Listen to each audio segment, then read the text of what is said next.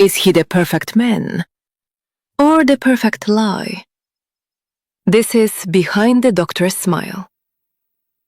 From the moment I see Dr. Drew Devlin, I know I want him. He's charming, handsome, effortlessly successful. The kind of man women trust without question. And trust is exactly what I need right now. I'm broken, desperate, running from a past I can't afford to relive. Drew feels like safety, like escape. I have nothing to lose. So I make a decision. I won't leave this to chance. I won't wait for fate. I will do whatever it takes to make Drew Devlin mine. To secure the life he represents. To become his wife. But getting close to Drew means seeing what he tries so carefully to hide. The smiles linger too long. The stories don't quite fit. And behind his calm, confident exterior is a secret. One that could destroy us both if it ever comes to light. The irony is, Drew isn't the only one pretending. Because while he's hiding something dangerous, so am I. And if either of us slips, the truth won't just break hearts. It will ruin lives. Prologue. I was just a doctor's wife. But now I'm in prison. The man I married, Dr. Drew Devlin, was supposed to be my companion until my dying day. Instead, that will be my cellmate, the stranger who committed her own crimes and now shares a bunk bed with me in this maximum security facility. But it should have been Drew. We should have been so happy together. We were so happy together. The perfect couple.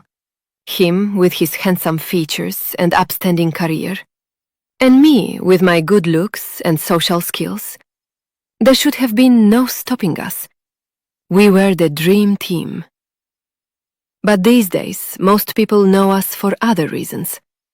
Drew and Fern, the doctor and his wife, who told so many lies, who ruined so many lives, who did things that nobody can believe. They all think they know everything there is to know about our past, but they don't know the half of it. As I prepare to face yet another long day as a prisoner, I think about how it was all the choices I made as a free woman that led me to here. It was also the choices that Drew made as a free man that led him to an early grave. Between us, they were choices that put us on a collision course with each other, and then with others. Some who were innocent and didn't deserve it. Some who were not and got everything they had coming to them. Everyone who has talked about the two of us over the last few years, from police officers to journalists to late-night television hosts to random members of the public, all think they have us figured out. But they don't. We still have our secrets, Drew and I. Things we did that still have not been uncovered. I think it's time to bring those things into the light. Let's face it, I'm never getting out of prison. So why die with so many secrets? I'm going to bear all. Me, the infamous doctor's wife who became the doctor's widow. The woman who thought marrying a medical man would give me the life of my dreams. And him, the dashing doctor with a devious disposition. Everyone knows how our story is going to end. But what they don't know is how it truly started.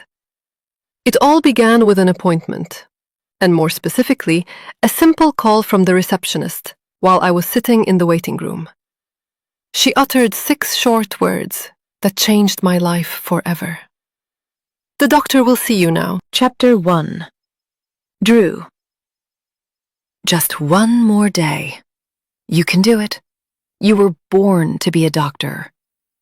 Whether I truly believe that or not doesn't change the fact that I force myself out of bed before picking out my clothes from the wardrobe and stepping into the ensuite bathroom to get showered and shaved. The water that runs down my toned torso is warm. The blade that runs across my cheeks and neck is sharp. And the shirt I put on after drying myself off is crisp. A doctor's day involves many things, but mine always includes looking presentable. As I loop the navy blue fabric into a knot and straighten the tie while watching my reflection in the bathroom mirror, I'm appearing more professional by the second. A doctor isn't required to wear formal attire anymore, and many choose to dress more casually when they see their patients, with both parties aware that it's more important to reach the correct diagnosis than it is to look like you stepped out of a business fashion catalog. But I like to look my best. Perhaps a personal choice, or maybe simply the residual effect of a childhood spent in a home with a doctor for a dad. My father, Frank, was thrilled when I told him I planned to study to become a doctor, just like him. Of course he was. He'd spent most of my teenage years telling me about how it was the finest profession on the planet, and how every other occupation paled in comparison. A good doctor is the bedrock of any successful community, he would often say, not just to me, but to anyone who would listen, be that my mother, family friends while gathered at a barbecue, or even my school teachers at parents' evening. Though I'm pretty sure those teachers didn't appreciate the lecture, because teaching the next generation is a noble profession too, but he would say it anyway. He was always eager for everyone he met to know exactly what he did for a living. And boy, did they know it. Maybe I got brainwashed, or maybe I was just too afraid to disappoint him. Either way, I became a doctor too. Choosing any other career could have been sacrilege in his eyes. So I chose his career for myself. Now here I am, a fully qualified doctor, and I'm unhappy about it. I let out a deep sigh as I apply a little aftershave, just enough for my patients to detect a pleasant scent when they enter my office later today, but not enough to send them scurrying back out into the waiting room in search of some oxygen. It's not that I'm utterly miserable. If things were that bad, then I would quit, regardless of what my father would think about it. I'd call what I'm feeling more of a malaise. A general sense of unfulfillment. It can't be put down to a midlife crisis because I'm barely 30. And my professional problems can't be blamed on my personal life because things are going great there. So what is it that is causing me to keep staring at myself in the mirror for more and more time each morning before I inevitably leave this bathroom, pick up my briefcase, and make the short drive to my doctor's surgery? Could it be that I'm increasingly paranoid about being unmasked as a fraud? I can't help but gulp as I stare at my early 30s reflection in the mirror and think about the mistake I made in my past, the one that could not only derail my career, but potentially land me in trouble with the law. It's a mistake that occurred while I was in the process of becoming the fully qualified doctor I am today. Medical school is hard. Nobody ever denies that. And you don't even have to go there to know it. There is so much knowledge a person needs to acquire before they can even begin to see their first patient. And it should be difficult, because it's a very important job. People's lives can't be in the hands of careless individuals, so there is a lot to do to prove that you are worthy of the title of doctor. All the textbooks, all the exams, all the pressure. It's enough to get on top of anybody. It certainly got on top of me. The distinguished degree that allows me to practice medicine is supposed to represent that I did everything I was required to do to obtain it. It should say that I followed the rules, passed all the tests, jumped through all the hoops, and hopped over all the hurdles. If it was easy, anyone could do it. Which is why not many people do. The prestige and the money that comes after it are supposed to be the reward for all that work. But I cheated that system. More specifically, I cheated on one of my tests. The fact that studying to be a doctor was so hard was why I sought so much fun as a student. But it was all that fun that meant I was not as prepared as I should have been for a critical exam. Aware that failure wasn't an option, not for my career or my father, I decided that rather than take the exam and just hope for the best, I would do something else. Something that would guarantee the result I needed, and something that would salvage my studies and keep me on track for my degree. I found out that somebody at my medical school was selling upcoming exam papers, and I paid to see a copy, thus giving me a huge advantage for the real exam because I already knew what was going to be asked. Despite too much partying and not enough studying, I passed that test with top marks, and my career goals stayed on track. If I had failed, it would have been a huge setback, potentially even a fatal one as far as becoming a doctor was concerned. But that didn't happen. And after that close call, I sorted myself out, made sure to study hard again, and here I am now, officially a doctor. But what if someone knew what I had done? My degree could be discredited. I've not only cheated my medical school, but all the patients I've seen since then. I would not only be struck off the medical register, but I could also face charges for practicing medicine without technically having done everything I should have done to qualify. It would be bad to be unmasked as a cheat, But it would be even worse to be called a dangerous doctor who has risked innocent people's lives by treating their health issues with my fraudulently acquired knowledge. Of course, I know my stuff now and feel I am as good as any doctor out there. But nobody would care about that if they knew the truth. It would be a scandal, and I'd bring shame on everyone, from myself to my parents to the woman I love. My father lives abroad now, alongside my mother, so at least I wouldn't have to face them every day if the truth came out. The pair of them took an early retirement and decided to enjoy sunnier climes, splitting most of their summers at their property in Spain and their winters seeking out the sunshine on expensive vacations in the southern hemisphere. Of course, one of the big perks of being a doctor for my father was the money, especially when he bought and ran his own surgery, employing other doctors and reaping the financial benefits that came with that. But it wasn't just the money that he loved, nor was it being needed by so many people in his local area to be the one to tell them whether or not they were dying. It was the fact that he knew what automatically comes from our profession. It's a simple but impactful thing. Everybody trusts a doctor. The older I get, the more I learn that trust is very powerful. You can do anything with trust, or rather, you can get anybody to do what you want them to do. That's why, if my secret came out, it's the person I spend every day with who would suffer the most. Good morning, my sexy medical man. My thoughts are interrupted by the soft words in my ear, as well as the feeling of two warm hands that run across my chest before two arms wrap themselves around me and threaten to wrinkle my perfectly ironed shirt. Entering the mirror frame in front of me, I see the sleepy but smiling face of my fiancé. Good morning, beautiful, I say to the woman who has no idea what I was just worrying about, because like everyone else, she trusts the doctor in the room. Come back to bed, she purrs, and it's a very tempting invitation. I need to get to work, I try. My patients will be waiting. But I'm your first patient of the day. I watch as she starts to kiss my neck, and in that moment, I realize I am not going to work before I've first gone back to bed.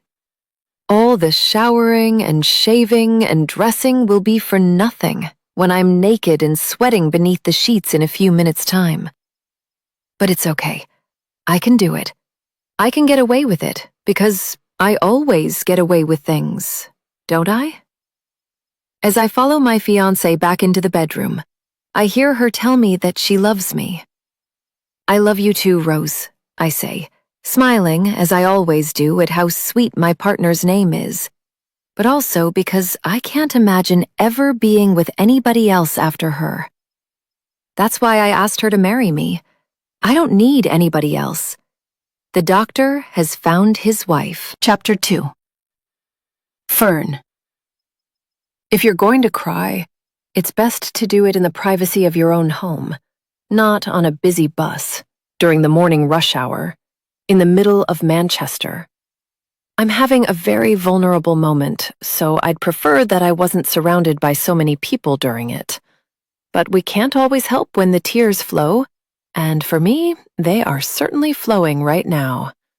I reach into my handbag for a packet of tissues, the cheap handbag I bought during a sale a few years ago, and the handbag that is starting to look tattered and worn. I need a new one, but that's not currently the priority. That would be trying to stop myself from blubbing in front of all these poor people who are simply trying to get to work this morning without any dramas. Nobody wants their commute to be made worse by the sight and sound of a sobbing stranger, but I notice I am attracting a few glances as I look around the bus while attempting to dry my eyes. "Are you okay, dear?" the woman seated beside me asks, and I stifle another sob before nodding my head, if only in the hope that she will foolishly believe me and not ask any more questions. Thankfully, she does, so I'm free to go back to weeping in peace. As the bus rumbles on through the city streets, I lament the man who is the cause of my distress.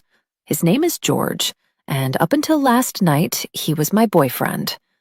That was until he sent me a message telling me that he was suddenly too busy for a relationship, and therefore figured it best that we were just friends. It came as a huge shock after 10 months together, so I tried to phone him to talk it through, but there was no reply. I sent him a message then, but got the same result, and as he is still silent this morning, I finally get the hint. By suggesting we stay friends, he actually means we never see or speak to each other ever again. I've never been one to get broken-hearted over a guy. I'm made of stronger stuff than that, aware that often, If a man is making a woman feel bad, it's down to their own immaturities or insecurities, rather than anything she did. But the timing of this is bad, coming as it does so soon after the passing of one of my oldest friends. I lost Nikki, a classmate of mine from my school days, very recently, the poor woman succumbing to cancer before she had even made it out of her 20s. A shock like that runs deep, the cruelty of life laid bare, the loss huge, and the hole it leaves likely to be unfilled forever. I was only at Nikki's funeral the other day, so this had already been an awful week. Then my boyfriend dumps me when I'm already emotional.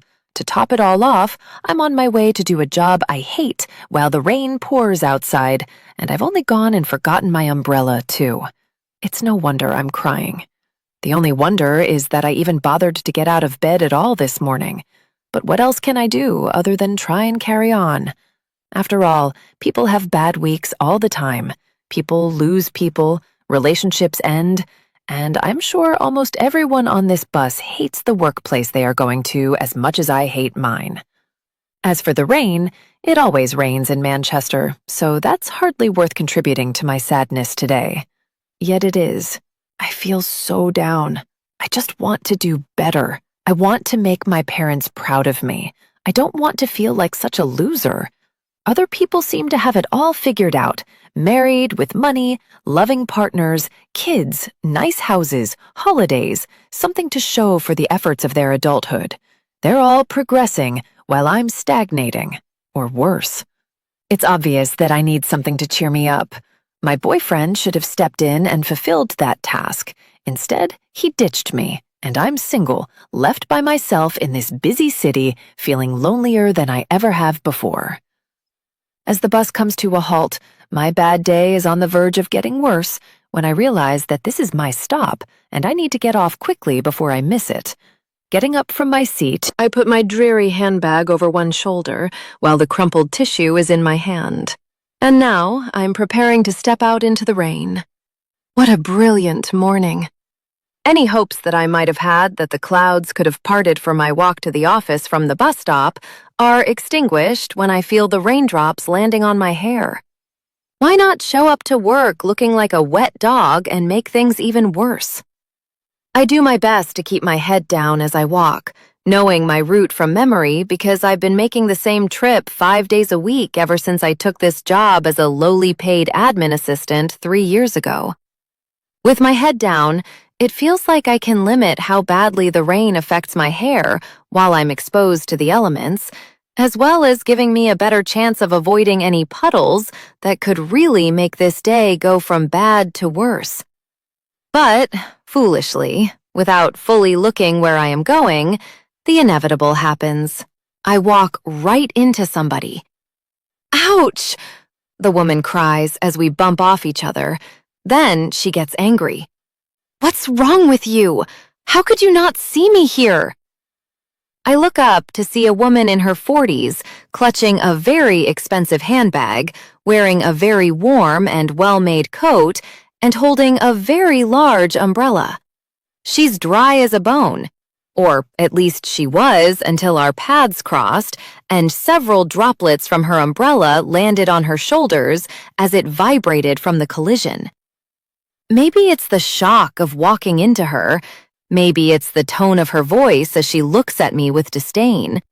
Maybe it's the way she looks like she is doing so much better in life than I am.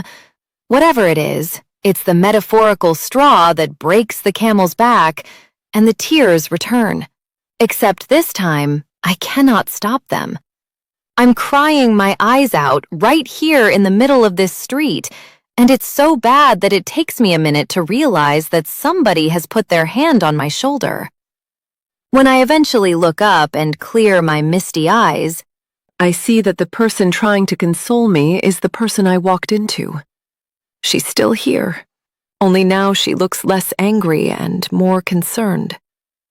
I'm sorry. It was clearly an accident, and I shouldn't have snapped at you like that, she says, possibly thinking that her scolding me is what has caused my tears. But it's not that.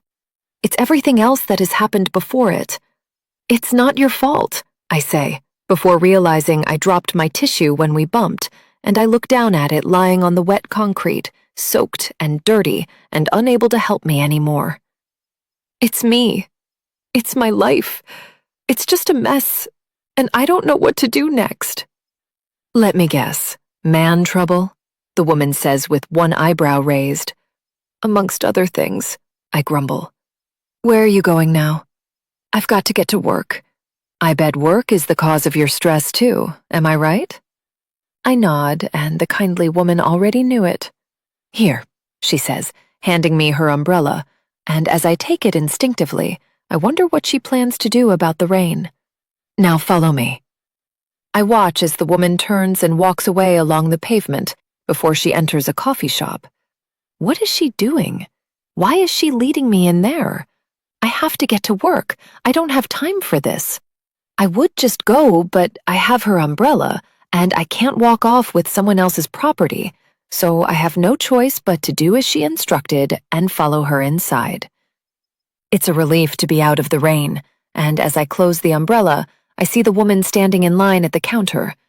I don't know what to do until I see her turn back and signal for me to take a seat at a vacant table. Once I've done that, and while still worrying about being late for work, the woman sits down opposite me and passes me one of the 2 coffees she has just acquired. Thank you, I say as I accept the warm drink, but I really need to get to work. No, what you need to do is listen to me, she replies. And she is so firm and confident that I can't help but listen. I don't know everything about you, and it sounds like you don't have the time to tell me even if I asked. But considering how easily you burst into tears out there on the street, I think that tells me enough. So what I will do is tell you about me instead. I have no idea where the woman is going with this, but she seems so in control, which is the polar opposite of how I feel, so I'm already under her spell. I'm not as young as you, and I don't possess your looks anymore, the woman goes on. But I'm happy. That's because I have things you apparently don't. I have a man who loves me. I have plenty of money. I don't have to go to a job I hate because I don't have to work at all. I spend my days shopping and booking exciting trips and preparing to attend social events filled with all sorts of interesting people. My life is wonderful, and I am here to tell you that your life can be wonderful too. It can? I reply, feeling pathetic when I consider my life in comparison to hers. Yes, you just need the right partner, the woman says. Everything hinges on that. Make no mistake about it. The fastest way to having a happier life, in my experience, is to find somebody who will give you the life you wish you had. If you want to be free from work and free from all the negativity that causes you to start crying first thing in the morning, you need to find yourself the right man. I thought I had, I moan, but he broke up with me. What did he do for work? He sold cars. The woman laughs. That's your problem right there. Salesmen are no good. What you need is a doctor. I fail to see how a job can determine whether or not a man treats me well, but the woman carries on. I'm telling you, find yourself a doctor. They make good money, they are well connected, and of course, they are inherently caring. You just find some average Joe to fall in love with you, and he'll only care enough that you don't leave him. But find a good doctor, and he'll care enough to give you an easy life. A life like I have. I don't know what to say to all of that, but it doesn't seem to matter, because the woman stands up and prepares to leave. She picks up the umbrella she had momentarily left with me before leaving me with her parting words of wisdom. If you want a better life, become a doctor's wife. She leaves on that rather poetic piece of advice, and as I stare through the window and watch her walking away beneath her umbrella, I think about how that was a very bizarre interaction to have. But the fact that I don't get up and rush to my office tells me that it has had a big impact on me. Instead of going to work, I plan to do something else. I'm going to make an appointment with a doctor. Chapter 3. Drew. A doctor should not be late for work. Not when there are potential lives to be saved. But late is exactly what I am today as I enter my surgery 15 minutes beyond when I intended to be here. It's my own fault, although I suppose Rose should take some of the blame too. She was the one who dragged me back into bed after all, not that I put up much of a fight. How could I when a woman as beautiful as my fiancé wanted me back between the sheets? But the fun is certainly over now. As I arrived here at Middle Mill General Practice, my workplace for the last couple of years, I already knew it was going to be a busy day. I knew that because the car park was almost full, and I got one of the last remaining spots. I get further confirmation of just how busy I am soon to be when I catch sight of the waiting room and see all the faces of the anxious patients staring back at me.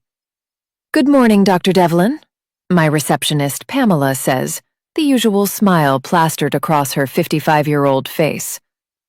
A doctor is only as good as the person who oversees the scheduling of his surgery, and thanks to Pamela, this place is kept running smoothly.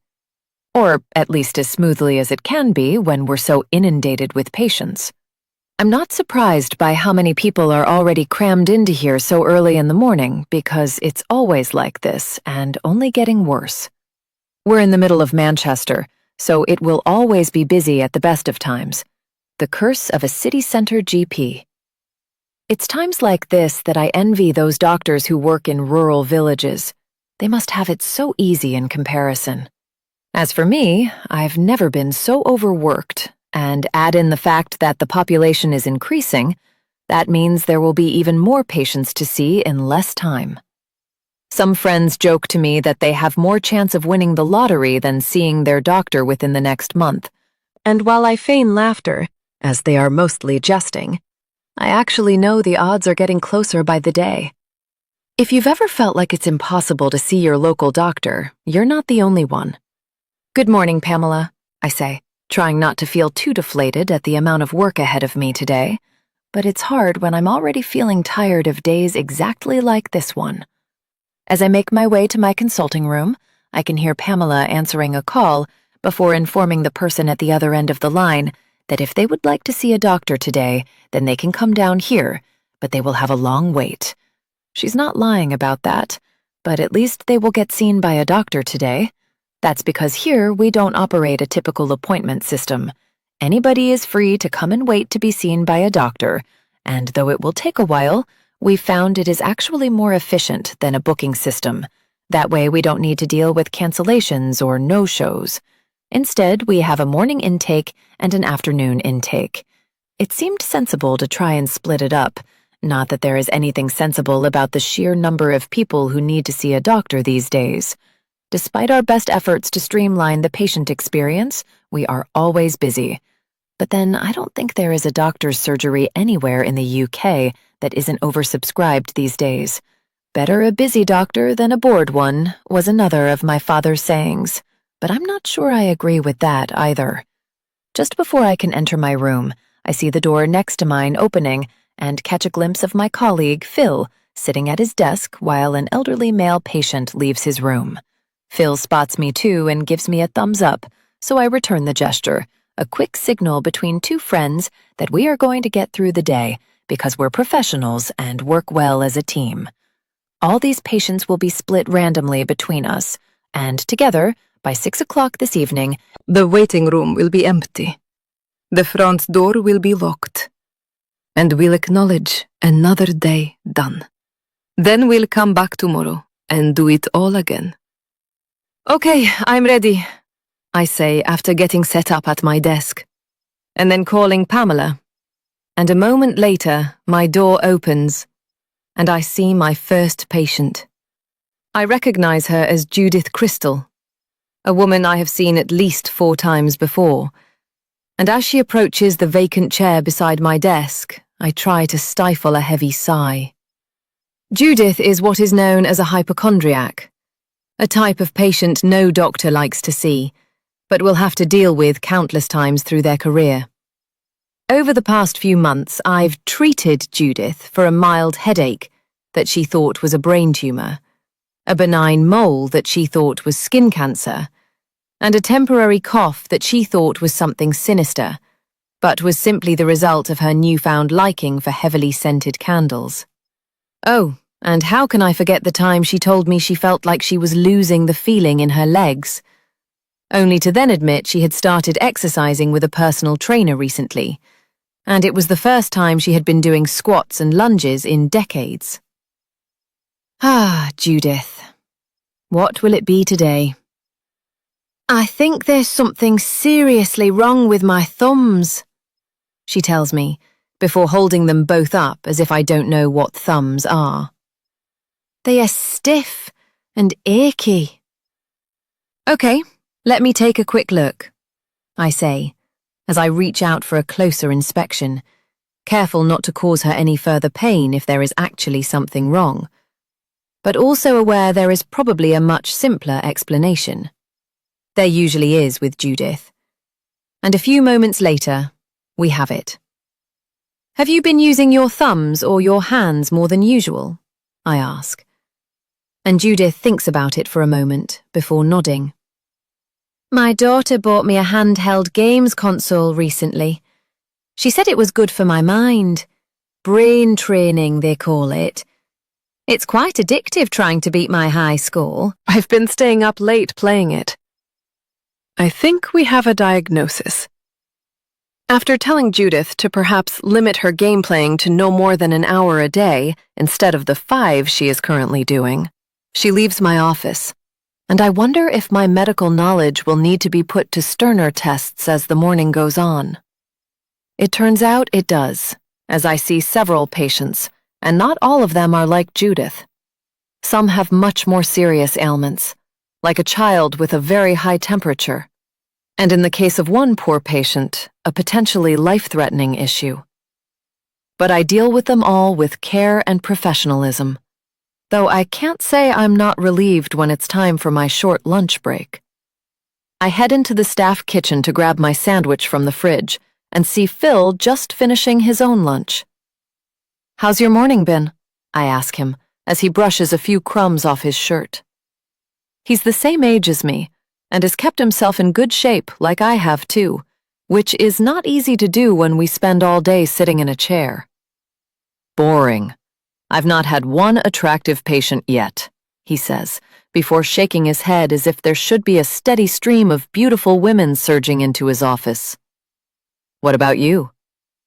"It's been a busy one," I reply, which is a way of me keeping the conversation going without lowering myself to being chauvinistic or even downright sexist.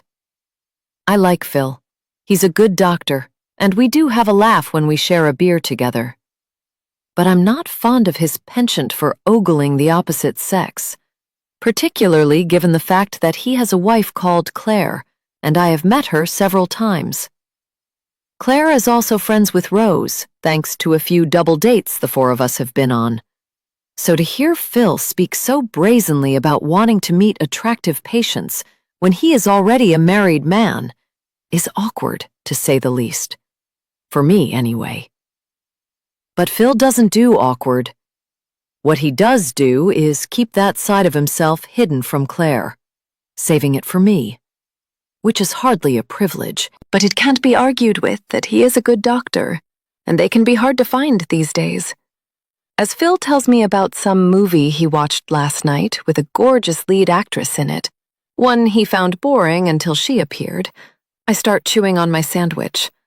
It's pretty bland and predictable, just like my working day here, and as I eat, I wonder again if I really should be doing this, or if I was meant for something else. As someone who spends all day seeing numerous examples of how our health can fail any time and life really is too short, it does seem like I am wasting mine if I am feeling like this. I suspect I'm not the only one, though, and Phil hardly seems like he is loving his work either. The thing is, he has chosen to distract himself with good-looking women and, dare I say, the occasional affair, which is hardly a healthy way of dealing with his work stress. And not an option I would consider myself. Maybe I just need to find a better outlet for my worries. Blow off some steam in a healthy way. It's a good thing that I have my weekly tennis game with my friend Greg tonight. The endorphins from running around the court with him, plus the post-match beer, usually make me feel better, at least for a little while. But is it sustainable? Or am I on the inevitable collision course for a midlife crisis when I'm older? Which usually means doing something very out of character and potentially life-ruining. I guess time will tell. All I know for now is that a lie in my student days got me the life I once coveted. Unfortunately, that lie threatens to bring everything crashing down, too. Chapter 4. Fern. A doctor. Apparently, that's all I need to make my life better. That's what the stranger I bumped into on the street told me this morning, before she waltzed out of my life on her way to spend a fun day shopping and socializing. Is it really as simple as that? Can a woman have whatever she wants just by finding herself a wealthy medical man who goes to work so she doesn't have to? While I'll admit that the part about becoming a kept woman sounds fun, if not a little fanciful, I do like the idea of finding a man with a naturally caring side. Anybody who works as a doctor has to give a damn about other people. It's inherent in the job, so that would automatically put them ahead of my last boyfriend, and most of the other ones from my past too. That's all I want, really. Somebody to care about me and not hurt me. Sure, it would be a lovely benefit if they also made so much money that they told me to quit my dreary job and spend all day shopping, as well as take me out to all sorts of glamorous social events. That would be the icing on the cake. But the main thing would be that I had a man in my life who genuinely cared about my feelings for longer than the time it took for me to fall into bed with them. The interaction with that doctor's wife I bunked into earlier has had a huge impact on me. So huge that I didn't actually go to work today. I sat in that coffee shop and finished the drink she had bought me while musing on her words of wisdom. Then I called my office and told them that I wasn't feeling well and would hopefully be better tomorrow. It was funny, but as I spoke to my boss, they could have said any one of a million things. They might have told me that they hoped I was better soon and simply left it there. They could have asked me for a few more details about my sudden illness to gauge how bad it really was. Or they could have cast doubt on my story and tried to pick apart my lie on the off chance that they could catch me out and Therefore force me into some sort of disciplinary procedure. But they didn't do any of that. Instead, they said something that really made me think the universe was trying to tell me something. Sorry to hear you're not well. Have you tried getting an appointment with a doctor? The mention of the D word again, coming so soon after my conversation with the stranger on the street, was jarring. Like it was becoming impossible to ignore. I'm going to try, is how I replied to my boss before the call ended. And then I headed home, taking the bus back to my place, and all the way there thinking about what I really want next in my life. I need something to break my endless cycle of bad boyfriends and thankless jobs. Could a doctor really be that thing? But even if I found one, why would they be interested in me? Now I'm back in my small apartment, the one that has no amazing view to speak of, but is close enough to the city that it allows me to feel like I'm more a part of urban excitement than suburban sleepiness. I could do any number of things now the day has unexpectedly opened up for me. I could watch a movie. I could try and get some exercise. I could cook a nice meal. I could even just go back to bed and catch up on sleep. Instead, I'm sitting on my sofa, thinking about whether or not it will be possible to be seen by a doctor today. The thing is, it's not even about trying to find myself a man who might look after me, like the stranger suggested. I've actually been thinking about how I need to go and see a doctor for a while now. So maybe this is my sign to get things sorted out. That's because my low mood this morning, the one that caused me to be so down in my thoughts that I walked straight into that woman instead of looking where I was going, has been here for a while. I can't remember the last time I felt happy, like genuinely, full smile across my face, happy. Yes, I've suffered a relationship breakup recently, as well as the grief of losing an old friend. But I was hardly happy before those terrible things happened, so I can't just blame this on them. As if a perma-low mood wasn't bad enough, it's affecting my sleep, my ability to socialize, and, as today has proven, even my ability to turn up and do the job I am paid to do. If this carries on, I could lose my job, and I would lose this apartment. And then I'll only feel worse if those things happen and I end up back at my mom and dad's place in the spare bedroom. I need to get some help. Proper medical help. Maybe they will recommend some therapy or some other course of action that I haven't thought about. Or some medication. Whatever a doctor might say to me, I'm hoping they can assist me, which is why I am going to try and see one today. The problem is, it's never easy to simply see a doctor when you want to, at least in this country. An animal performing in a circus has to jump through less hoops than an adult trying to get a doctor's appointment. But it doesn't mean I shouldn't try. Although, instead of just calling my usual GP and getting the inevitable information that it will be at least a week before I can be seen, if not more, I seek out my help elsewhere. Using Google, I search for doctors' surgeries in Manchester that don't require their patients to have pre-booked appointments. Surely there has to be some places where you can just turn up and wait to be seen. I know it will likely involve a long wait, one that might be similar to how it is in the accident and emergency department of any hospital. But I have all day, so time is not as precious as it usually is. I don't know when I'll have this kind of time again. So with that in mind, I keep searching. I find a couple of potential leads, only to discover that they are way across on the other side of Manchester. While it's not a deal breaker, I'd prefer somewhere that won't take me over an hour to get to, especially if I'm going to have several hours to wait when I reach my destination. I'd ideally like somewhere closer, so I keep looking. And then I stumble across the webpage for Middle Mill General Practice. See a doctor today. No appointment necessary. That slogan on the homepage of the website sounds good, so I search a little deeper and see that it is not too good to be true. Anybody really can just walk in and see a doctor today. And best of all, according to the little map on the homepage of this website, it's only about a 15-minute walk from here. I decide to head on down there and try my luck. If it turns out to be a waste of time, then I'll console myself by going for some ice cream. I know of a place nearby that serves delicious chalk chip scoops, but hopefully it won't be a waste of time. As I leave my apartment, I'm wondering if I'm going to be returning here with something that will help me feel better.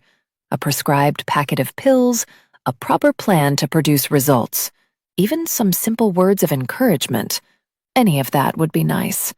But as I keep walking in the direction of the doctors, I'd be lying if I said I wasn't also wondering if I might return with something else, too. Something a little more exciting than just some medicine. What if I do meet a dashing doctor, and what if it leads somewhere? The odds must be slim, but stranger things have happened. People have to meet somehow. Why not in a doctor-patient setting? The main thing is I improve my health, but if I can figure out a way to improve my love life at the same time, that has to be a bonus. There are probably some ethics around doctor-patient relationships, but I don't think it's illegal, just frowned upon. Even if it is, no one has to know how we met if we don't tell them. It could have been in a bar one night. As the sun breaks through the gray clouds and this morning's rain feels a long time ago already, maybe today is one of those strange twists of fate where everything is leading me right to where I am going now. I met a doctor's wife earlier. Am I now on the path to becoming one myself? And is a doctor's wife's life really better? Chapter 5. Drew. Fate is a funny thing. We got asked about it once during a lecture at medical school. Our professor was curious if any of his students believed in fate, and a few people raised their hands. But I was not one of them.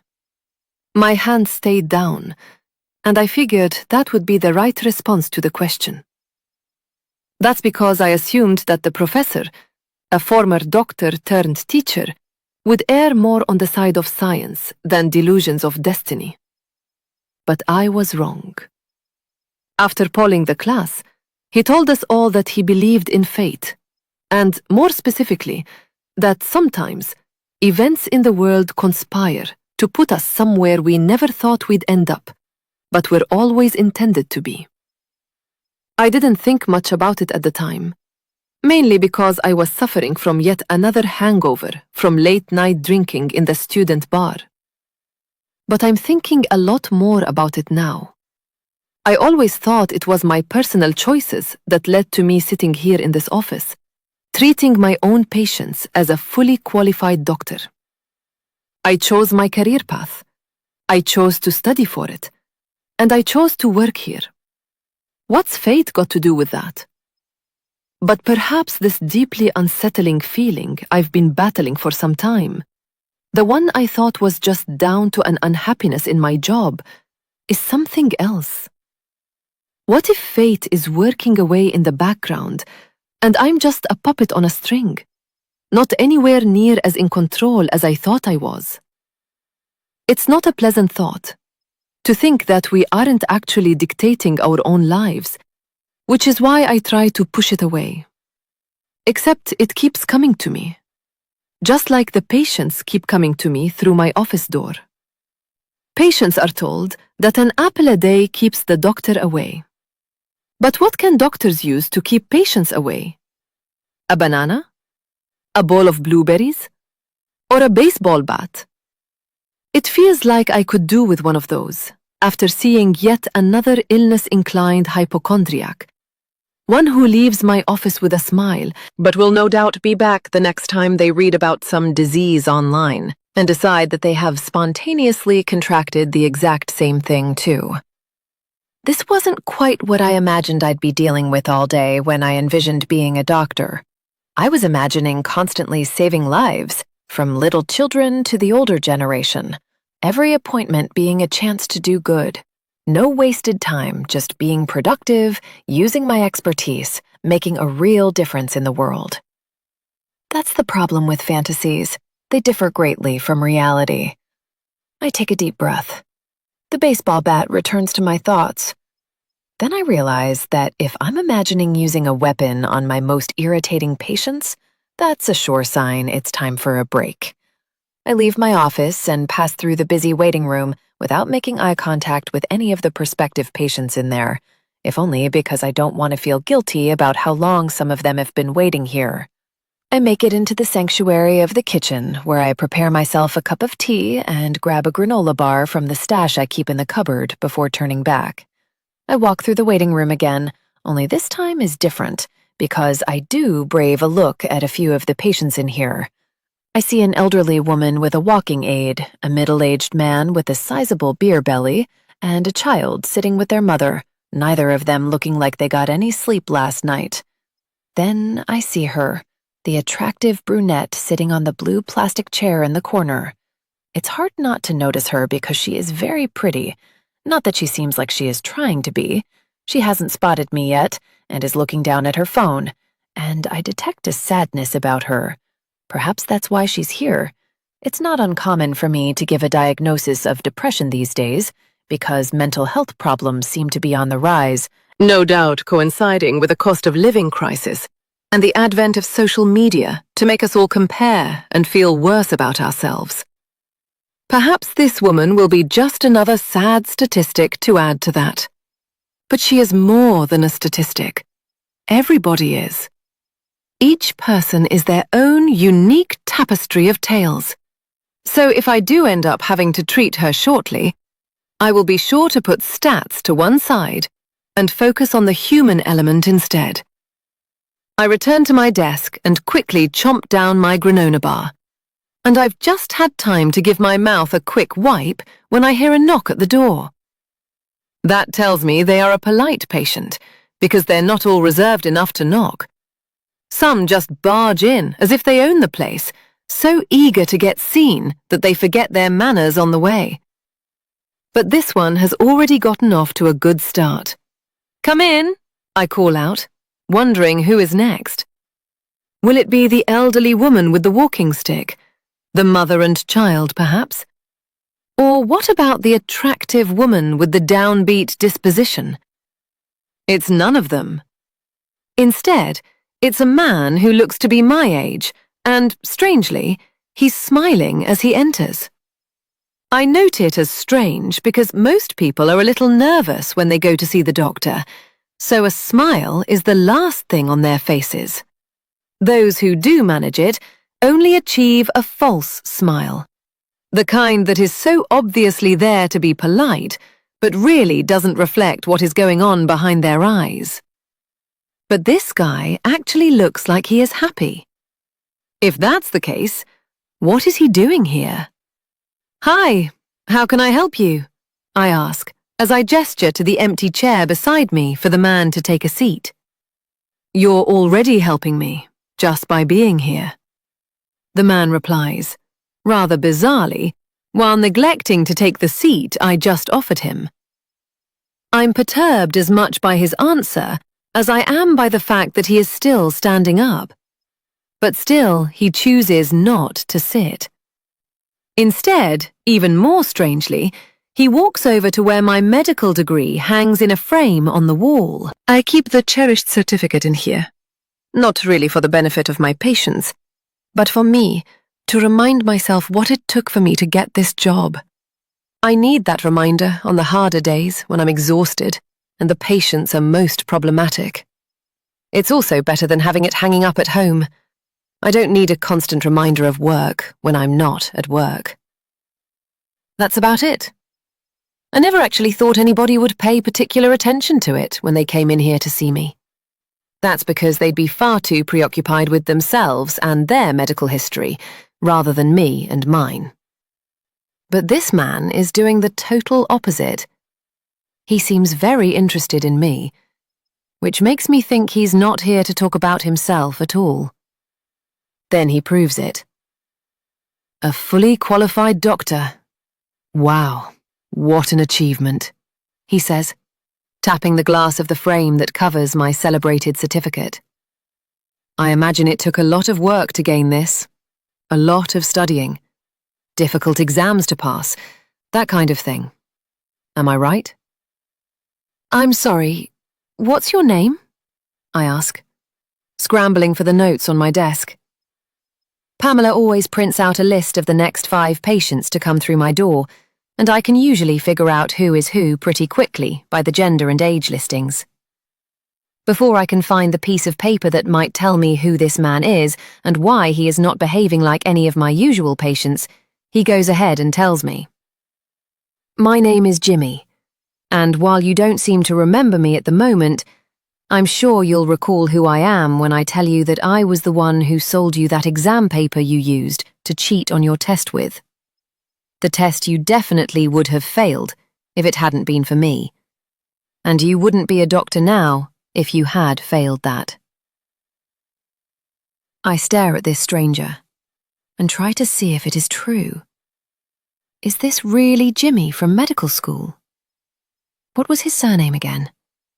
Jimmy Craig, I think it was. I can't see his name on the patient list here, so he must have used a false one to get this far. He probably figured I might recognize the name if he used his real one. Is this really him? Is this the man I secretly shook hands with behind the campus library after exchanging money for a first look at an upcoming exam?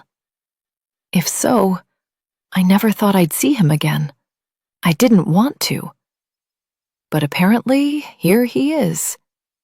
I knew you didn't recognize me, Jimmy says with a smirk. That's okay. I didn't expect you to. I've changed a lot. So have you.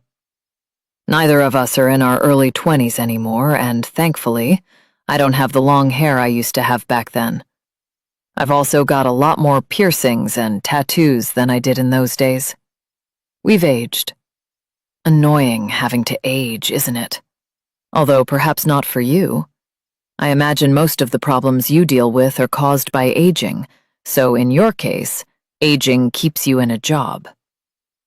What are you doing here? I ask anxiously. What do you want?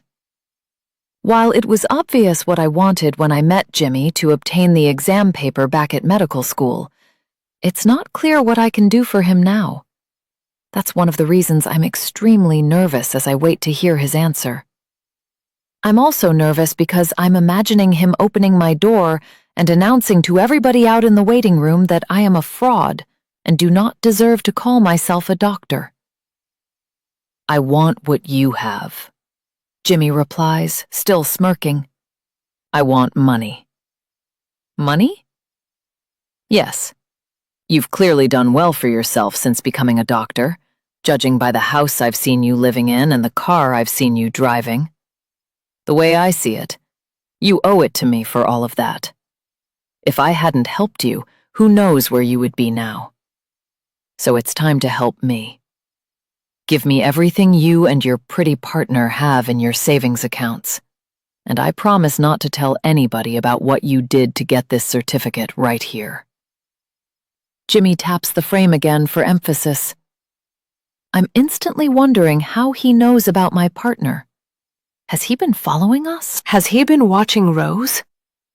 Are we in danger?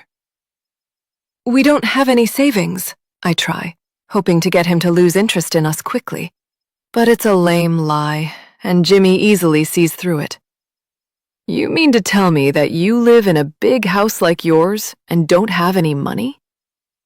That confirms that he has been watching and following us, so this is suddenly getting more serious. Aren't you a doctor too? I ask him, aware that he was studying for the same degree that I was at the time, despite his side hustle of selling secretive exam papers. I was, Jimmy admits. I got my qualification to be a doctor, which was easy considering I had access to all the exams. But once I was a doctor, it was easy to get access to other things too. There are a lot of drugs in this line of work, aren't there? I assumed then that Jimmy either developed an addiction to prescription pills or was stealing them and selling them on to others. I got caught doing some things I shouldn't, and I lost my medical license, he admits then. The same thing could happen to you if anyone finds out you cheated to get to where you are today. It was years ago. We were just kids when you sold me that exam paper. That's your defense? Jimmy laughs. Good luck with that one. I realize I need to change tack, switching from defensive to attacking in the hope that might work better. What we did was a long time ago, and it was just one exam. I passed all my other exams fairly, and I deserve to be a doctor. So whatever you think you can do, you can't. Nobody will believe you, and nobody will care. You want to put that to the test? Jimmy snarls, stepping away from the frame, and his sinister smirk is gone as he glares at me. How about I speak to the British Medical Association and see what they have to say? I have a feeling they care. I have a feeling they will care a lot when they find out one of their practicing doctors may not be qualified to handle such delicate things as patients' lives on a daily basis. I don't know what to say, simply because I fear Jimmy is right. I don't want to take the risk of anybody knowing what I did, just in case the worst happens and I am barred from working as a doctor.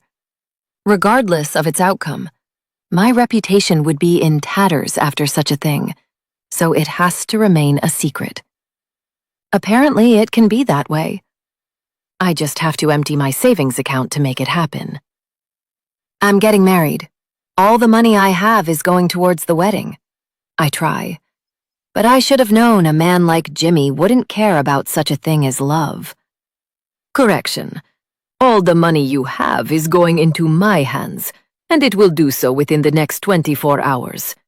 Do you understand? You have my number on my patient form. Text me when you are ready to hand over the cash. The sooner the better. If not, I'll be here the same time tomorrow to collect it then. If you should feel like contacting the police, I made sure to give a fake address on the form so they won't find me. And I'll know what you did, and there will be no second chances. I'll tell everyone what you did to become a doctor, and then I'll go and pay your pretty fiancé a visit for good measure. You stay away from her, I cry as I get out of my seat. But Jimmy is already leaving, opening my door and walking out. And while I could call after him, everybody out in the waiting room would hear it, as well as my colleague Phil potentially too. So I stay quiet. I sit back down in my chair. I take a deep breath and try to figure out what to do next. Before I can do that, my next patient is already walking in. Chapter 6. Fern. Hi, doctor, I say, trying to be polite and positive as I enter the office and see the handsome man sitting behind the desk. When he sees me, I notice the glint in his eye, and he quickly checks out my figure before grinning and showing me a set of very white teeth. Please, call me Phil, he says, before inviting me to take a seat beside him. I do as he says, while wondering if it would have been easier if the doctor I was seeing today was not so good-looking. Sure, I guess I am on the lookout for potential boyfriend material, but really, the important thing is I get some help for my troubled mental state. Although it feels like it's hard to concentrate on that with this dashing doctor dazzling me with his dreamy smile. You must be Fern, Phil says, checking a piece of paper on his desk. What a lovely name. We've not had many Ferns here before. Thank you. I guess it's quite a unique name. Much more unique than Phil, that's for sure, he replies, and we both laugh. You look perfectly healthy to me, Phil goes on, still smiling. But I guess if you're here, then there must be something that's troubling you. So please, tell me what it is, and I'll find a way to help you with it. Phil does seem very caring and compassionate, qualities any good doctor should have, and the kind of qualities that the woman from this morning told me about when she recommended that I find myself a doctor for a partner. He looks to be a couple of years older than me, and I don't mind that. It makes him seem more experienced, wiser, in control. A far cry from the person I feel I am. I briefly considered changing my story about why I am here and downplaying my recent mental health struggles, although it wouldn't seem to be a sensible thing to do now that I am in the room with somebody qualified to help me with those. In this moment, I'm thinking about how I don't want to come across negatively in front of this handsome man who seems to like me. If I tell him all about the woes in my personal life and how it's left me feeling lethargic and listless, is that likely to endear me to him? Hardly.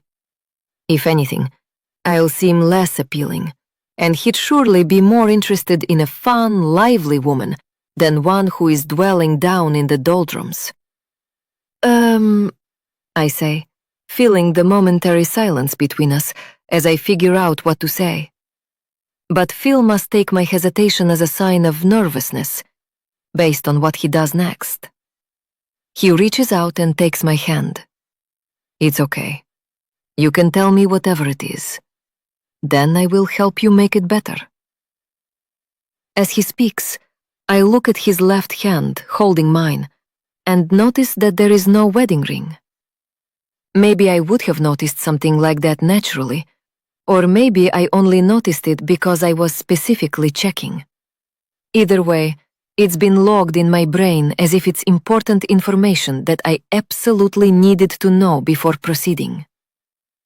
The way he is holding my hand, the fact that he cares, lowers my barriers enough for me to forget about trying to play it cool.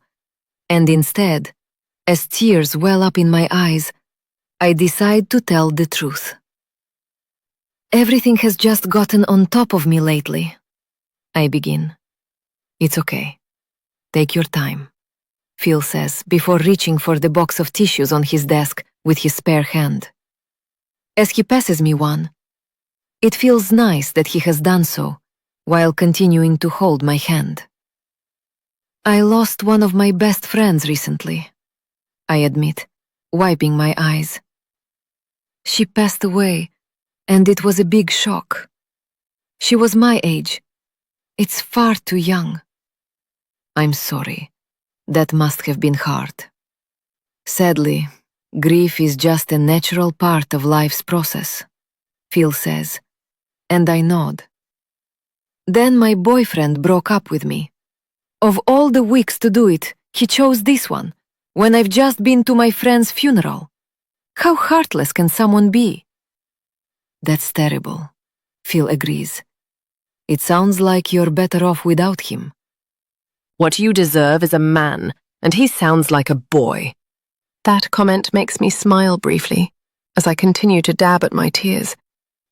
Phil is still holding my hand, but it doesn't feel weird. Not in this dynamic.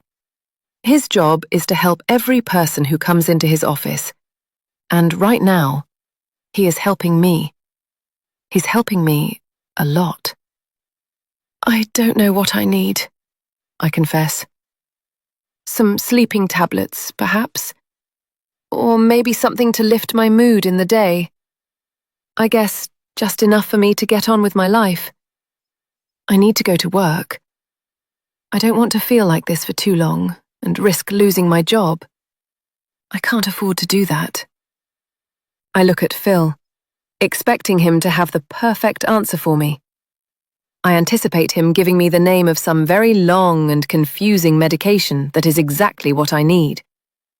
Then he'll remove his hand from mine and type a few things into his computer, which will automatically send a prescription to the nearest pharmacy, one that I will visit on my way home to get my medicine. Then that will be it. I'll just get on with my life and hopefully feel better day by day. Right? But that doesn't happen. Phil doesn't tell me the fancy name of some medicine. nor does he remove his hand and start preparing my prescription. Instead, he simply keeps looking into my eyes and smiling.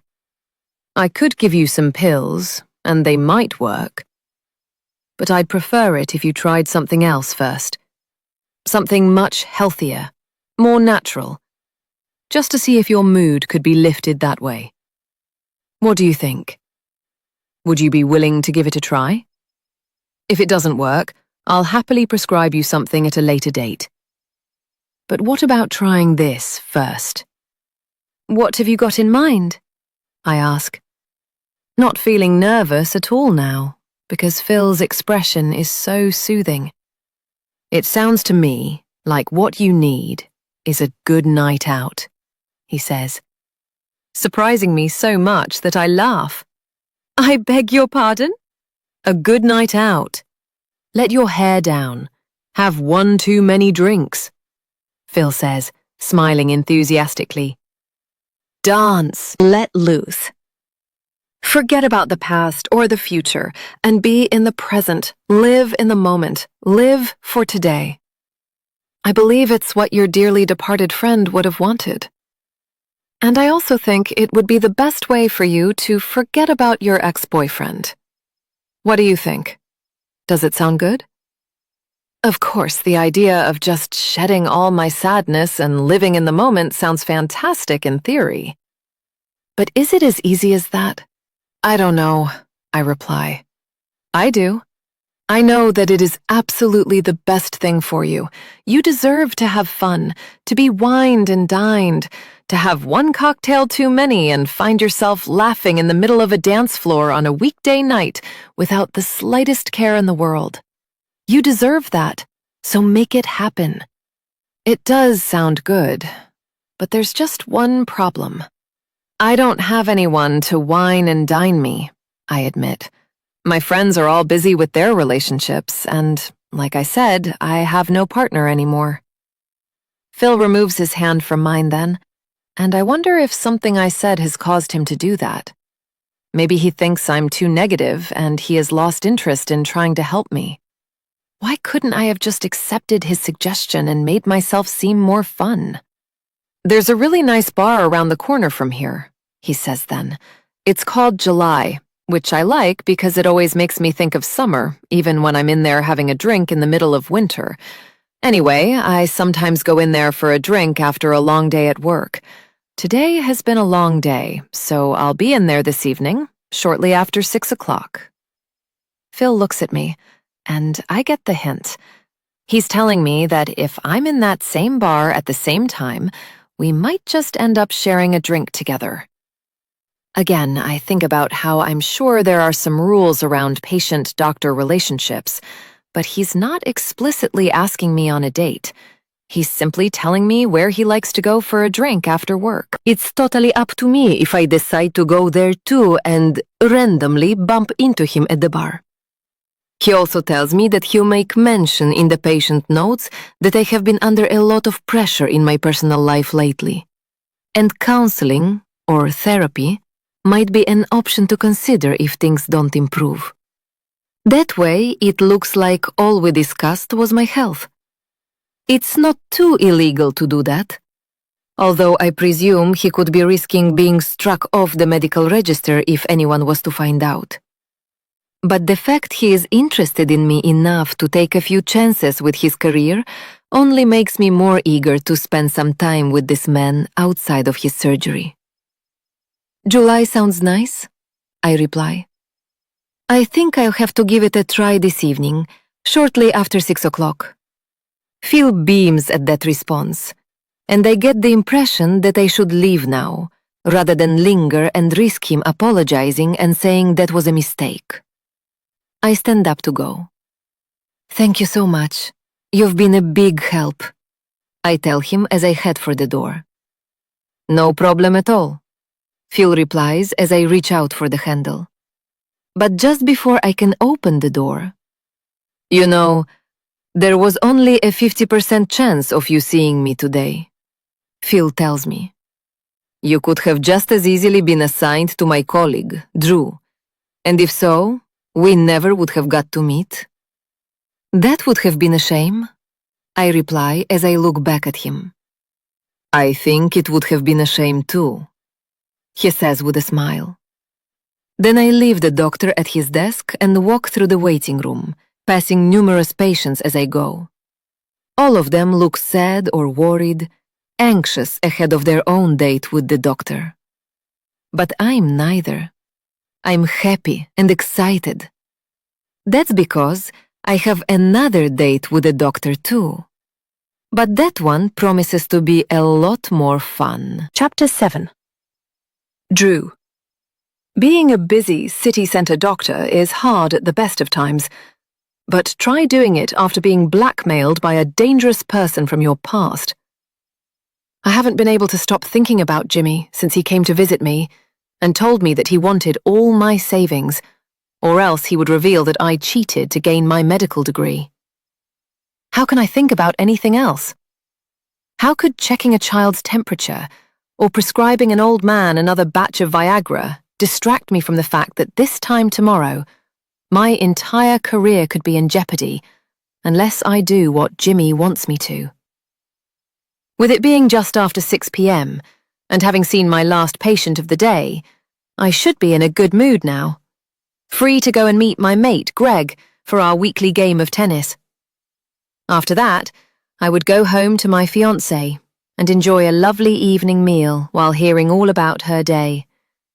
I'd possibly have a small glass of red wine with that meal, and if there was time, watch an hour or so of one of our favourite TV shows before going to bed, asleep mere seconds after my head hits the pillow. But this is not going to be a good night now. I feel worse than I did when I arrived here, ahead of a very long day of work. What am I going to do? I need to deal with the Jimmy problem, but the only solution is to empty the bank account containing all the money I have for my upcoming wedding to Rose. If I spend that money paying Jimmy to keep my secret safe, the wedding can't go ahead as planned. It will have to be pushed back at least a year to allow me to save up again, if not longer. And how am I supposed to explain that to Rose? She'll want to know why I am postponing, and as I really don't want to tell her it's because I cheated at medical school, I'd have to come up with a lie. But will it work? Or will she think I no longer wish to marry her? And if so, even if I save my career, could I lose the woman I love in the process? What a mess. I feel like I have the weight of the world on my shoulders.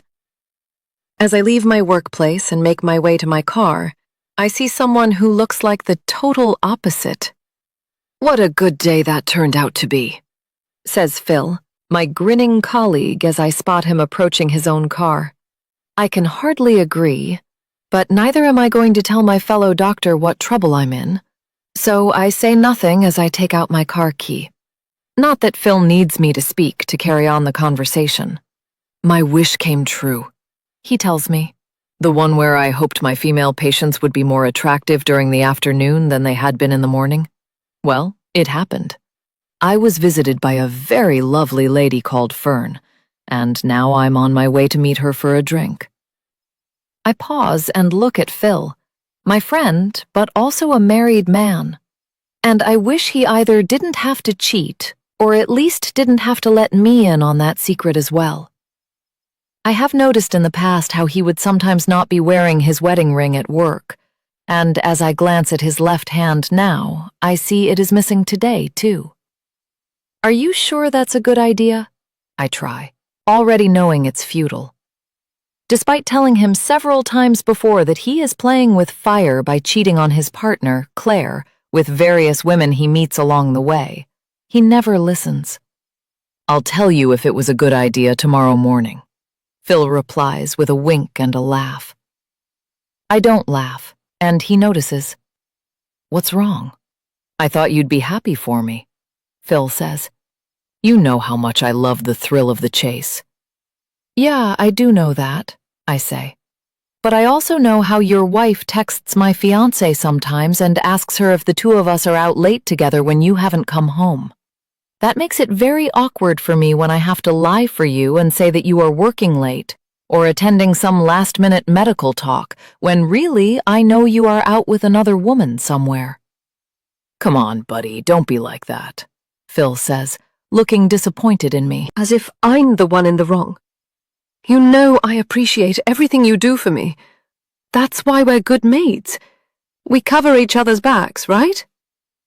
I shrug, but Phil is clearly in a rush to get to where he is going, so he gives me a wave and then leaves, off to meet his latest lady, and no doubt believing that whatever happens next, he will get away with it like he always does. It crosses my mind that I could tell Phil about my dilemma with Jimmy. If I'm keeping his secret, why can't he keep mine? If I tell Phil about the blackmail, maybe he could help me figure out a way through it.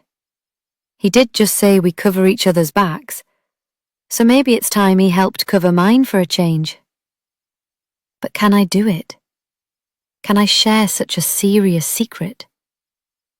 As I get in my car and start driving towards the tennis courts where I'm meeting Greg for our game, I decide it's too risky to do so. Battling through rush hour traffic, I have already considered cancelling my game with Greg. How can I concentrate on chasing a tennis ball around when I've got something so stressful on my mind? But like any good doctor would tell me if I asked them, exercise does wonders for stress. The endorphins it produces in the brain are capable of lifting a mood, relieving anxiety, and sometimes even providing solutions to seemingly insurmountable problems. So my game is going ahead. If only because I'm hoping that by the end of it, I'll have come up with a clear vision as to how to solve my dilemma. What happened to you out there? Don't take this the wrong way, but that has to be the worst I've ever seen you play. Greg slaps me on my back as we make our way off the court, him riding the wave of an emphatic victory, while I'm licking my wounds after a crushing defeat. He isn't exaggerating. I played terribly, and any hopes I had that the game might ease my anxieties about Jimmy were proven wrong. I couldn't focus, and therefore could barely hit the balls that were flying over the net from Greg's side of the court. Now it's time for our customary post-match pint.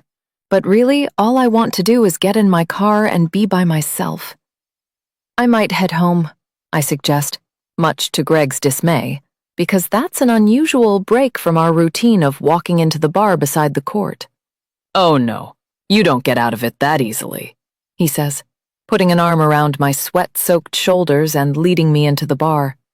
Something's obviously on your mind, so sit yourself down, I'll get us a couple of drinks, and then I want you to tell me all about it. I slump down into a seat and rest my weary legs as Greg gets our beers. When he comes back, I know I'm going to have an excuse for why I just played so poorly. I'm hardly the world's best tennis player. I'm definitely no Federer, but I'm not usually that bad. And now Greg wants to know what caused it. What's up? Bad day at the office? He asks me as he passes me a pint and takes a seat opposite me. Something like that, I reply before taking a refreshing sip. Well, come on, let me hear it, Greg replies. And I just know that my friend is trying to help me. It's touching that he cares enough to even notice and ask, because I know a lot of guys steer well clear of potentially serious conversations, not discussing anything deeper than sports results or the rising cost of a pint these days. But we are good mates, going back a long time, and as we're both only children, it would be fair for me to say that I've often thought of Greg as the brother I never had. Maybe he feels the same way about me. Not that we'd actually say that to each other. That would be too deep, even for us. It's just, I begin, on the verge of telling him about Jimmy and my secret, when I decide against it at the last second. I've been having a few doubts about my career. Whether I'm meant to be a doctor in the long term, that kind of thing. I see, Greg replies, not looking too surprised. And then he reveals why. I think it's normal for us guys to always be second-guessing our choices, and whether or not we're on the right path. I've been feeling the same way about my own career. You have? I reply, thinking about how Greg is a police officer, which I'm sure is just as demanding as being a doctor, if not more. Yeah, maybe it's just how us men are wired. Greg muses. Maybe we're never happy.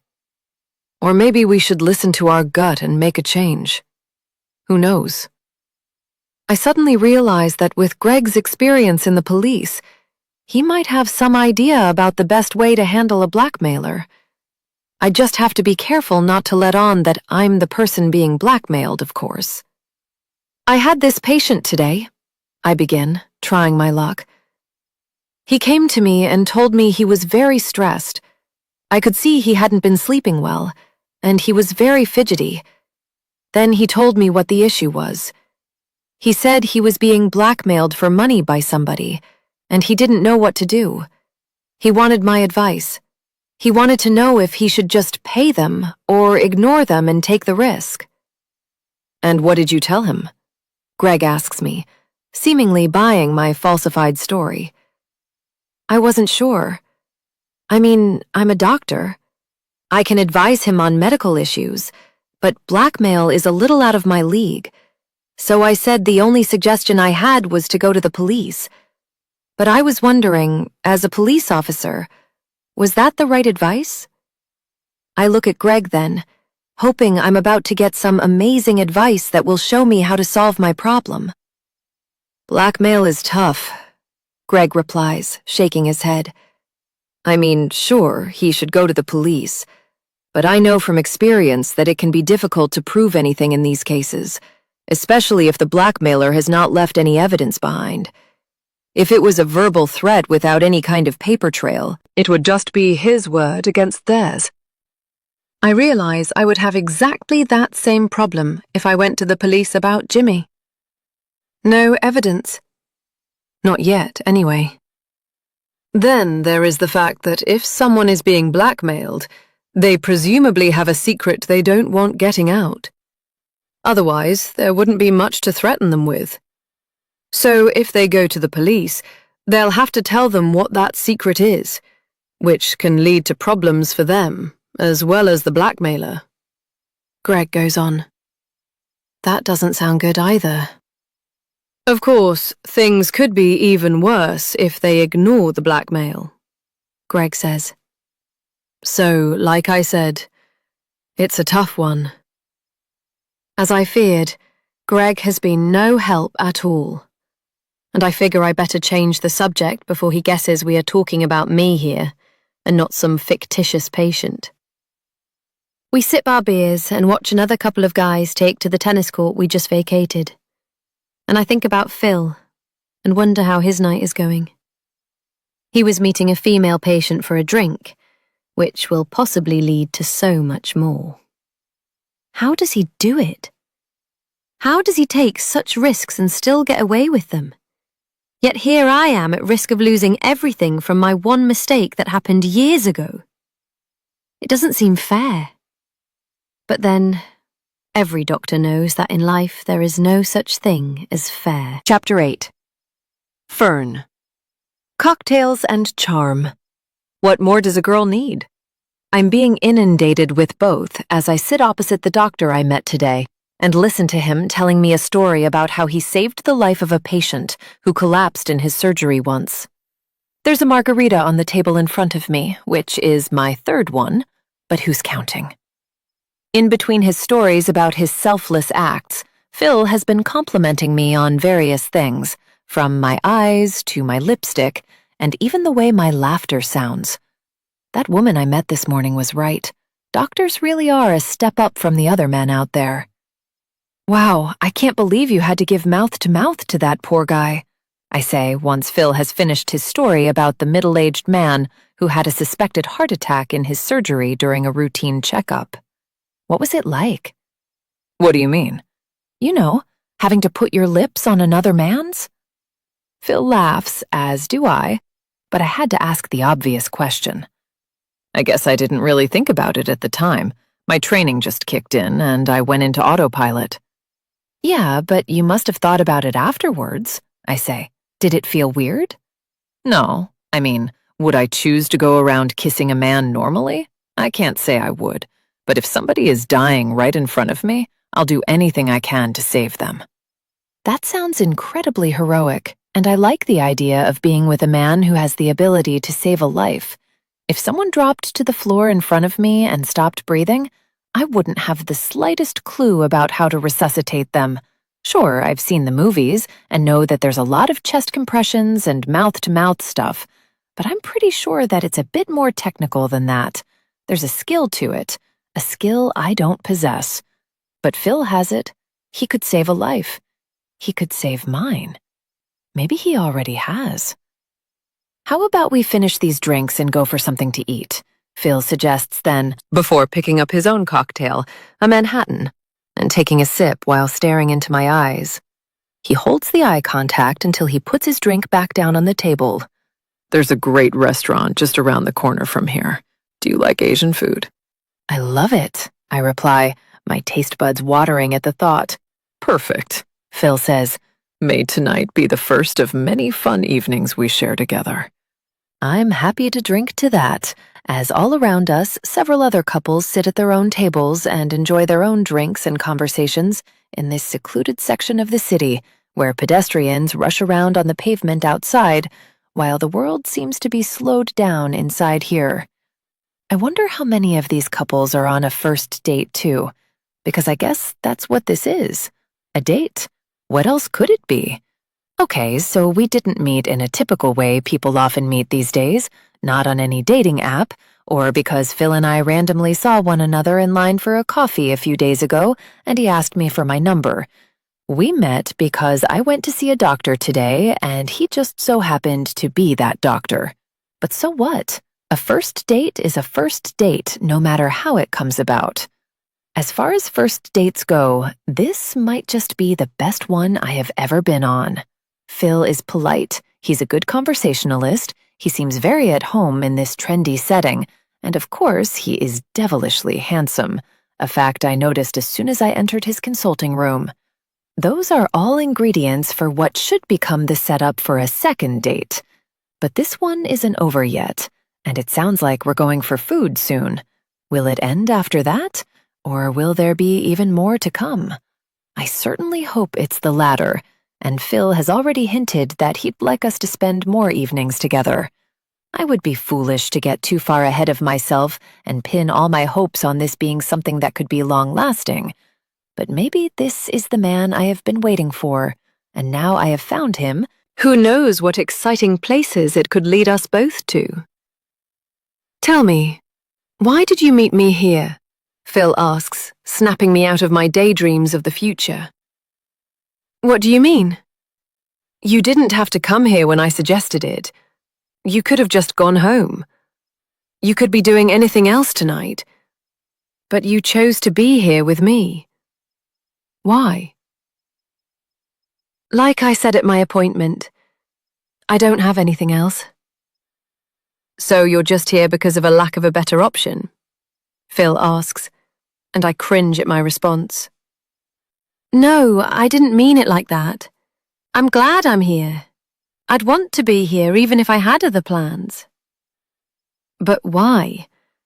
What was it specifically that made you want to go for a drink with me after you'd only just met me?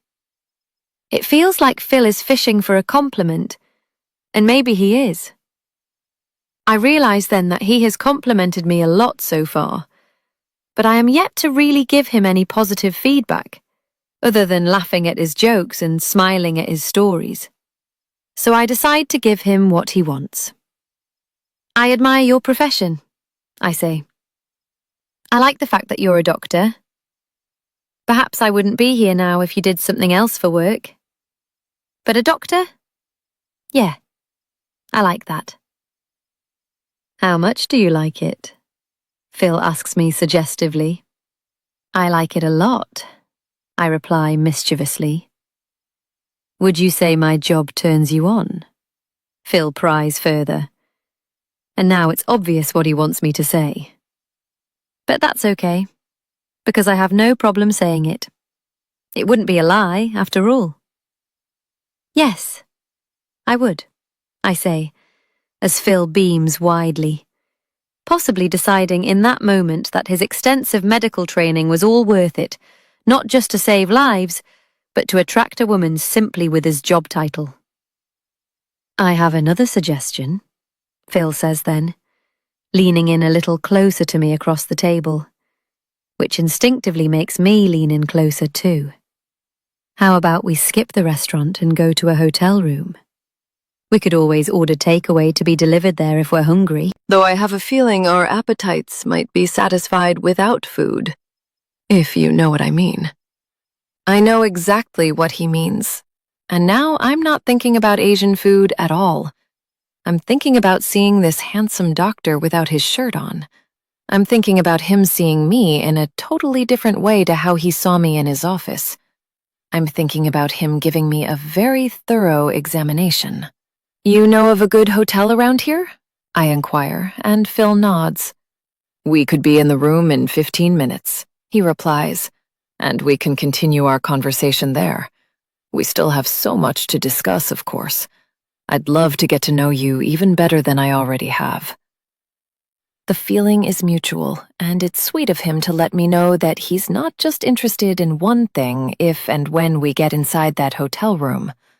But with the attraction levels between us glaringly obvious, not to mention both of our moods heightened by the drinks we have shared, I'd say the time for talking can be put on the back burner for a little while.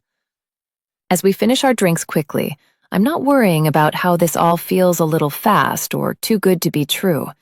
Instead, I'm thinking about how wonderful I feel, how I've forgotten all about my stupid ex, my rubbish job, and even for one night, the fact that I lost a dear friend lately. Perhaps it's my recent loss that is making me seize the day now and not delay things until tomorrow, a day that is not promised to any of us. Or maybe it's the margaritas. Whatever it is, I know one thing for sure. That woman I bumped into this morning will be proud of me now. She told me that I couldn't go wrong with the doctor.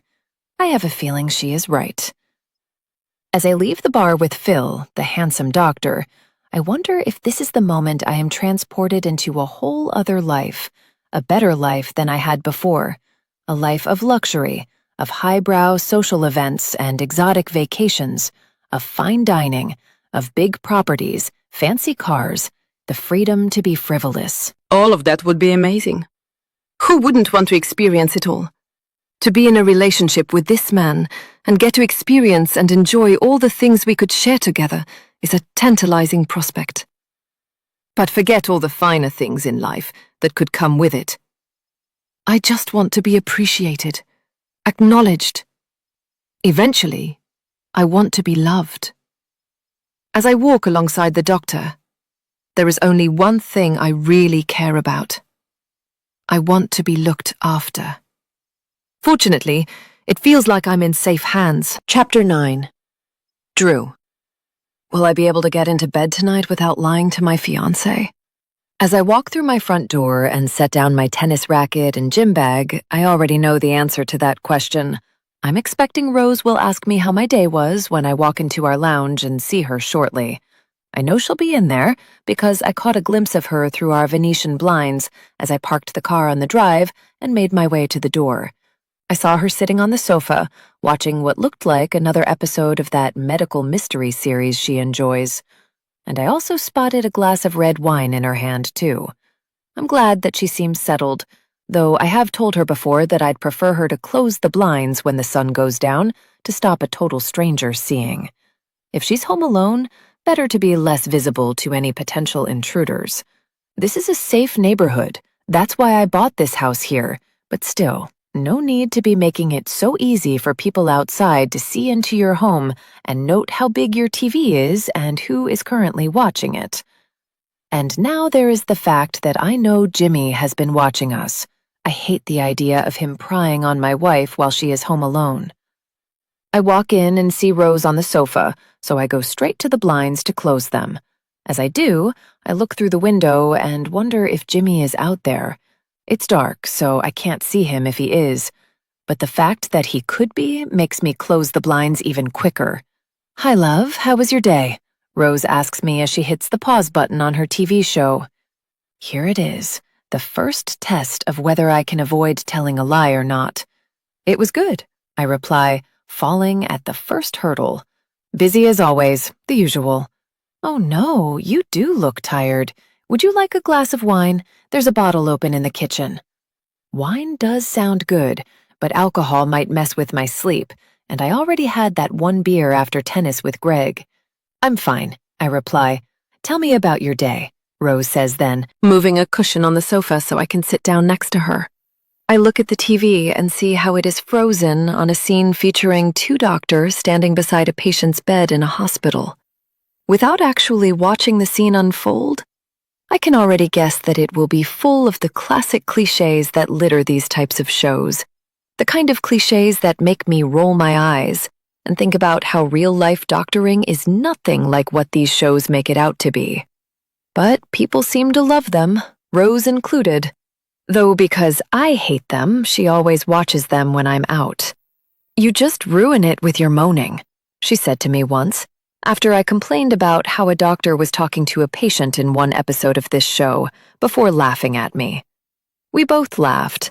It was a light-hearted moment. I wish I could go back to that night. I wasn't worrying about Jimmy blackmailing me then. I really need to take a shower, I say, deflecting the invitation to sit down and open up about my day from hell. I'm all sweaty from tennis. I don't mind, Rose says, meaning it, which is sweet. But I am not sitting here and having her pry into my day until I crack and confess that I have a serious problem. So I stick to my plan. I'll go and shower and then get ready for bed. See you up there shortly? Sure, Rose replies with a smile before going back to her show. Oh, to be able to lose yourself in some mindless escapism. Wait 1 minute, I hear Rose call out just as I'm leaving the room, and as I turn back, I see her pick up her mobile phone. I got a strange text earlier. My mind instantly rushes to Jimmy. Has he somehow got my fiancé's number and is tormenting me that way too? What was it? I ask nervously from the doorway, feeling like I want to run out into the hallway. And maybe I will when Rose answers the question. It was from Claire, she tells me, and I instantly relax, although not for long. She wanted me to ask you what time the medical presentation ended at the town hall tonight. As I stare at Rose, it takes me a few seconds to realize what she is talking about. There was no medical presentation at the town hall tonight, or at least not one that I went to. But I figure that must have been the excuse that Phil gave to Claire to explain why he would be home late tonight. I know him to be out having a drink with a female patient, but I obviously can't say that now. So I stall. I say, using everybody's favorite filler word. I told her that you weren't at the town hall, and you were playing tennis with a friend instead, Rose goes on. Which probably won't help Phil, as Claire attempts to corroborate stories. But did Phil go? Oh, right, yeah. The town hall thing, I say, as if I've just remembered. He mentioned it earlier. I said I was already busy, but he seemed keen on going, so I guess he did. Claire messaged to tell me she had asked him what time it finished, and he hasn't replied. He's probably got his phone on silent during the presentation, I suggest. Yeah, I said that to her. And what did she say? She said I was probably right, but she wanted me to check if I'd heard from you. Phil must have said you were going with him. Why would he say that if you weren't? Maybe he didn't. Maybe Claire just assumed, I reply, hating that I have to be on my guard to protect my friend and colleague's secret. I wasn't lying when I told him his affairs were putting me in an awkward spot.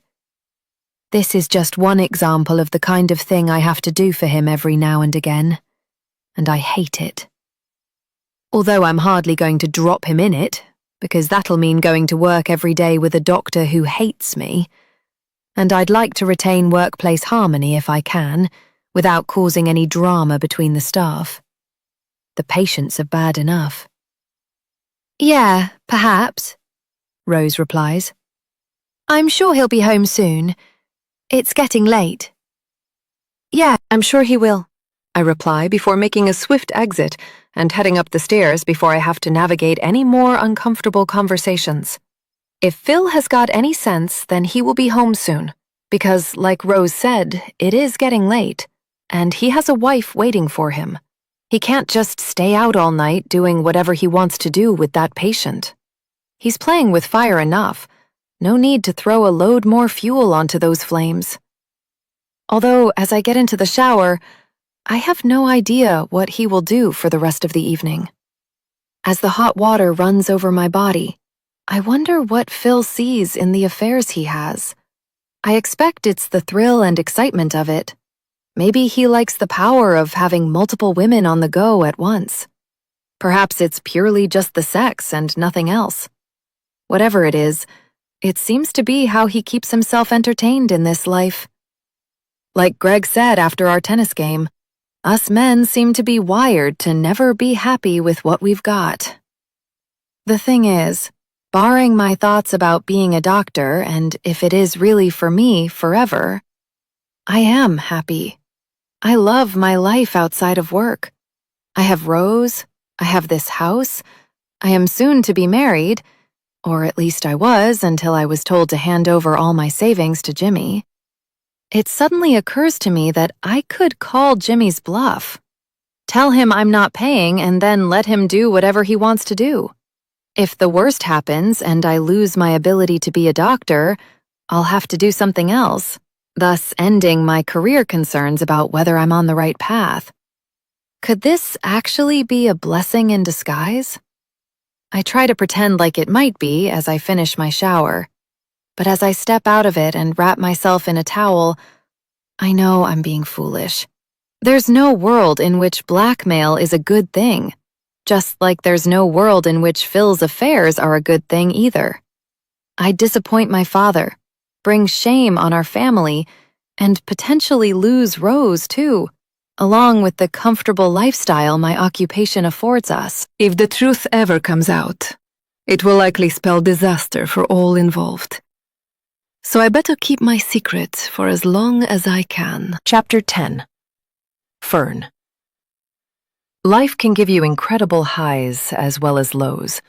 Most of this week has been a low, but this moment right here, this is definitely a high.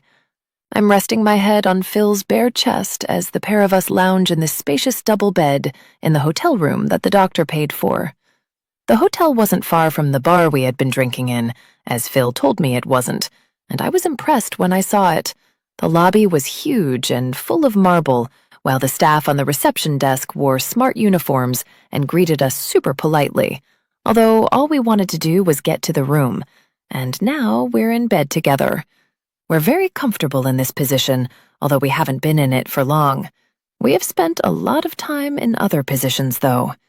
That was amazing, I say as I run my fingers across Phil's toned torso, causing him to wriggle a little. I agree, he replies, running his own fingers through my hair, though I don't have to worry about him messing it up because it's already totally wild after what we just did. I could lie here like this all night, I say, meaning it. I don't want this bubble of bliss to pop anytime soon. I'm hopeful that this could be the start of something special, a strong sign of better things to come, and this is only the beginning. Then the bubble goes and pops far quicker than I anticipated. I'm really sorry, but I need to get going, Phil says, suddenly sitting up and causing me to lift my head at the same time. What? I cry, reaching for my phone on the bedside table and seeing that it is approaching 11 o'clock in the evening. Aren't we spending the night here? You're more than welcome to, but I need to go, he replies, swinging his legs out from under the tangled duvet and placing his bare feet on the plush carpet. Where are you going? I ask, wondering what possible place he could need to be at such a late hour of the day. I have to attend a medical conference tomorrow morning, and I really need to go home and pack for it. A medical conference? Yeah, it's a bit of a drive away, so I'll have to be on the road early. But like I said, you stay here. Enjoy the room. Get a good night's sleep. You might as well. It's all paid for. Phil gets up then and heads for the bathroom, as if I shouldn't be surprised or annoyed that I'm suddenly being abandoned when I presumed we'd be together until breakfast. Wait! I call after him, and he stops. When he looks back, he sees me sitting up in bed, and it should be clear to him that I'm annoyed.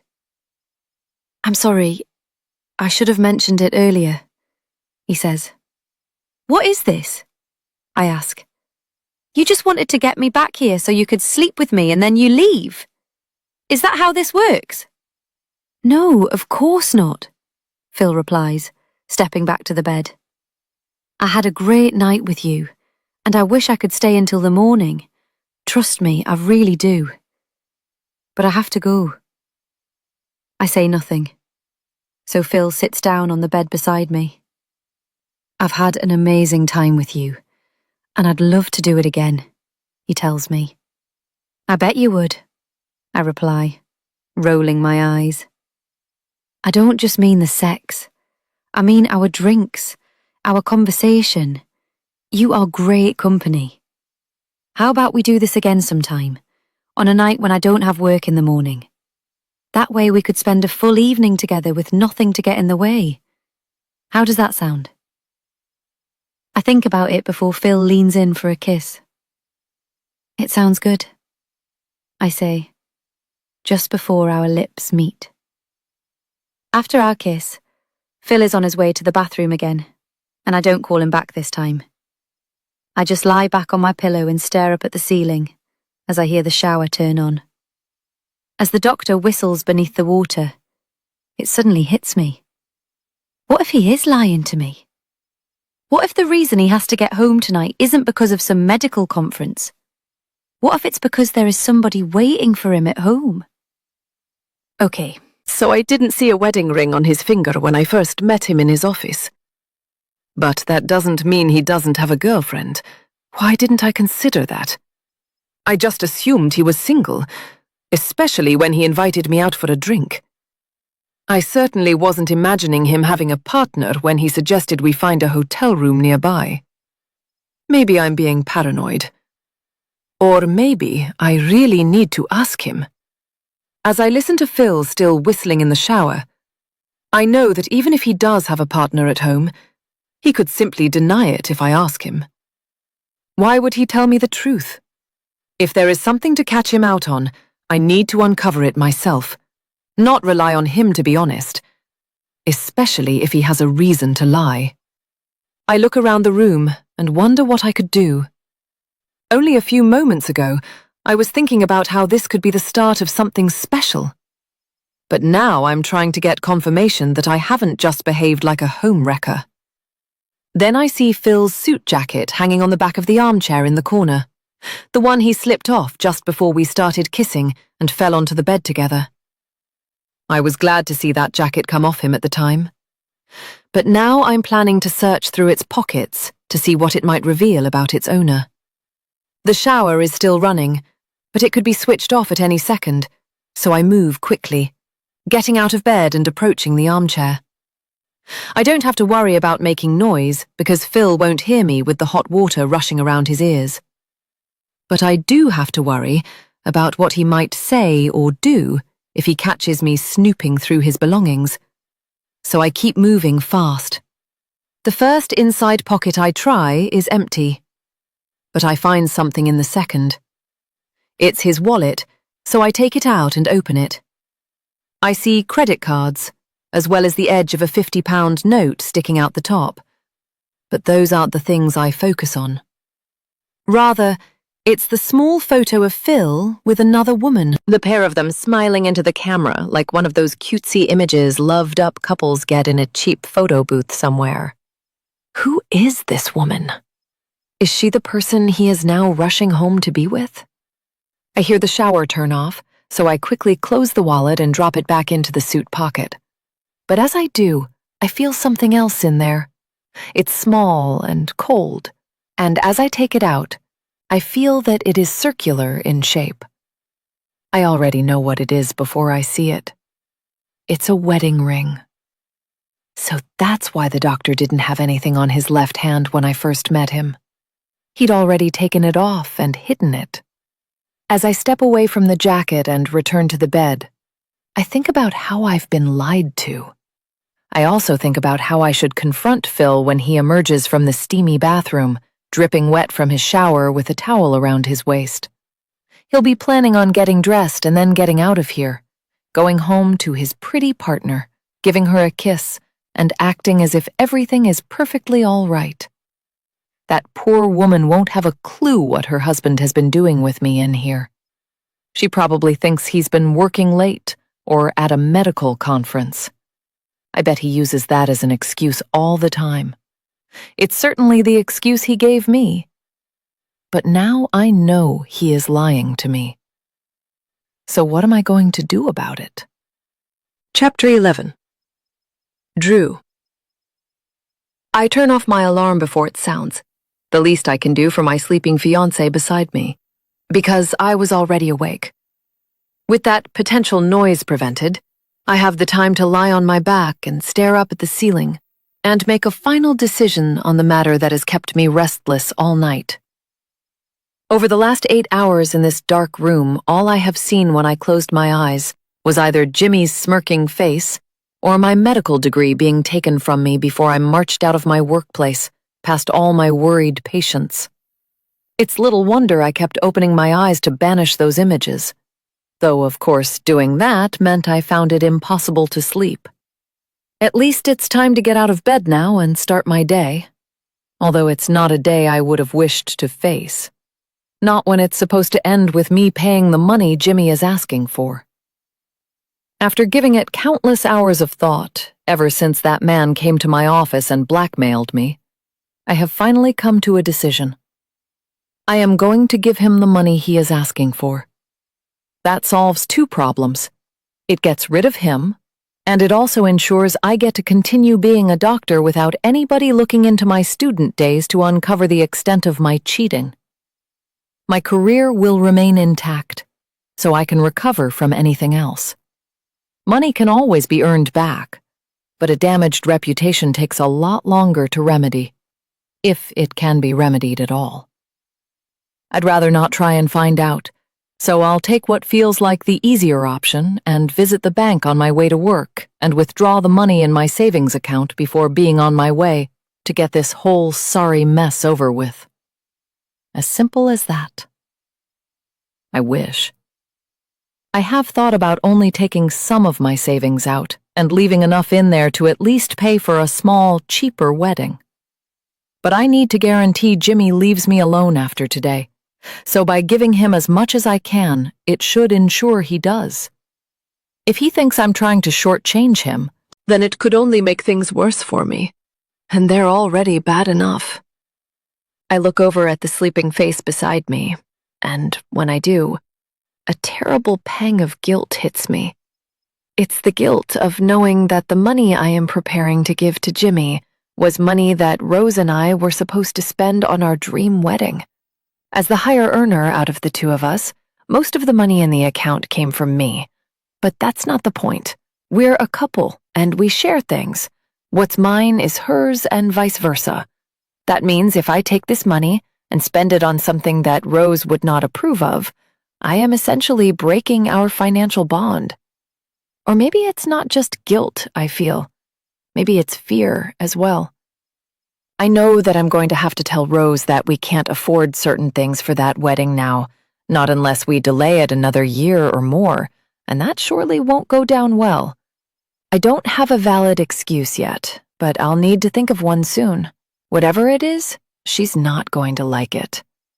Rose has been desperate for the 2 of us to settle on a date for our nuptials so she can get started on sending out the invites and planning the menu.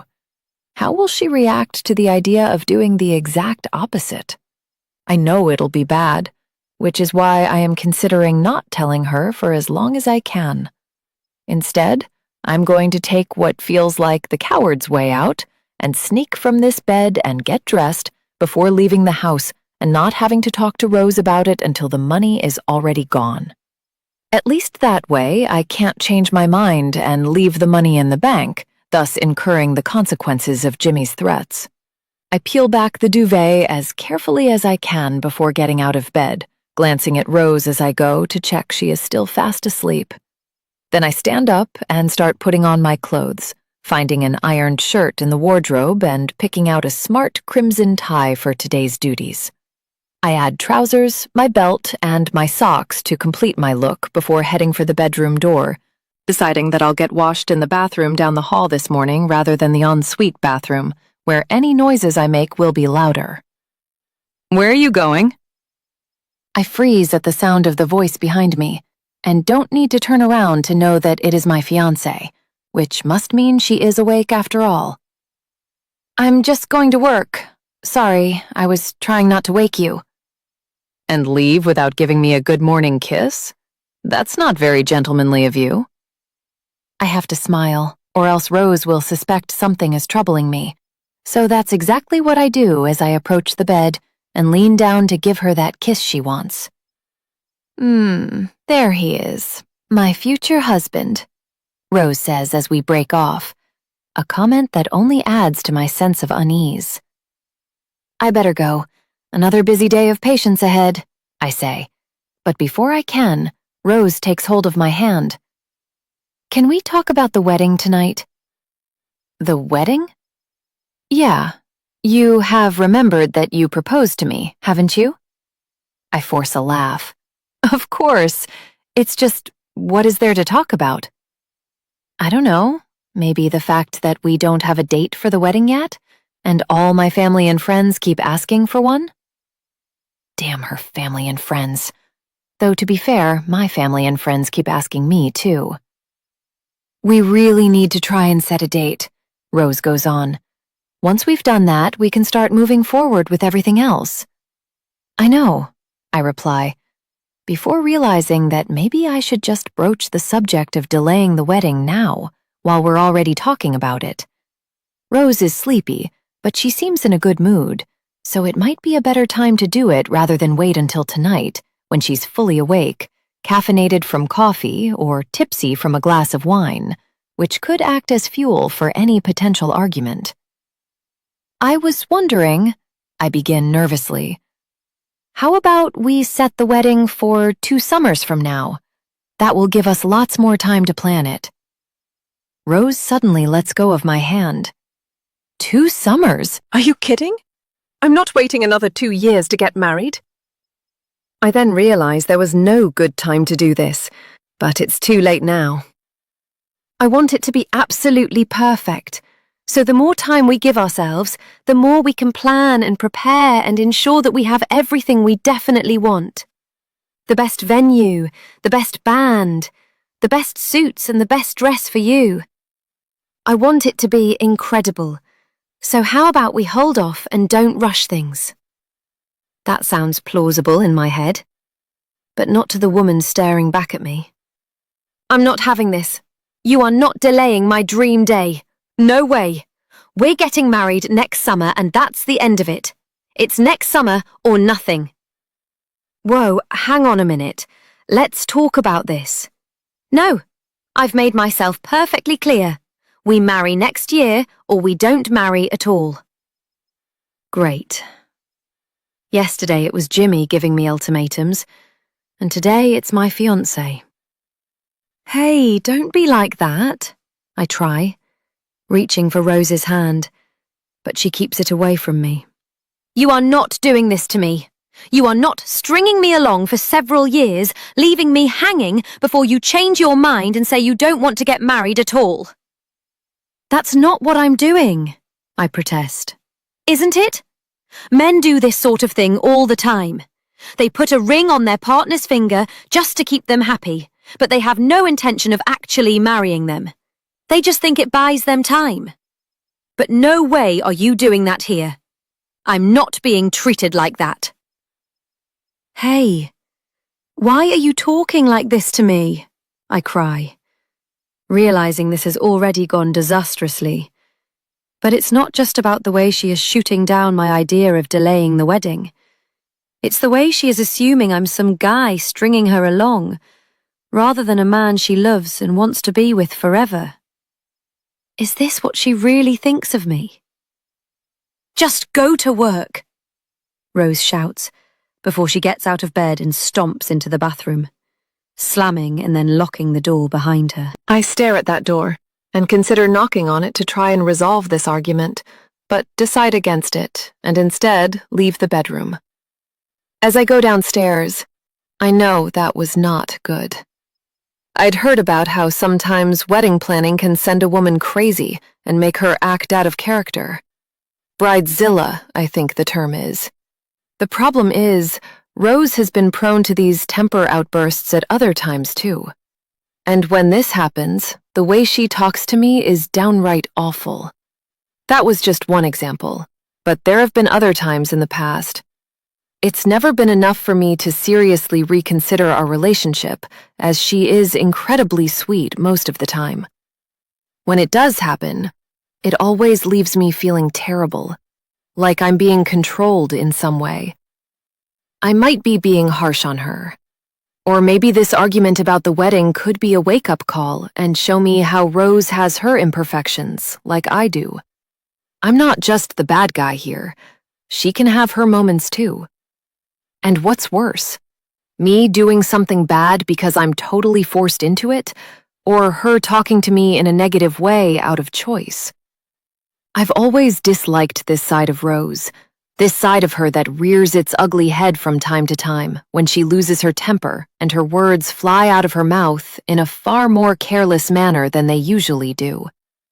She can be mean, bordering on cruel, and it has made me stop and pause a few times to think if she is the woman for me. But it doesn't happen frequently enough to affect my love for her, and I guess I'm only aware of it because our relationship has deepened to the point where we spend so much time together and have so many important things to discuss. Our marriage being the best example of that. Sure, she was always a sweetheart when we were simply dating, but we are way beyond that. Maybe I should just accept that you have to take the rough with the smooth in relationships, and not every single one of our partner's characteristics is going to be ideal. I put on my shoes and exit the house, already dreading coming back here this evening and resuming the conversation that ended with a slamming door. But I don't let it distract me from the plan I had, and that's why, on my way to work, I take a detour and stop at the bank. I text Pamela and tell her that I'll be 15 minutes late, so she'll have to handle my patients until then. And then I wait for the bank to open. When it does, I walk right inside. As the first customer of the day, I am greeted warmly by the teller behind the glass screen. They're not quite so warm to me when I tell them that I wish to withdraw 99% of my savings, an amount that totals just over £12,000. Once it's done and I have a large bundle of cash inside an envelope, I step outside the bank and take out my phone. I need to message Jimmy. I'm telling him I have the money he wants. Now all he has to do is come and see the doctor to get what he needs. Chapter 12. Fern. I'm sick of following the rules and playing nice. I should have confronted Phil. I should have told him that I'd seen the photo of him and another woman in a wallet, as well as discovered the wedding ring in his suit pocket. I should have listened to what he had to say for himself after that. But I was so upset that I didn't. Why couldn't I have flipped and let him have what he deserved? To allow my wrath to rear its head and put him in his place. I wouldn't have been in the wrong. He was the one in the wrong. I should have done something, anything, instead of what I actually did, which was nothing. I didn't say a word as he came out of the bathroom after his refreshing shower, the one he had taken so that he would be able to go home to his wife smelling fresh and clean and without any hint of my scent on his body. I simply sat on the bed and watched him get dressed before he came to give me a kiss and tell me what a good time he had with me. I didn't kiss him back, nor did I return the compliment, not that he seemed to notice. Why would he? His thoughts had probably already turned to how he was going to go back home and slip back into character as the dutiful husband who had simply been working late. He didn't seem to notice how withdrawn I had become, but that's just what happens when someone is as selfish as he is. I've been left feeling angry and humiliated, not to mention frustrated for thinking that things might have been different this time. I'm kicking myself for not standing up for me, and I wonder how to ensure it is the last time I ever allow another person to walk over me.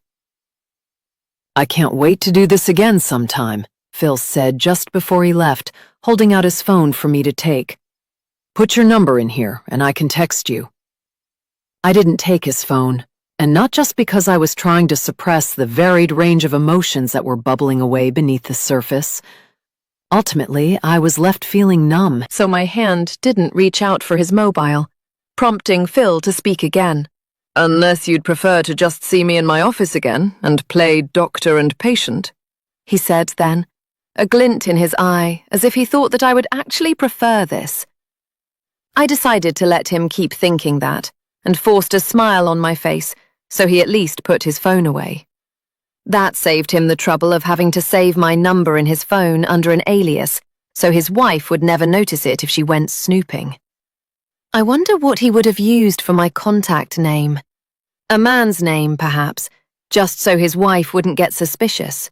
He could pretend I was a colleague if she ever saw my text flash up on his phone. Assuming the content of the message wasn't too seductive, of course.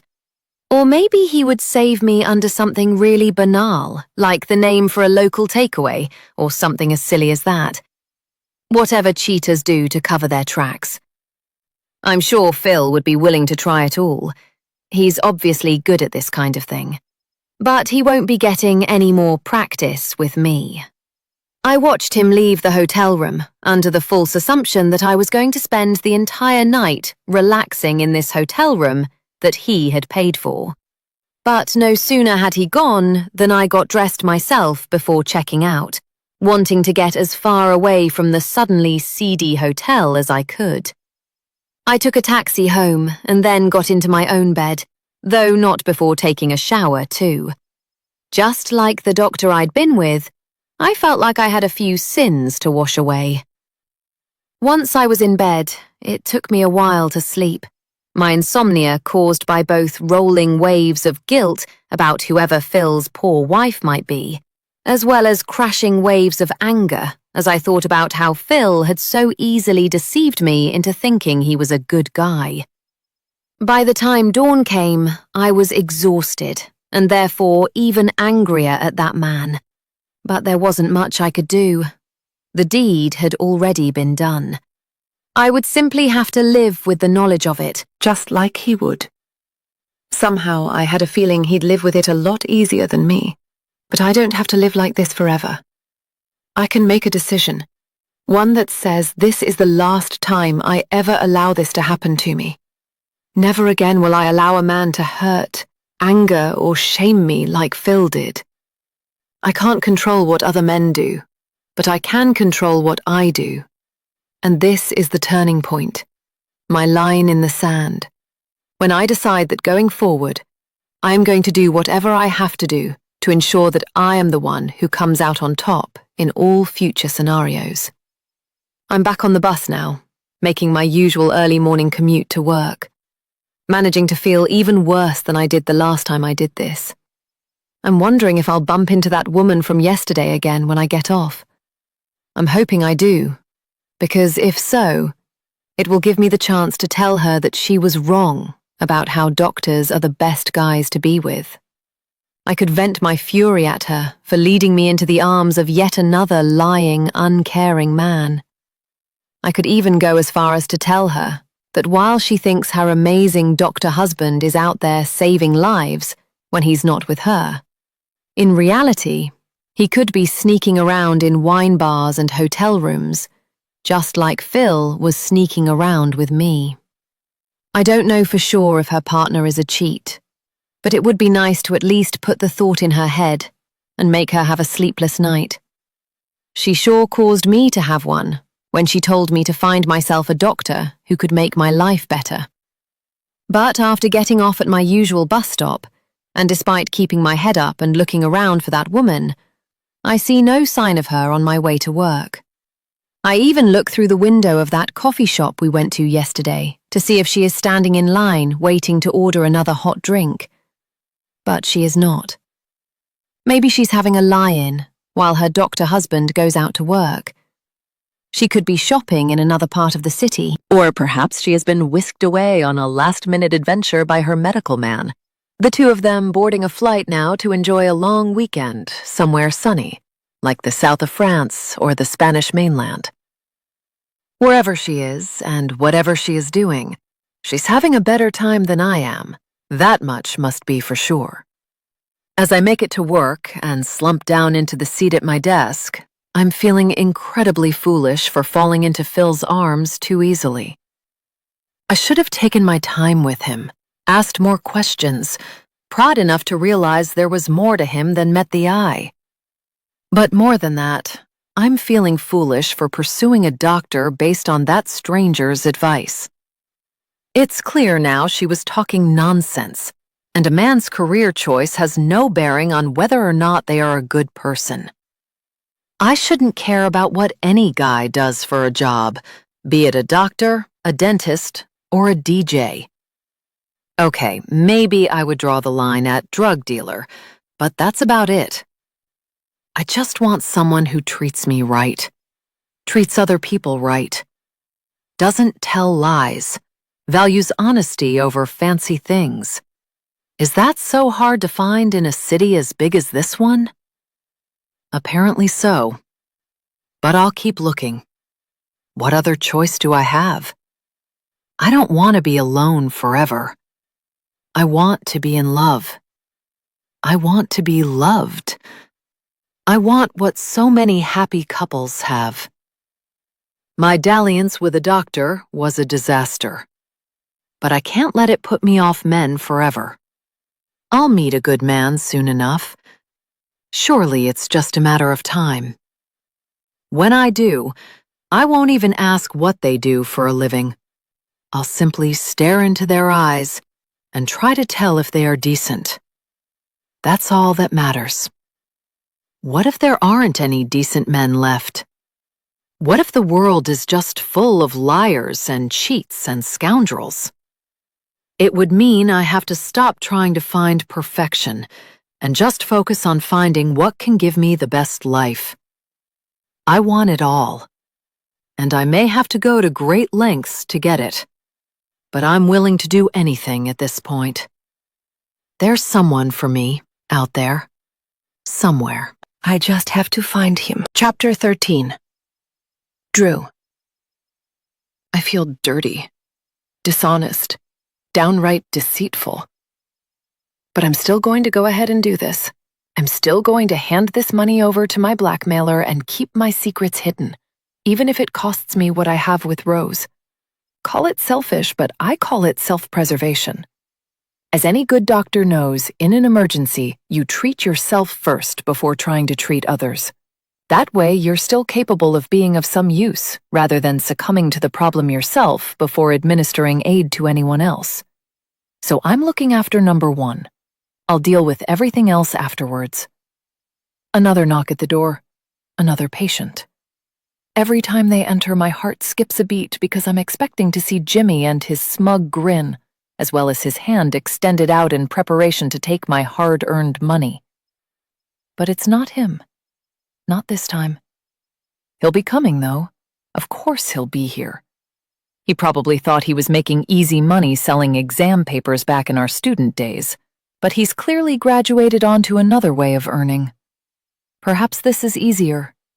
He must be confident to even try it. It occurs to me then that if Jimmy is trying this with me, he might have done the same to the other students he sold exam papers to all those years ago. Did it work? Did they pay up too? Or am I the first sucker to give in to his demands? I suppose I could ask him, though he wouldn't have to give me an honest answer. Before I get the chance to try, somebody else is asking me a question. Hello, Dr. Devlin? Is there anybody in there?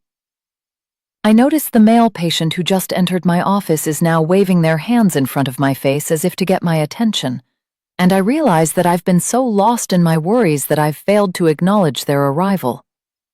I'm sorry, I was miles away then, I say, feeling very unprofessional. "You can say that again. I thought there was something wrong with you," and I was going to have to become the doctor for a moment. My patient laughs, and I try to do the same, but it's difficult with so much on my mind. 10 minutes later, I've checked his blood pressure, told him that it's a little high, and inquired about his eating habits and exercise regime. He then admitted his diet was poor, exercise was non-existent, and as for units of alcohol per week, I think he did what everybody does, and lied. So I kept it simple and told him to clean up his diet, get his body moving more, and limit his drinking to the weekends. If he can do that, I'm confident his blood pressure will drop and he'll be feeling better. He didn't seem thrilled with the advice, and I'm not sure he'll take it on board, but I've done what I need to do. I must have that same conversation at least a dozen times a day, always with men in their 40s or 50s who have neglected their fitness in favor of comforting calories. Will I need to dish out the same boring but helpful advice one more time today? As the door opens again, I'm ready to do it if I have to. But then I see Phil entering my office. He's no patient. He's a doctor just like me. Well, not exactly like me. That's because while I'm still worrying about Jimmy, Phil looks like the cat who got the cream. "Good day to you, fine sir," Phil says as he saunters over to my desk and takes a seat in the chair usually reserved for my patients. "Guess what I did last night?" I already have a feeling I know where this is going, but Phil beats me to it. "Let's just say I have another very happy patient," he says with a wink, and I'm sure he's hoping I ask for a few juicy details. I'm not going to do that, and not just because I'm not as chauvinistic as he is. "Claire was messaging Rose last night wanting to know what time you were home," I tell him, and Phil looks briefly worried. "What? Why would she be doing that?" "Because she thought you were with me. That's why Rose asked me about you as soon as I got home." "What did you say?" I pause for a moment and let Phil's nerves creep up, which is a little cruel, but also the least he deserves. "Don't worry. I didn't say anything that could get you in trouble," I tell him, and he instantly relaxes. "You're a good man. I owe you one," Phil tells me, before slapping me on the back. Not that it feels like any kind of reward. I want to tell him how I wish he wouldn't put me in these situations, and how he should treat Claire better or simply leave her if he's not happy. But I don't say any of that because my office door opens, interrupting us. Then I see it is my next patient, although not a patient I'd wish to see. It's Jimmy. "Sorry, don't mind me. I was just leaving," Phil says as he gets out of the chair and heads for the door. Just before he goes, he stops beside Jimmy, with no idea that I'm being blackmailed by this man, and has a few words for him. "This guy here is not just a great friend, but he's the best doctor in all of Manchester," Phil says, gesturing to me. "He's even better than me, so you're in good hands." It's Jimmy's turn to get a back slap then, as Phil departs. And now I'm alone with my tormentor. "Wow, the best doctor in Manchester. That's high praise," Jimmy says. "I bet he doesn't know that you're a cheat, does he?" "Shut the door and sit down," I order Jimmy, and thankfully, he does it before he can say anything more. "That's no way to welcome a patient," Jimmy replies with that trademark grin of his. "I think I'll stay standing, actually. You see, I don't think this will be a very long appointment. I have a feeling I'll be out of here very quickly. All I need is my prescription from you, Doc. So hand it over and I'll be on my way." Jimmy holds out his hand, ready to take ownership of the money I'm supposed to give him. I have it with me, of course.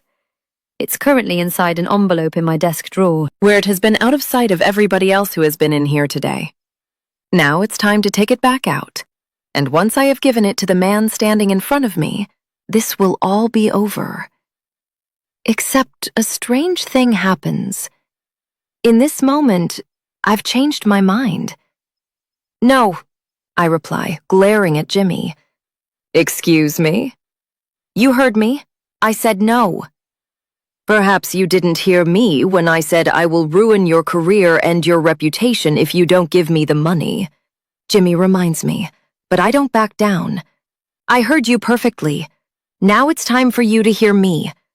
I will not allow you to blackmail me, and I will certainly not allow you to come in here and take away money I have worked hard to save for. Money that is supposed to be spent on giving my fiancée the best day of her life. So your plan is not going to work. I'm not afraid of you. And now I want you to leave my office so I can get back to treating patients whom I am medically qualified to treat. I gulp a second after I have finished my little speech, because while it was spontaneous, that doesn't mean it was effective. Now I'm staring at Jimmy to try and get a read on just how effective it has been. He's staring back at me. Is he in shock? Is he taking on board what I just told him? Or is he devising another plan, something even worse than the original one he came up with? You might have cheated on an exam, but you're still a smart man, Jimmy says calmly. That's why I'm going to give you a minute to take back what you just said and come to your senses. I'm sure you'll do that when I remind you of the consequences if you don't. This right here. You in your office, with all your patients outside. It'll all go away with one anonymous tip-off, followed by me giving up all the evidence of the emails we exchanged when I was selling you the exam paper. I realize then that it hasn't worked. Jimmy isn't backing down. Maybe I should just open this drawer beside me and take out the money before it's too late, but I'm still not doing so. We're calling each other's bluff. Neither one wants to back down. A minute goes by. Jimmy is getting impatient. I'm getting more nervous. Then I find my voice again. You wouldn't be here now if you had anything better going on in your life, I predict. You're weak and desperate, which is why you're coming after me. That means I have the power here, not you. I have money. You do not. And while I paid you for your services back when we were students, I do not wish to pay you a penny now or ever again. So for the last time, get out of my office, or I will call the police. I have a feeling they'll be far more interested in things you have done in the past than anything a respected doctor like me has done.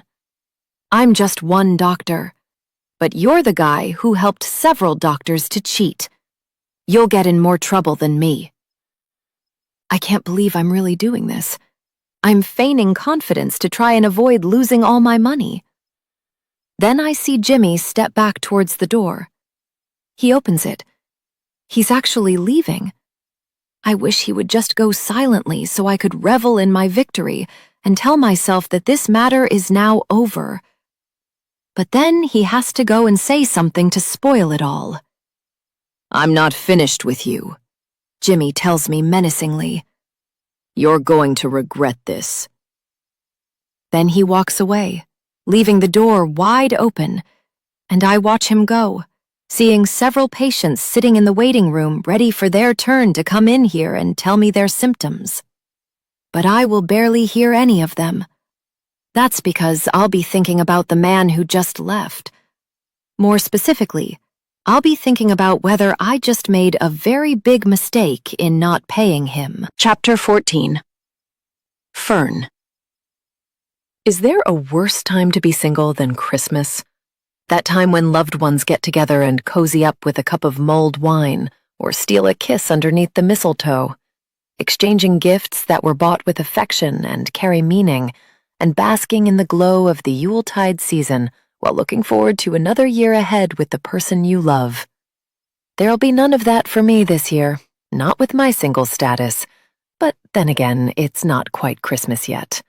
It's only November, though it certainly feels festive as I look around the large marquee covered in twinkling lights and tinsel with a huge green tree in the corner. It's the night of my work Christmas party, and everyone here looks like they're in the mood for some seasonal songs. Too bad I'm feeling like Scrooge and just want to get this over with so I can go home. I only came because my colleagues talked me into it, telling me that I can't miss the party because it's all anyone will be talking about in the office next week, and I won't want to miss out on all the gossip. I couldn't care less about that gossip, but here I am anyway, standing in my red dress, wearing a silly little Santa hat our boss told us all to wear, and holding a glass of champagne that was handed to me at the entrance to this marquee. Merry Christmas. Come on, Fern, our table is over this way. I follow the call of Kath, my HR manager, as she leads me and the rest of our group over to one of the dozens of circular tables inside this huge tent. All the tables are covered in white linen cloths, on top of which shine several sparkling pieces of cutlery in front of perfectly polished wine glasses. There is also a bucket of white wine on each table and plenty more where that came from. It does all look very nice, and I'm sure the food will be delicious too when it's served. I might even enjoy myself by the time I hit the dance floor in the center of this marquee later, and have a little boogie to a famous Christmas song or two. But as I take my seat, I'm hardly feeling in the party spirit, still sad about recent events, capped off by my liaison with Phil, the dishy doctor who turned out to be a liar. Plenty of good-looking guys in here tonight, Kat says from her seat beside me, before nudging me gently with her elbow and giving me a wink. Who knows? Christmas might come early for you. I smile out of politeness, though I'm hardly thrilled at the fact that my singledom seems to be a topic of potential entertainment for my colleagues this evening. Maybe she's just trying to make me feel better about not having a man of my own. Or more likely, like everyone else I work with, she is just bored because she is married, and therefore wants to watch somebody else have some fun tonight because she can't. The thing is, she is right. There are some good-looking guys in here. I've noticed several of them in smart suits, wandering around to their own tables with champagne in one hand, a nice watch on their wrist, and an eager look on their faces, like they're up for a good evening. This is one of those corporate Christmas parties where the venue is shared by several businesses who have all paid to host their annual celebrations here. While we will all begin by sticking with our co-workers at our respective tables in this huge marquee, once the meal is over and the music kicks up a notch, we will all be free to mingle on the dance floor. I suppose it's a good idea to have companies mixing together, because sometimes Christmas parties can be a recipe for disaster. All it takes are two married colleagues to end up sharing a drunken snog, or a couple of rowdy guys having a punch-up after one too many beers, and it makes for a very awkward Monday morning back in the office when everyone has sobered up. At least this way, with so many strangers in the room, it reduces the odds of two coworkers getting entangled in some way. I certainly wouldn't want to steal a kiss with anybody I work with here. But what if I was to meet somebody who worked elsewhere? There wouldn't have to be any repercussions from that. I suppose we'll see what happens. The starters are placed in front of us, and I tuck into a lovely salmon dish that could have done with being slightly bigger, but at least I still have plenty of room for the main course. While waiting for that to be served, I look around at some of the other tables and the people sitting at them. I wonder where these people all work, I say to Kath as she takes another glug of her wine. I know she was the one who booked our place at this party, so I'm assuming she might have some idea of who else is here tonight, too. Oh, there are all sorts of businesses, she replies while reaching for the open bottle of wine in the middle of the table. Salespeople, accountants, tax advisors. I imagine those tables aren't particularly exciting, so let's try not to mingle with them. Kath laughs at her own joke, and I laugh too, which tells me my own wine is starting to kick in and I'm relaxing a little. I think there are a few teachers from one of the local schools, Kath goes on. Oh, and some doctors as well.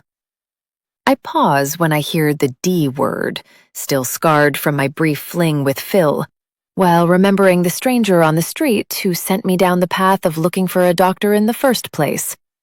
I don't like the idea of being around any doctors again anytime soon, which is why I haven't made another appointment anywhere to discuss my poor sleep and mental health issues lately.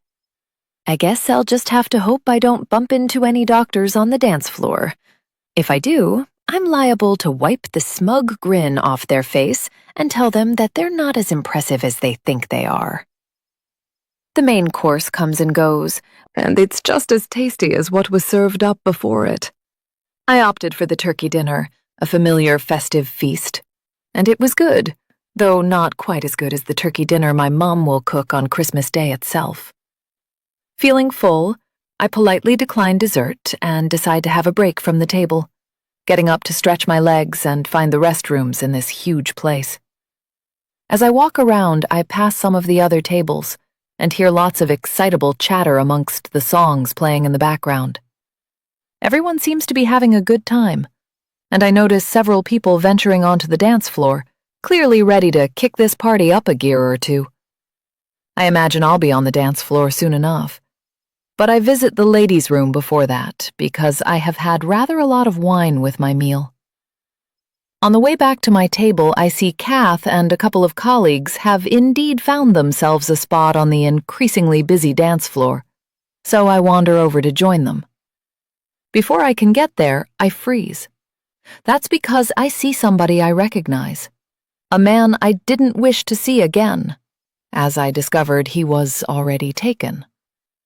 I can see he is with her now, his wife, the woman sitting beside him, and the woman I recognize from the photo I saw when I was snooping in his wallet in that hotel room.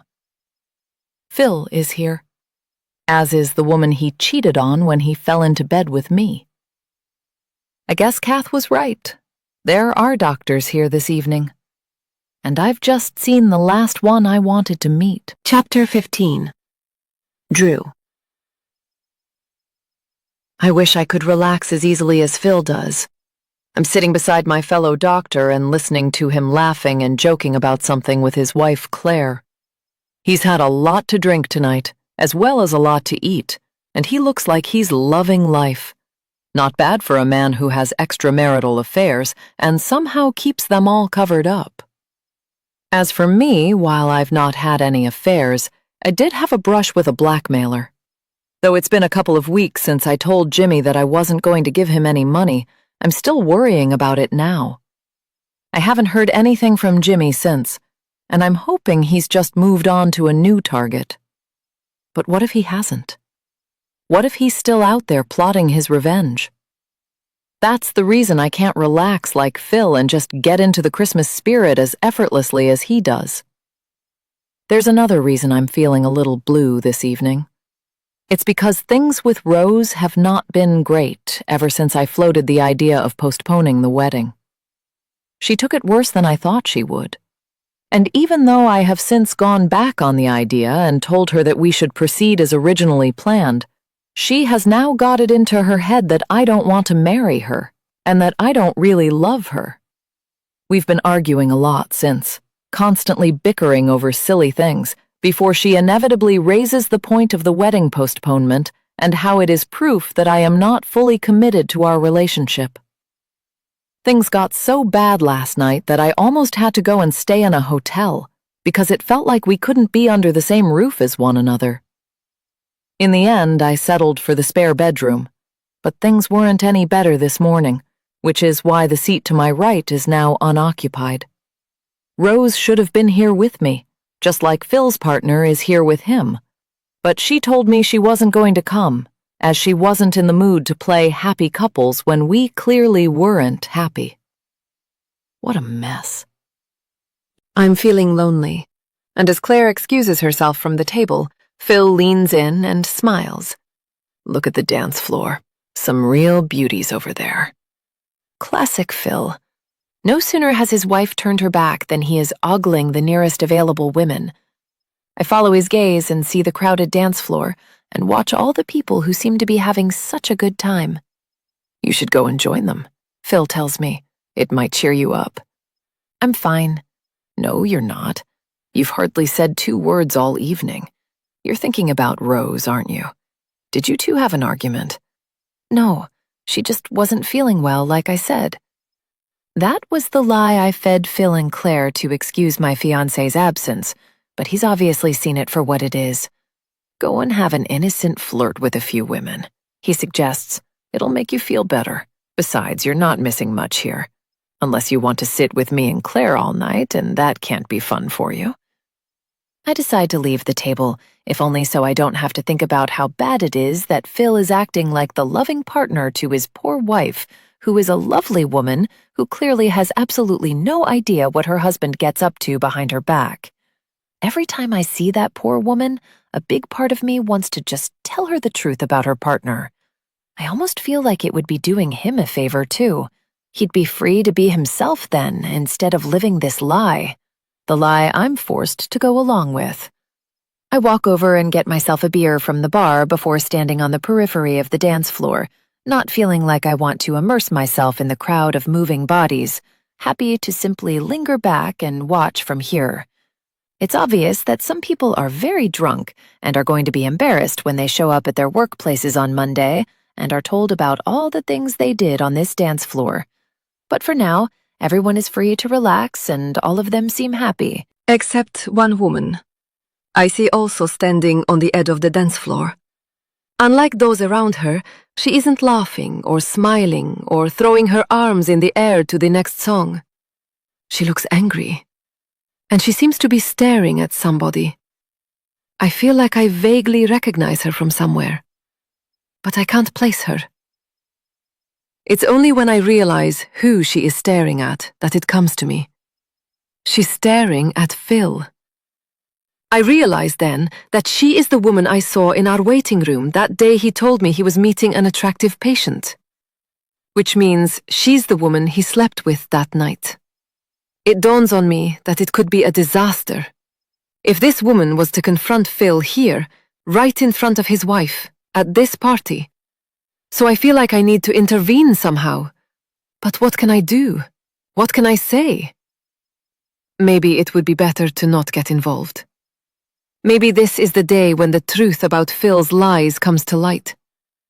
I could even hop in a taxi and go home. It could be the thought of my angry fiancé waiting for me there that puts me off that idea. Or maybe I am just too much of a good friend to Phil and don't want to see his marriage get wrecked, no matter how much he might actually deserve it. Either way, I choose not to leave. Instead, I keep watching the woman. But then she notices, and now she's looking right at me. Oh God, I must look like such a creep, standing here just staring at her. I expect she will frown and then look away, either back at Phil or back to her friends. But she doesn't do that. Instead, she does something that gives me a fluttering feeling inside. She smiles at me. I smile back, if only because I'm glad she doesn't think I'm some weirdo. And then I realize this might be a good way to prevent her from approaching Phil. I take a couple of glasses of champagne from the tray of a passing waiter and then approach the woman before offering her a glass. "Thank you," she says as she accepts it. "Merry Christmas." "Merry Christmas to you too," I reply, and then we clink glasses. As we do, I glance over her shoulder and see Phil, my oblivious doctor pal, who is chatting away with his wife with seemingly no idea that his last fling is so close. I imagine he would choke on his own champagne if he looked over here and saw her, but for now he's none the wiser.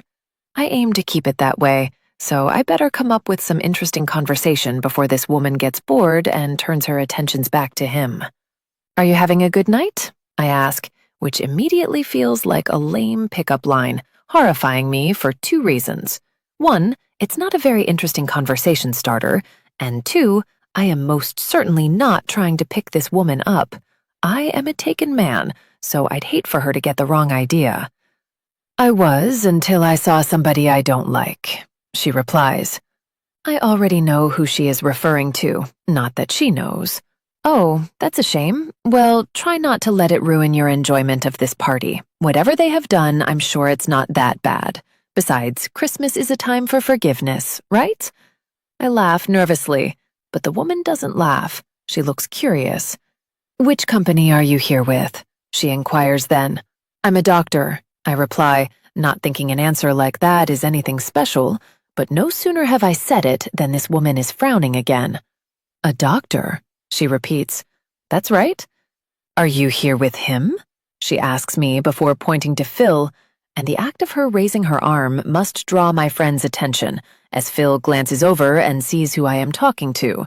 When he does, his face hangs in horror before he quickly gestures to me to keep this woman away from him. Poor Claire beside him has not seen this interaction, but she might notice something is wrong in a few seconds, so I quickly start talking.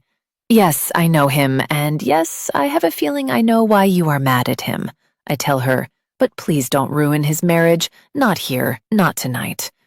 Give me one good reason not to, she tells me, and I know I better think of something fast. Because I promise, I can prove to you that not all doctors are bad, I reply, without any real idea of how I'm actually going to do that. The woman hesitates. I guess I'm going to have to try and keep that promise. Chapter 16. Fern. So doctors aren't all bad, I say, only repeating what the man in front of me just said. Do you mean you're not all lying, cheating cowards who pretend to care but actually don't? He looks at me as the music plays loudly, and dozens of people dance around us, and I've certainly given him a challenge to respond to all of that. Every doctor is different, just like every person is different, he replies, appearing unflappable in the face of my personal attack on his profession. Okay, so tell me how you're different, I command, emboldened by the champagne and the fact that this man has seemingly prevented me from breaking up a couple's marriage tonight.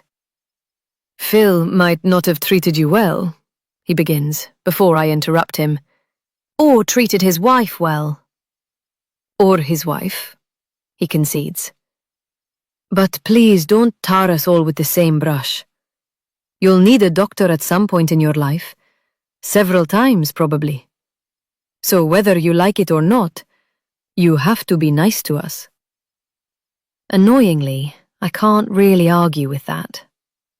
Damn the human body and its habit of eventually failing on us all. What's your name? He asks me then. I'm Fern. I'm Drew. It's nice to meet you. He extends his hand, and as I shake it, I notice Kath and a few of my other colleagues looking my way and nudging each other. They seem to be getting excited that I'm talking to a guy, and they're probably hoping that it leads somewhere. Maybe I am too. Drew is good-looking, not to mention polite. But I only have to remember how Phil was exactly the same with me before he turned out to be a total waste of space. So I'll keep my guard up for now. I'm guessing your wife is at home tonight, I say then, rolling my eyes. That's why you're talking to me now. I'm not married, Drew replies. But it's difficult to know whether or not that's true. He could have simply slipped his ring off and hidden it in his suit jacket like his friend did. I'd love to check in his pocket, just like I'd love to open his wallet and see if there is a photo of him with some poor, naive woman, too. But I obviously can't do that. I'm not sneaking around a quiet hotel room now. I'm standing on a busy dance floor, with Mariah Carey blaring out from the speakers. I'm guessing you're single, Drew deduces. That's why you were interested in Phil. Yeah, and look at him now, all cozied up with his wife, right in front of my eyes. I look his way and see that he is watching us. He's seen me and he recognizes me, and it gives me a thrill to notice him squirm. He must be wondering what's going on over here, why I'm talking to Drew, what I might be plotting. He must be fearing the worst. I really hope he is. His wife, Claire, is a good woman, Drew tells me. Don't break her heart and embarrass her in front of all these people. So, you're protecting her rather than him? I ask, not buying it. I'm trying to protect everyone. Him, her, and you. It might not be the easiest place to read somebody, a place as overstimulating as a dance floor at a Christmas party, but I feel like that was a genuine comment. Why would you want to protect me? I ask, curious. You don't know me. No, I don't. But I'm sure you deserve better than becoming the talk of this party if you cause a scene. No need to get everyone gossiping, especially the people you work with. Don't let it ruin your night. Try and have fun. You might meet somebody else. What if I already have? I say, a little flirtatiously. But what good is cheap champagne if it can't be used for comments like that? For the first time, Drew looks a little flustered. Is he embarrassed? Did I say the wrong thing? Or is he just a little shy? If it's the latter, I find it endearing, so it's not to put me off. It's really loud here by the speakers, I say. Plus, all my coworkers are gawking at me. How about we go and get a drink over by the bar, where it's quieter? I am hoping my suggestion will be met with a positive response, but Drew looks unsure. Now I'm thinking it's not shyness, but a simple lack of interest in taking this interaction any further than it's already gone. I guess he did just talk to me to stop me from ruining his friend's marriage. I don't know. I should probably get back to my table, he says, which makes me laugh. Why? So you can be the third wheel with Phil and his wife? Why not have fun with me? Don't you want to get back to your friends? He asks then, looking for another way out. If you don't like me, just say so. I won't be offended. I'll go and sit in the corner and cry into my champagne. Drew stares at me for a few seconds, and he hasn't realized that I'm joking.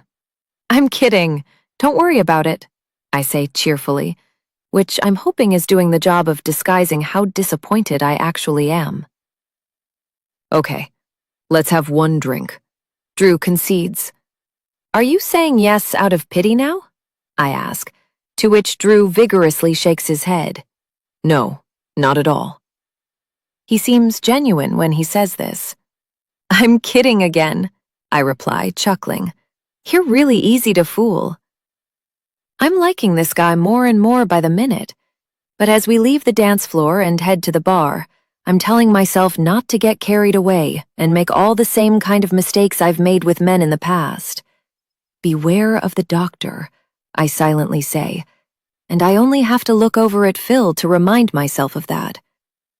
We reach the bar, and I show the stamp on my wrist that entitles me to free drinks here before I get Drew a beer. I go for a red wine, which feels slightly classier than what I've been drinking so far, which is another subtle sign that I like this guy and want to impress him. Drew is still being very coy, which, weirdly, is making me like him even more. He's not fawning over me, getting too close too soon, asking for my number, or suggesting a hotel room hookup. Unlike Phil, he might actually be a gentleman. So, doctor, tell me something about yourself, I say, intrigued as to what he might come up with. He could try and impress me with a story about how he helped a particular patient once, or how he likes to holiday in expensive places, or he might even tell me about how one day he's going to be the chief medical officer at the biggest hospital in the country. Or maybe he'll just try and tell me a cheesy joke designed to make me laugh and like him even more. Whatever he might do, I expect him to at least continue to make an effort with me. I just want to apologize on behalf of my friend, he says. I'm sorry? Phil, he's not a bad guy. He's just like every other guy in the world. I feel bad for interrupting Drew, but I couldn't resist saying it. We're not all the same, he replies, which sounds similar to what he said to me earlier when he was talking about how not all doctors are bad. The thing is, he didn't give me much evidence to back that up, and he still hasn't. Give me an example of that, I say, testing him. Drew pauses for a moment before seemingly coming up with something. When we first met over by the dance floor, I told you I wasn't married. He begins. You were lying? No, it is true, but I am engaged to be married. My fiancée was supposed to be here tonight, but she decided not to come, which is why I was standing by myself over there. I'd be lying if I said I wasn't disappointed that this man is taken, but I am intrigued as to why he has felt the need to confess that he was. Even more so that he mentioned his partner chose not to attend this evening. Why are you telling me this? I ask him. Because you wanted me to prove to you that we're not all the same, he tells me. So this is hopefully me proving it. I'm not just some guy trying to pick up some woman at a Christmas party. I tell the truth, and yes, while some men lie, not every man does. I've been honest with you. So there you go. Does that prove it? As I stare at Drew while several people in Santa hats go rushing past us on their way to the dance floor, I realize what he has just said does prove something. I like this guy. I like him a lot. The problem is, he's told me he is taken. Why did your fiancé decide not to come? I ask. We might have had an argument. Might have? I say with a wry smile. Okay, we had an argument. Drew replies. What about? It doesn't matter. But have I proven to you now that not all doctors are the same? He has proven it. He's helped me avoid making the same mistake I made with his friend, Phil. That should be a good thing. Instead, it feels bad. That's because it doesn't actually change how attracted I feel to him. I glance over then at Phil and his wife, still seated at their table. They're both laughing. They've got what they want. When is it time for me to get what I want? I'd never normally consider cheating, but if I pursue Drew now, I'll be going into it with my eyes fully open. I know he's taken, but playing by the rules has got me nowhere so far in life.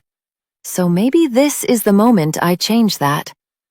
I have no idea if Drew would be interested in me, although it does sound like not all is perfect with his current partner. So what if she's his fiancée? He hasn't got her down the aisle yet. Does that still make him fair game? Yeah, you've proven to me that not all you doctors are the same, I say with a smile. But in that moment, I wish that they were. I still like him, and I still want him. The question is, how can I have him? Chapter 17. Drew. The music is loud in here, as are all the people around us. But I know Fern heard what I said about me having a partner. I know she heard it because her expression changed when I said it. She looks disappointed, and that was not my intention. I was simply trying to show her that not all men, and especially not all doctors, are liars and cheats.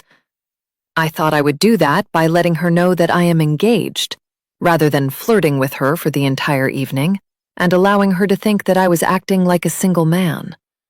I guess I hoped telling her the truth would make her smile, relax around me, and then we could just share a drink without the risk of any sexual tension arising between us. I also thought it might de-escalate her feelings towards Phil, who is still very much in the room with us, as is his wife, and therefore potentially still in Fern's firing line if she decides she still wants to confront him. Now I'm not sure any of that has worked as I planned it. Fern doesn't look angry, which is a good thing. She does look sad, which can't be a good thing, especially not at a Christmas party where this is supposed to be nothing but festive cheer. Are you okay? I ask her, after she has failed to reply to me, and that seems to snap her out of the trance she fell into a few seconds ago. Thank you for telling me, is all she says. I think I should go back to my friends now. It was nice meeting you. I watch as Fern walks away from me, leaving me by the bar. The same bar she led me over to when she suggested we get a drink. She's clearly lost interest in that idea.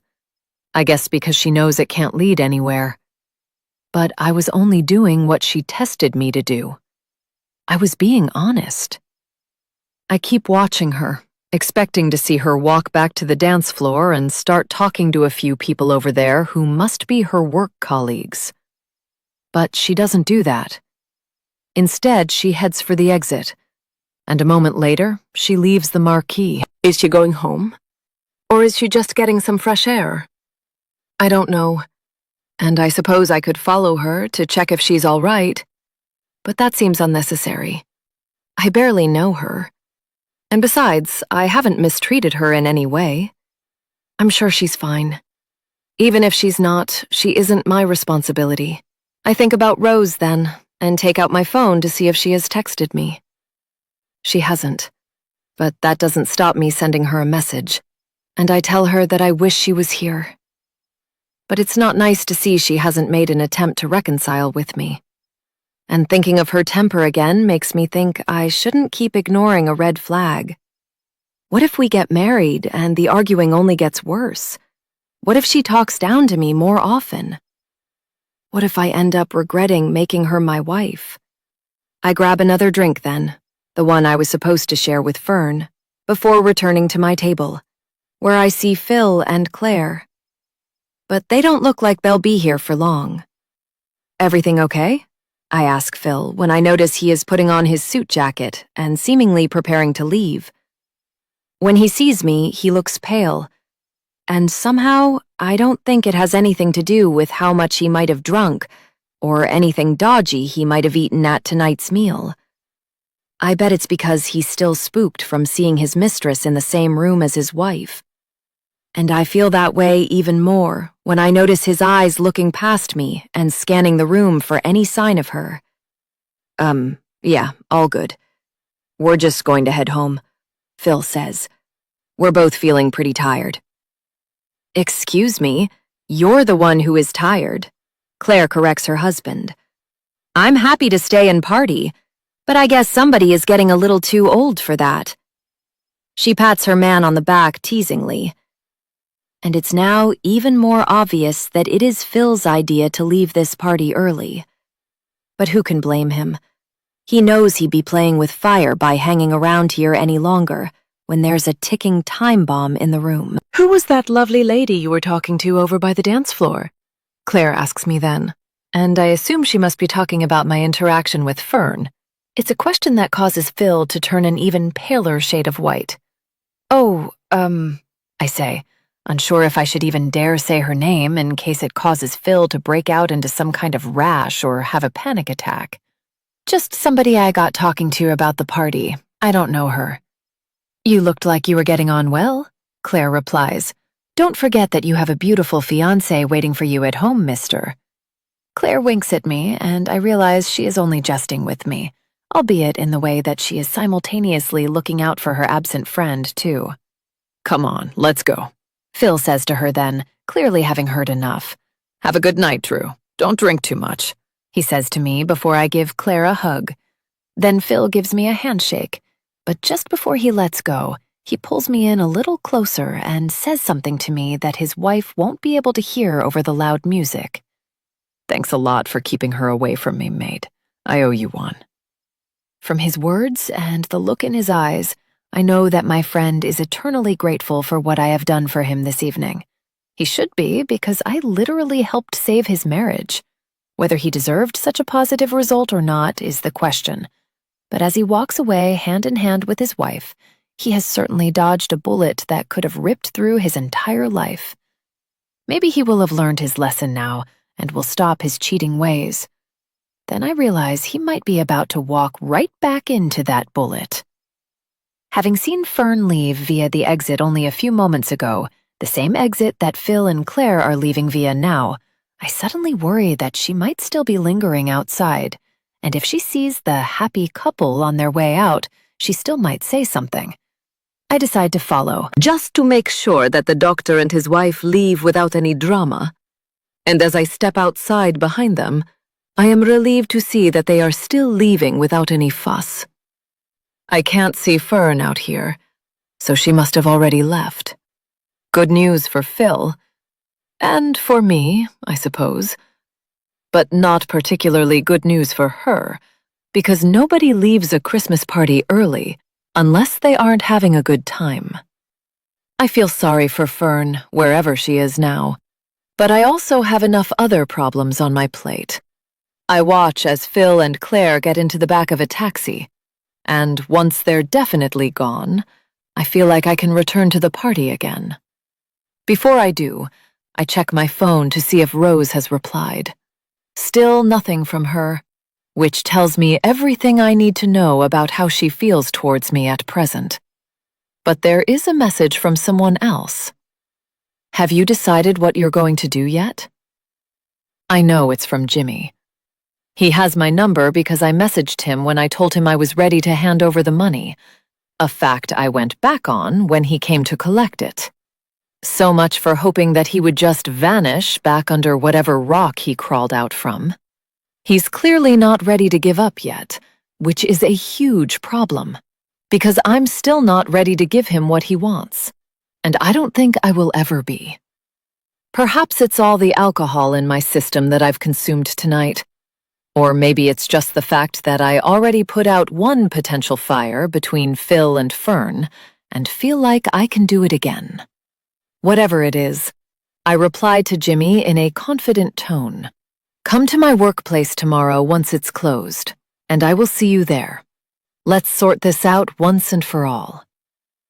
As I hit send, I expect Jimmy will believe he is finally going to get the money he has repeatedly been asking for.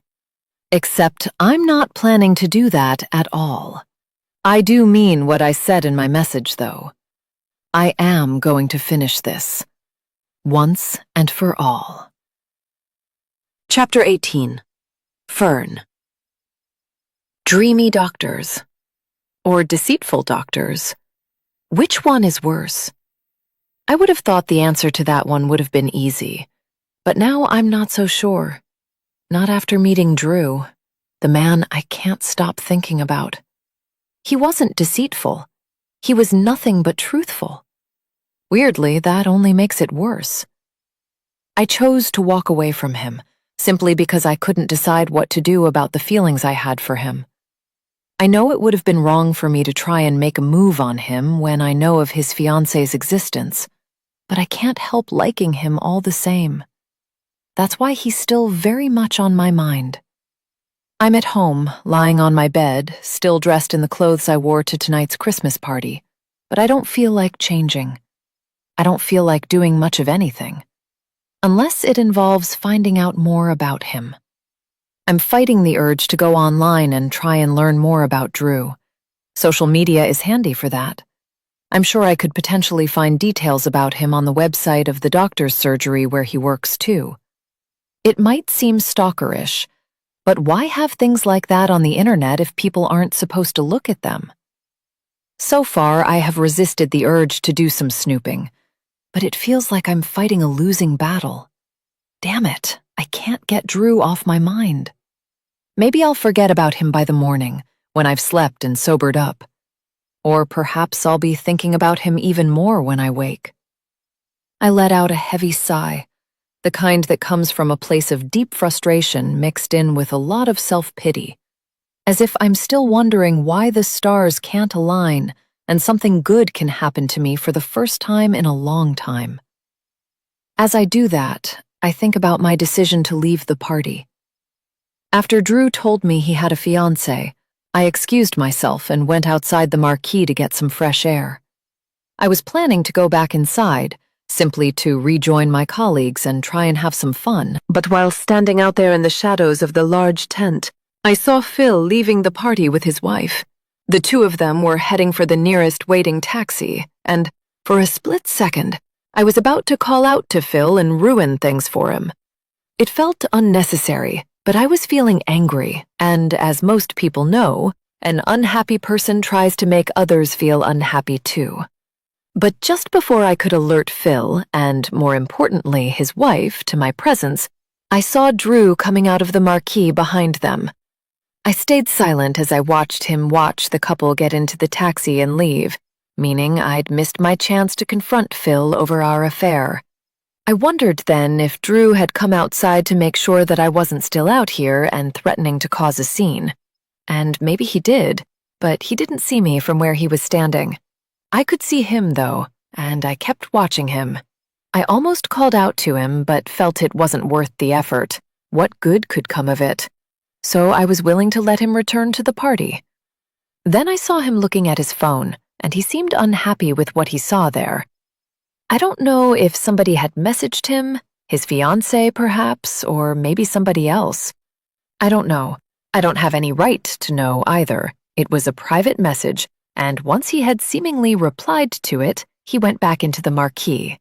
After that, I chose to get in the taxi of my own, and here I am now, home alone when I could still be in that marquee trying to have fun. I wish now I'd called out to Drew and spoken to him one more time. More than that, I wish I'd never tested him and made him tell me that he had a fiancée. Did I really need to know? Damn him for being different to Phil. Now I like him even more.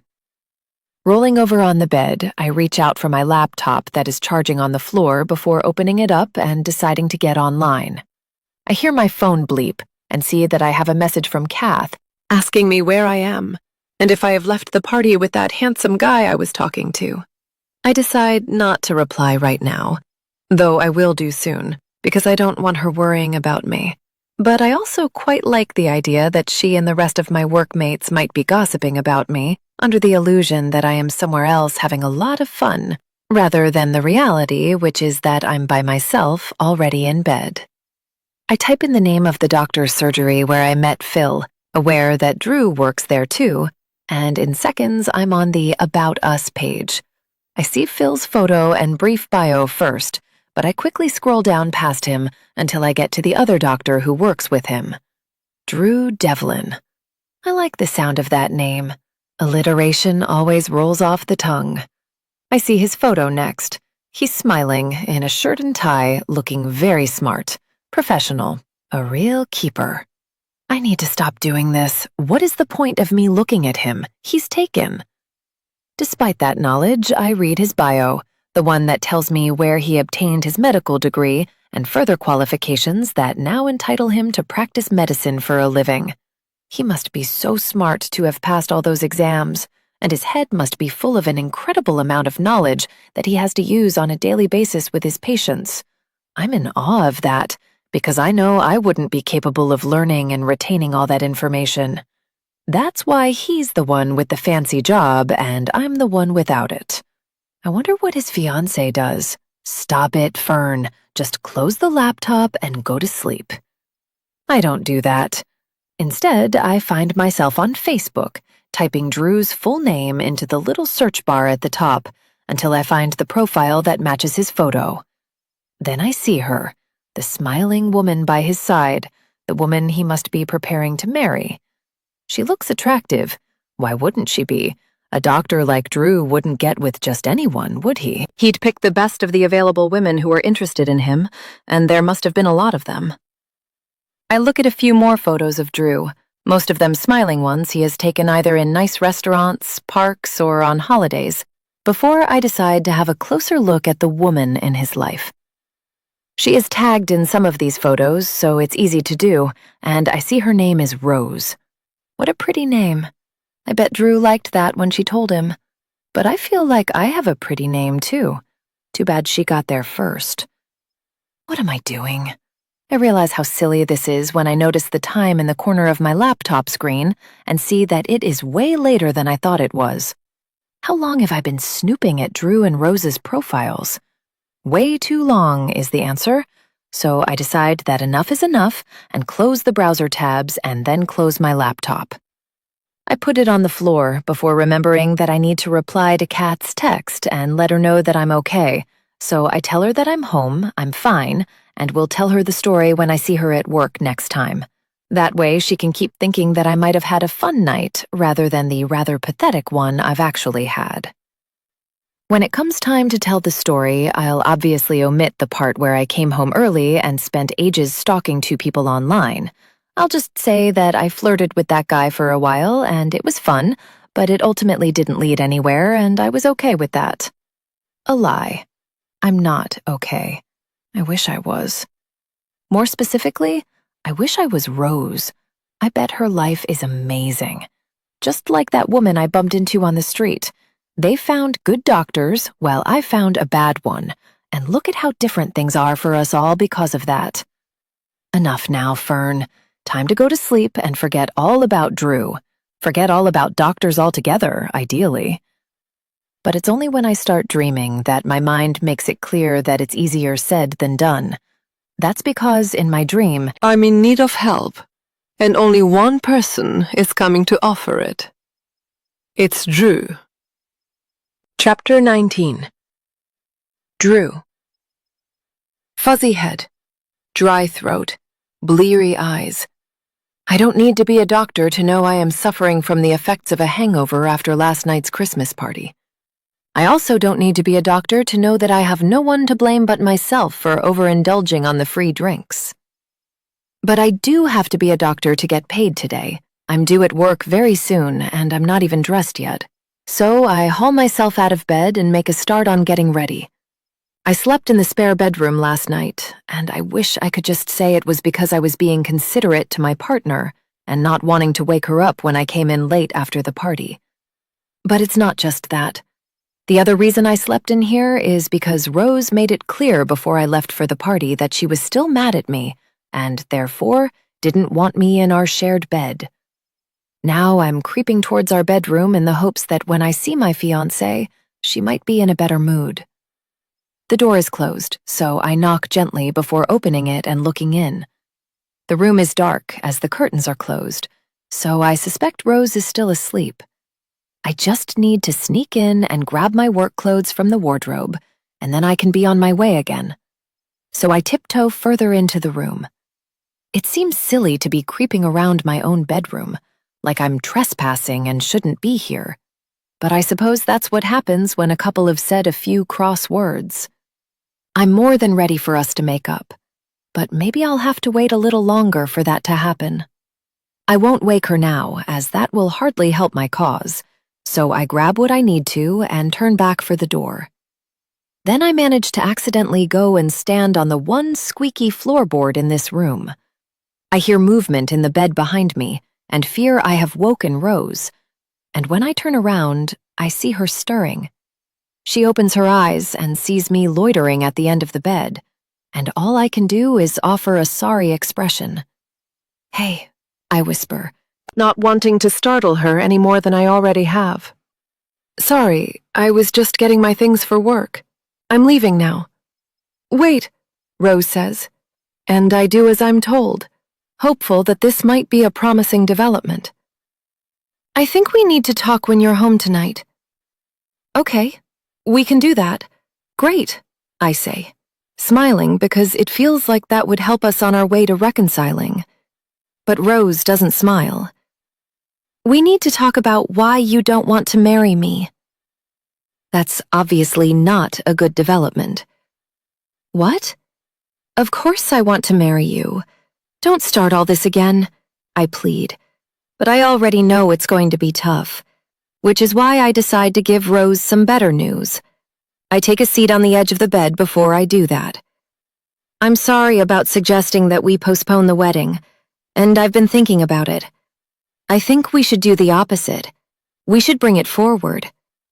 "Are you serious?" Rose asks, hope in her eyes. "Absolutely. I can't wait to get married to you, so why wait? Let's do it as soon as we can." The fact there are still a few seeds of doubt circling inside me over her mood swings and stroppiness seems to have been put to the side for the moment, perhaps because that's just the easier option in the short term. "I'd like that," Rose cries as she throws her arms around me, and it's a huge relief to be back on happier terms again. "We have so much to plan, though, so we need to start tonight, as soon as you're home." "Let's do that," I say confidently, before I realize it might not be that simple. "Actually, sorry, I just remembered. I need to work late tonight. I'm not sure what time I will be back, but hopefully not too late." Rose looks disappointed, but nowhere near as disappointed as when I put a halt to the wedding plans, so she can handle this minor setback much easier. "Okay. Have a good day and keep me updated," she says before we kiss. I leave her in bed and head into the bathroom to get washed, my head still foggy from my hangover, but my mood lifted greatly from the first positive interaction with Rose in a while. I'm also anxious, though, because while I told Rose I was working late tonight, that was technically a lie. I won't be working at all, or at least not in my capacity as a doctor. Instead, I'll be doing my best to cover my tracks with Jimmy and remove him from the picture once and for all.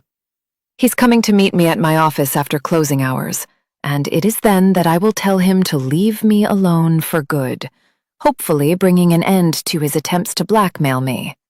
The way I plan to do that is to be extremely firm with him, although I will have a backup option, just in case things aren't going the way I want them to and I need some extra help.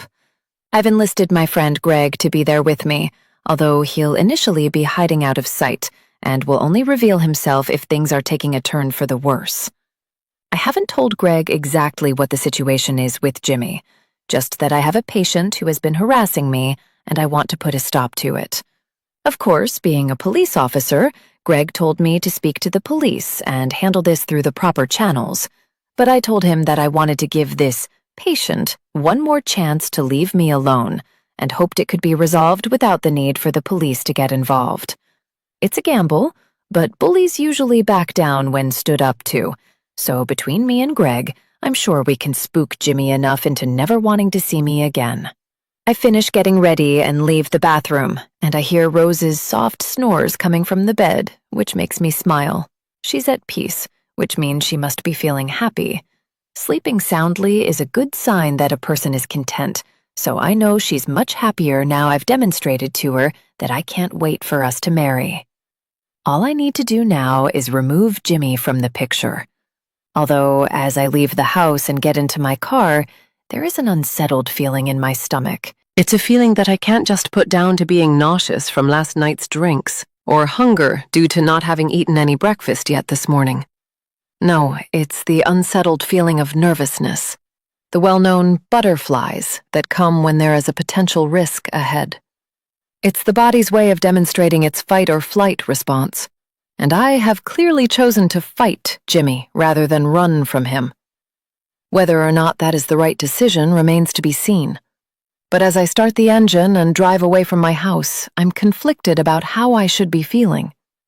On one hand, I should be extremely excited and optimistic for the future, given that I have a beautiful fiancé and a wedding to plan. On the other hand, I am aware that if Jimmy doesn't react well to my demands for him to leave me alone, I could not just lose my career, but potentially everything, including my fiancé, the wedding, and even the house I am leaving, if I can't pay the mortgage on it after being barred from practicing as a doctor. Despite my misgivings about my career at certain times, the very close prospect of losing it has made me see how much I still value what I do. It's who I am. It's my identity. I'm Dr. Drew. I don't think I can go back to just being Drew without the title in front of my name. By the end of today, I'll have a better idea about how the rest of my life is going to play out. I hope it's a life still worth living. Chapter 20. Fern. So, what happened last night then? The questions begin as soon as I enter my workplace and see Kath, my curious colleague, who has been impatiently waiting for me to arrive at the office so she can get the gossip after I disappeared from the party so early. Not much, I reply casually, though that's never going to alleviate her insatiable need for stories. Come on, I want to hear all about you and that handsome man you were talking to, Kath goes on, prying as she leans across my desk. The man you mysteriously vanished with while the party was still in full swing. There isn't much to hear. We just talked. Just talked. So why did you leave? You had to do the rest of your talking somewhere more private, perhaps.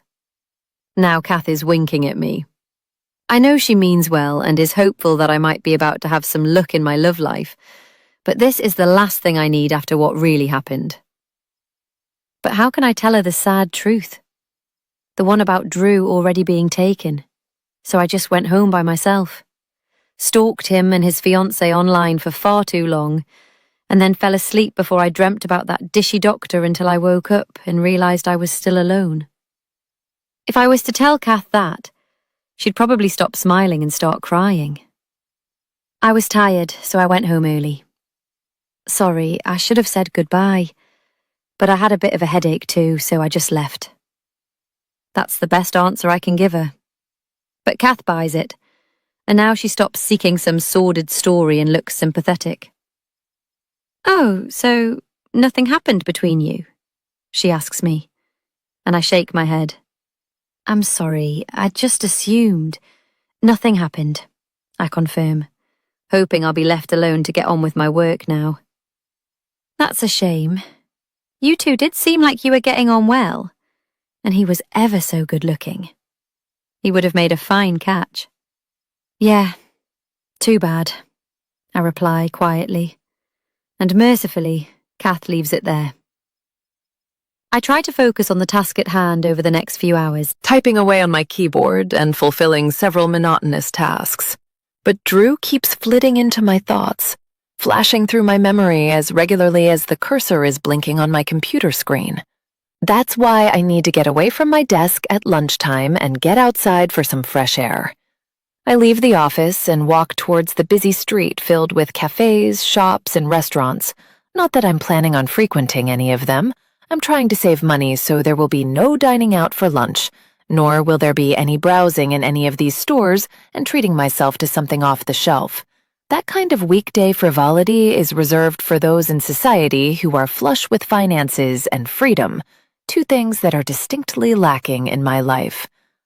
I'm wandering along a busy street, a lonely soul amongst a sea of shoppers, when I see her, the woman I bumped into, the one who invited me for a coffee and told me that I should find myself a doctor. She's just come out of an expensive-looking clothes store, armed with several bags that look full to the brim with fresh purchases, and she is walking with the same relaxed and confident gait she walked with when I last saw her. She hasn't seen me, and she might not even recognize me if she did, but now that I have noticed her, I find myself following her. After a few moments, I realize that is not enough, and as I catch up with her, I tap her on the shoulder to get her attention. "Are you okay?" she asks, and I was right. She doesn't recognize me, but she might if I jog her memory. "Hi, it's me, remember? We bumped into each other a while ago, and you told me to find myself a doctor?" The woman thinks for a second before she smiles. "Ah, yes, of course. How are you doing?" "Not great," I reply honestly. "I followed your advice, and now I feel even worse." Maybe that's a little harsh, but I'm only being honest. "Excuse me?" "I did what you said. I went looking for a doctor, and I found one. I thought he was great. He took me out for drinks, and then we went back to a hotel. It was only afterwards that I discovered he was married, which meant I just felt totally used by him." "Oh, I'm sorry to hear that," she replies. "You don't deserve to be used." "Then I found myself another doctor, and he was much better," I go on. "Until I found out he has a fiancée. Now I can't stop thinking about him, but I can never have him, so it's all a waste of time." I imagine I must sound pretty pathetic to this woman, to have stopped her on the street and poured out my emotions to her. But I guess I blame her for everything that has happened between myself, Phil, and Drew. If I'm honest, I feel even worse about the second doctor than the first one, because at least the first one was a lying, cheating pig, so it's easy to move on from him. I continue. But the second doctor, the one I met last night at the party, I can't forget about him because he was everything you promised. A kind, caring doctor who could have looked after me and given me everything I ever wanted. If only he wasn't getting married. If I didn't sound pathetic before, I must certainly sound it now, and I wait to get confirmation on that. In fact, I'm fully expecting a very public dressing down by this woman, who is confident and no doubt not at all shy in making her thoughts clear. But that's not what happens. She doesn't look annoyed at me, or ruffled, or unsure. She still seems in control. "You talk like him getting married is a major problem for you," she says, and I frown. "Well, of course it is. If he's not single, I can't try and be with him, can I?" "Why not?" I pause because this conversation isn't going the way I would expect it to. If I was speaking with Kath, or another friend, or my parents, then they would say it's a shame that the man I like is taken, but it's not meant to be, and the right man for me is still out there. But here's this woman apparently telling me something else. "I don't know what you mean," I reply. "Look, I'll let you in on a little secret," she says. "My husband, the rich, caring doctor, was taken when I first met him. In fact, he was even more taken than your one is, because he was actually married." I stare at her as if I'm still not getting it, so she carries on. "My point is, I didn't let that stop me," she says. "I didn't just give up on him because there was another woman involved. Why should I? If I felt like I was a better match for him, then it was up to me to prove it." I suddenly realize what she means.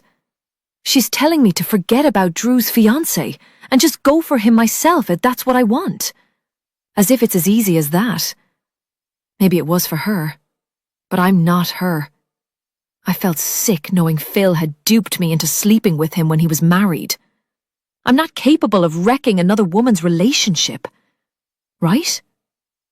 "Look, you're clearly a very beautiful and intelligent woman," she goes on, flattering me, though I have a feeling it's going to come with a downside, and sure enough, it does.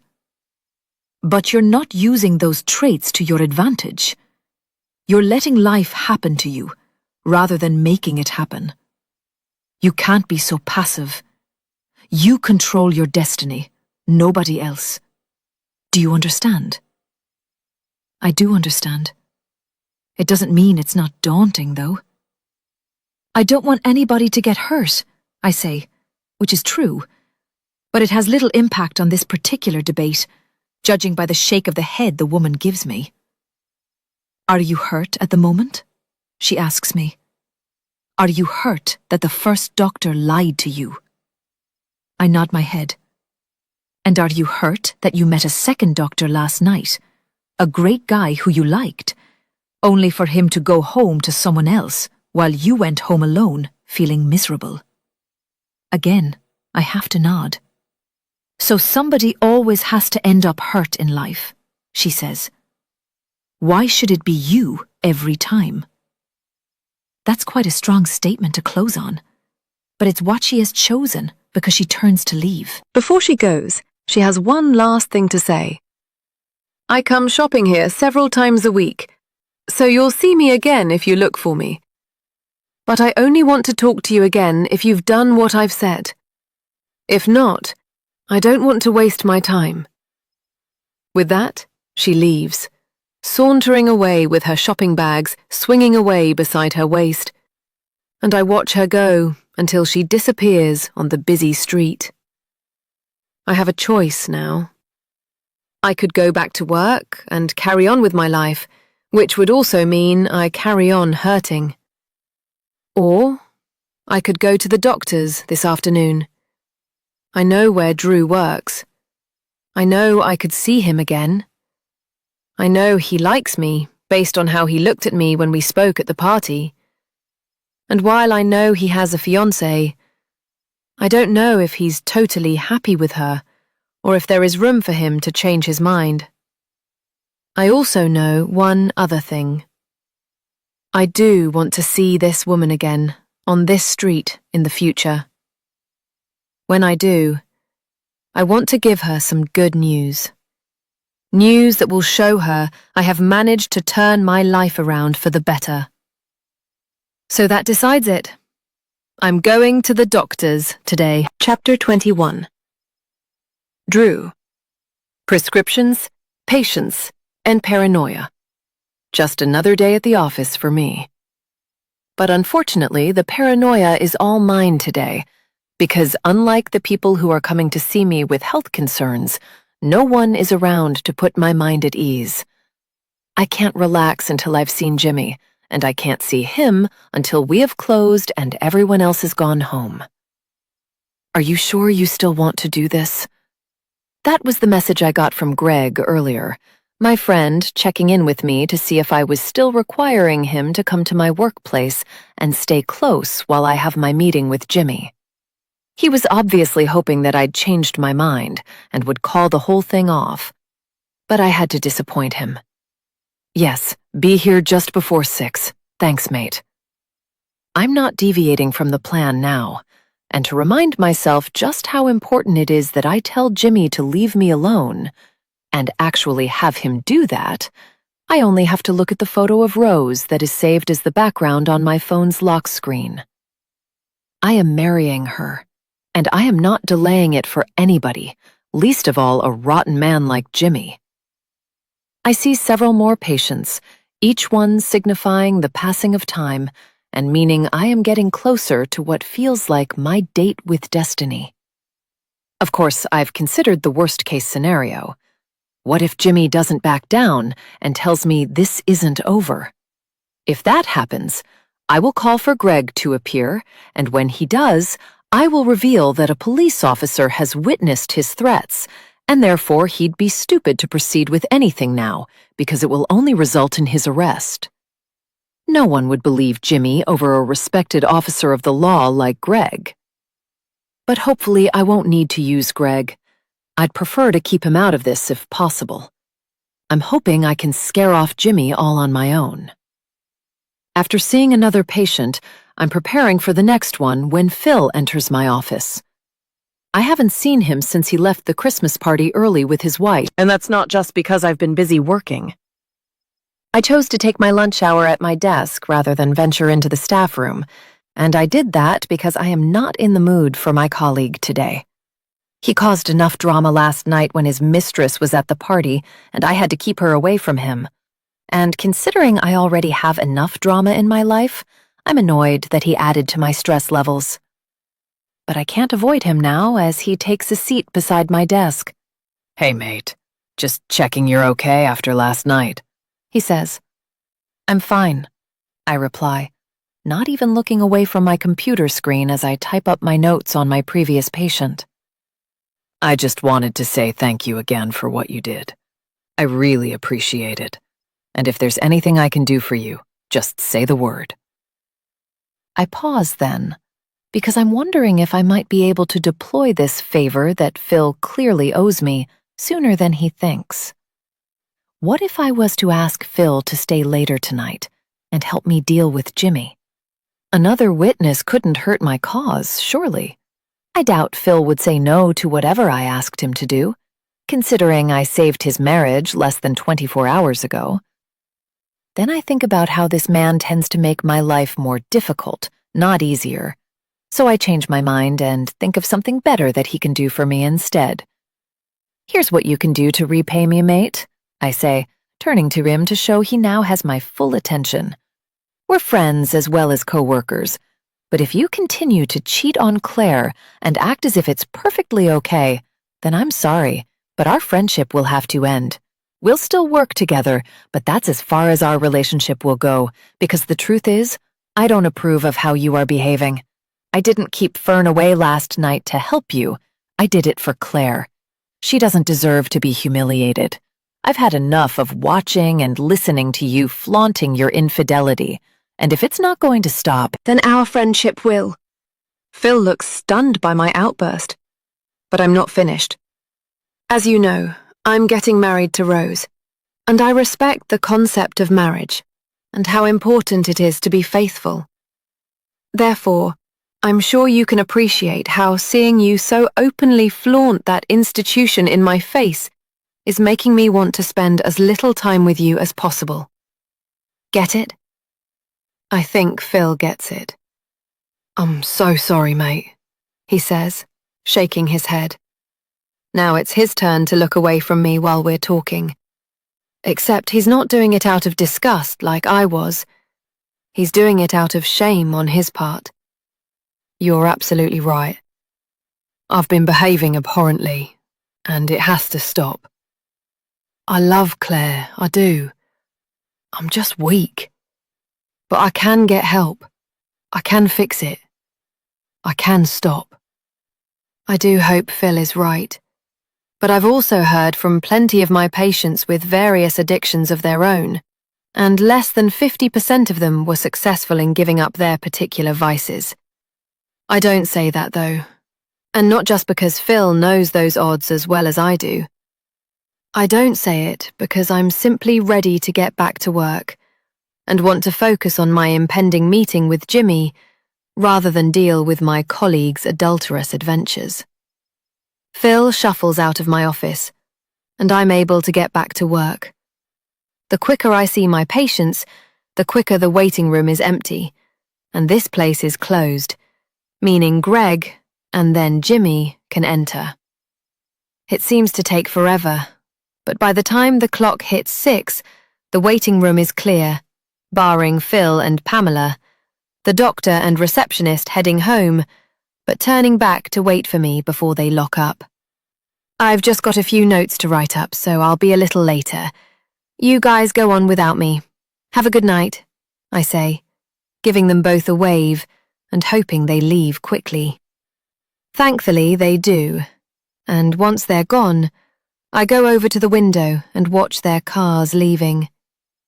Once they're out of the way, I call Greg. You can come in now, I tell him. And a moment later, I see my friend emerge from behind the row of hedges at the bottom of the car park, and he walks towards the door. I let him in while looking over his shoulder for any sign of Jimmy. But he's not here yet, which is good. Thanks for doing this, mate, I say as I close the door. I doubt I'll need you to do anything, but it's good to have you around, just in case. I'm still not sure this is the best way of dealing with your problem. Greg tries one more time. If you have a patient who is harassing you, I don't think meeting them after hours is a good idea. It'll be fine, honestly, I reply, before leading Greg through the waiting room and, more specifically, towards the hiding place I have planned for him. If you can wait in here and only come out if I call for you, I tell him, as I show him into Phil's vacant room. Greg does as I ask, looking around before taking a seat on the edge of the bed Phil would use to examine patients. He should be here any minute, I say, before I leave and close the door 90%. Enough so that Jimmy won't see Greg in there when he arrives, but not enough that Greg won't hear me call out to him if I need his help. I go back into my office for a moment and take a deep breath. I check the time. He's a few minutes late. No problem. He'll be here. Unless he's chickened out, which wouldn't be a bad thing. But I doubt it will be that easy. I pace around the waiting room before checking the time again. Jimmy is now 10 minutes late. Still no sign. I go to the window. All quiet out there. So I check my phone to see if he's messaged. He hasn't. Where is he? 15 minutes late. 20. At 25 minutes, I hear Greg calling out. What's going on? He asks me. I'm not sure, I reply. But at half an hour late, I have a better idea of what we're dealing with now. Jimmy isn't coming. I can't be sure why, but he's certainly not going to be here like he said he would be. That denies me the opportunity to threaten him like he threatened me. And maybe that's why he is a no-show. Or it could be because he knew I wasn't going to hand over any money, so he felt it a waste of time to even travel here. Maybe he thought I was setting a trap for him. Either way, I guess the Jimmy problem is behind me now. Sorry, I tell Greg once I've relieved him of his duties and let him out of Phil's room so he can get on with the rest of his evening. Do you want to get a beer? He asks me as I lock the surgery doors, but I shake my head. Thanks, but I better get home to Rose. We've got a lot of wedding planning to do, I say, And Greg laughs, as long as some of that involves planning for the stag do. He replies with a cheeky grin, and I assure him it will. We shake hands, and then he leaves, and I get into my car and start the drive home. All the way there, I think about Jimmy, but by the time I reach my front door, I have decided that I have wasted enough time on him, and I need to return my focus to what really matters. I enter my house and loosen my tie before walking into the lounge to see if Rose is curled up on the sofa again, watching her favorite show. She's not in here, so my next port of call is the kitchen. I can't hear any noise in there either, and when I enter, I don't see her. I see something strange, though. There's red liquid on the floor, a pool of it spilling out from behind the island in the center of this kitchen. Spilt ketchup, perhaps? I step closer and suddenly start to worry it could be blood. It's only when I see the lifeless face of my fiancé that I realize it is hers. That's when I know where Jimmy was tonight when he should have been meeting me. He was here, making me pay. Chapter 22. Fern. There is red everywhere. It's all over my hands, all over my clothes. Now it's dripping onto my floor. Dad! I cry as I reach out for the open bottle of wine that he accidentally knocked over and sent tumbling to the table, spilling its contents over me. I'm so sorry, my father states, looking genuinely shocked and remorseful as he leaps out of his seat and tries to stop the situation from getting worse. He does that by picking up the bottle, although only after it is totally emptied out, as, unfortunately, he is too late to stop this being a very big mess. I'll get some cloths and tissues, my mum says, as she springs into action too, and as she hurries into the kitchen, I stand and look down at the damage. My dress is probably ruined. The patch of carpet by my feet most likely is too. I know Dad didn't spill the wine intentionally, and it's not really his fault. But still, this is hardly what I would have wished for. We were having a fairly pleasant meal before that. The reason I wouldn't be more effusive with my review and call it a fantastic meal is that, as much as I enjoy my parents' company, they have a few bad habits. I'm not talking about old habits that they have had their whole lives and ones that have gotten on my nerves since I was a kid. I'm talking about newer habits. Habits that have crept in over recent years, the worst of which is their need to ask me how my love life is going. There's never really a good time for me to be asked that question, least of all this week. It's going as well as your diet, Father, I had said jokingly before taking another bite of the meal I had prepared for us all. And while my parents laughed, they also seemed a little sad, as if I was deflecting the question with humor. Of course I was. It was a defense mechanism designed to keep me safe and stop my parents feeling sorry for me by not finding out how unlucky in love I really was. But like any mother does, mine kept prying. If you're ready to date again, I know an eligible bachelor, Mum said then, which made me cringe because just using the term eligible bachelor told me we were used to operating in very different decades of dating. One of my friends from the gym has a son around your age, and he's recently single too.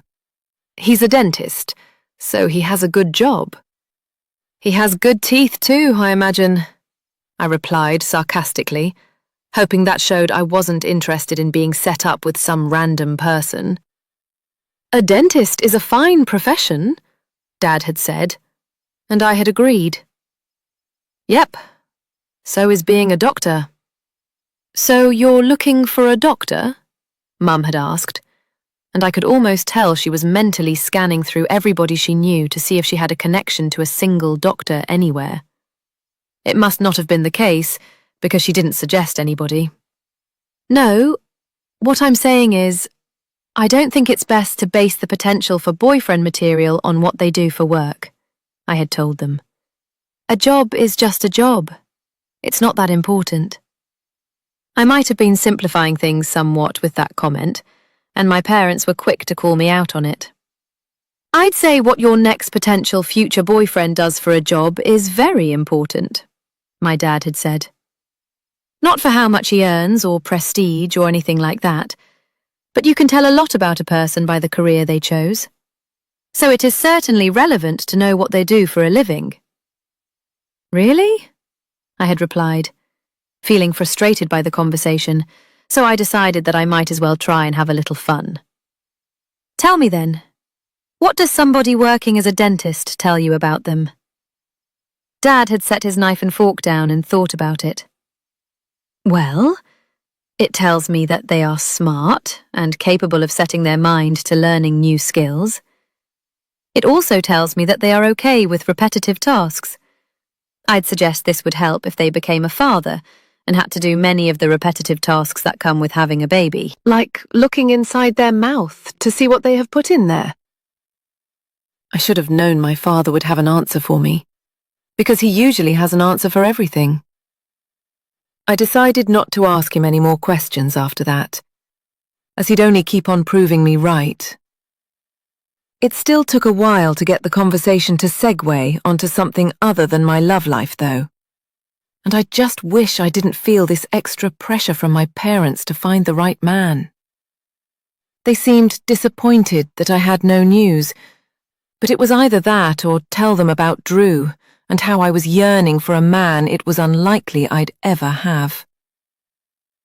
Once the meal was finished and the dirty plates had been washed and put away, my parents left, no doubt spending the car ride home discussing when there might be a charming man sat beside me at my dinner table. I thought about how I had planned to go and try and see Drew earlier that day at his workplace. I was all set on taking a seat in that waiting room and then hoping to get called in by him when I was the next patient. Quite what I would have done when that happened is still a mystery to me, as in the end, I didn't go. I changed my mind about trying to see Drew again. I knew doing that would be a waste of time. As I turn off the downstairs lights and head up to bed, I am sure my mother will send me a text soon to let me know that her and my father have got home safely. But I'm not thinking about my parents as I get undressed and slip beneath my duvet. I'm thinking about Drew instead. I imagine he's at home now, with her, living happily ever after. Chapter 23. Drew. Shell-shocked. That's the only word I have to describe how I feel as I stare at the temporary wall while several people are moving around Rose's body. There are police officers here, as well as a forensic team, while the paramedics I called are already packing up, little for them to do once they realized they were far too late to save the patient. She's dead. I knew it when I first saw her, but it has been confirmed to me now by a very somber officer. My fiancé. The woman I was due to marry. My Rose. She's gone and I'm left alone. Or at least as alone as one can be while surrounded by so much activity. What happens now? I ask the officer who has been sitting beside me for the last 10 minutes. We'll need to get a statement from you when you feel up to it, comes the reply, and I wish I hadn't asked.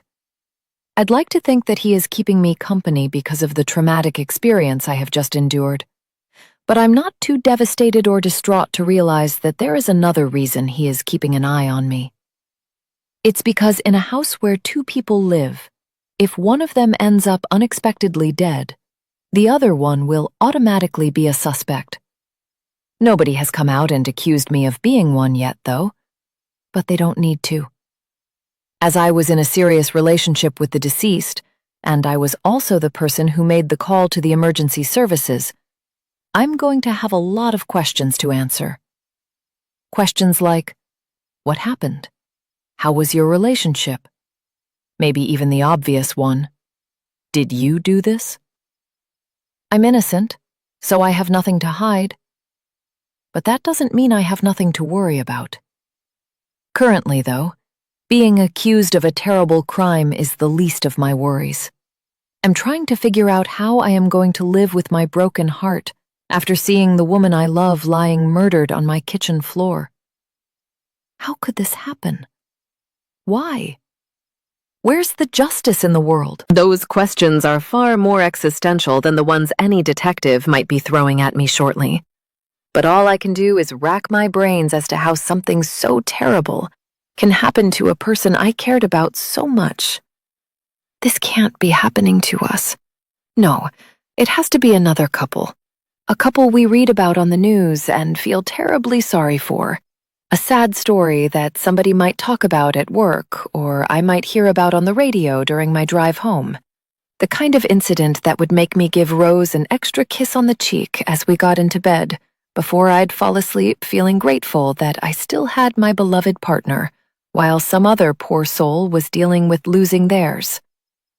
But this is not somebody else's nightmare. This is mine. I know what I should say as soon as the questions start. Or maybe I should have said it already. I should say that I know who has done this. I know who has taken my fiancé's life. It's Jimmy. It's why he didn't show up at my workplace like he was supposed to. It's because he came here instead. He knew I was waiting for him at my office, so he knew Rose would be home alone. That evil, devious man has taken the most important thing in my life from me. And he has done it because I refused to be blackmailed by him. He couldn't have my money, so he took something else from me. How I wished I had just given him everything he asked for. But how could I have known he would do something like this? I thought the worst he might be capable of would be attacking me, not attacking somebody else, and certainly not my vulnerable partner, who would have had no idea who Jimmy was when she unwittingly answered the door to him. I wonder how it all happened while I was sitting in my office with Greg nearby, the two of us waiting for a man who was at my house instead of where he should have been. Did he pretend to be a friend of mine when Rose answered the door to him? Or did he just force his way in and overpower her immediately? Was there a struggle? A panic? Did Rose see the danger she was in and try to flee, only for Jimmy to catch up with her in our kitchen, where he delivered the fatal blows?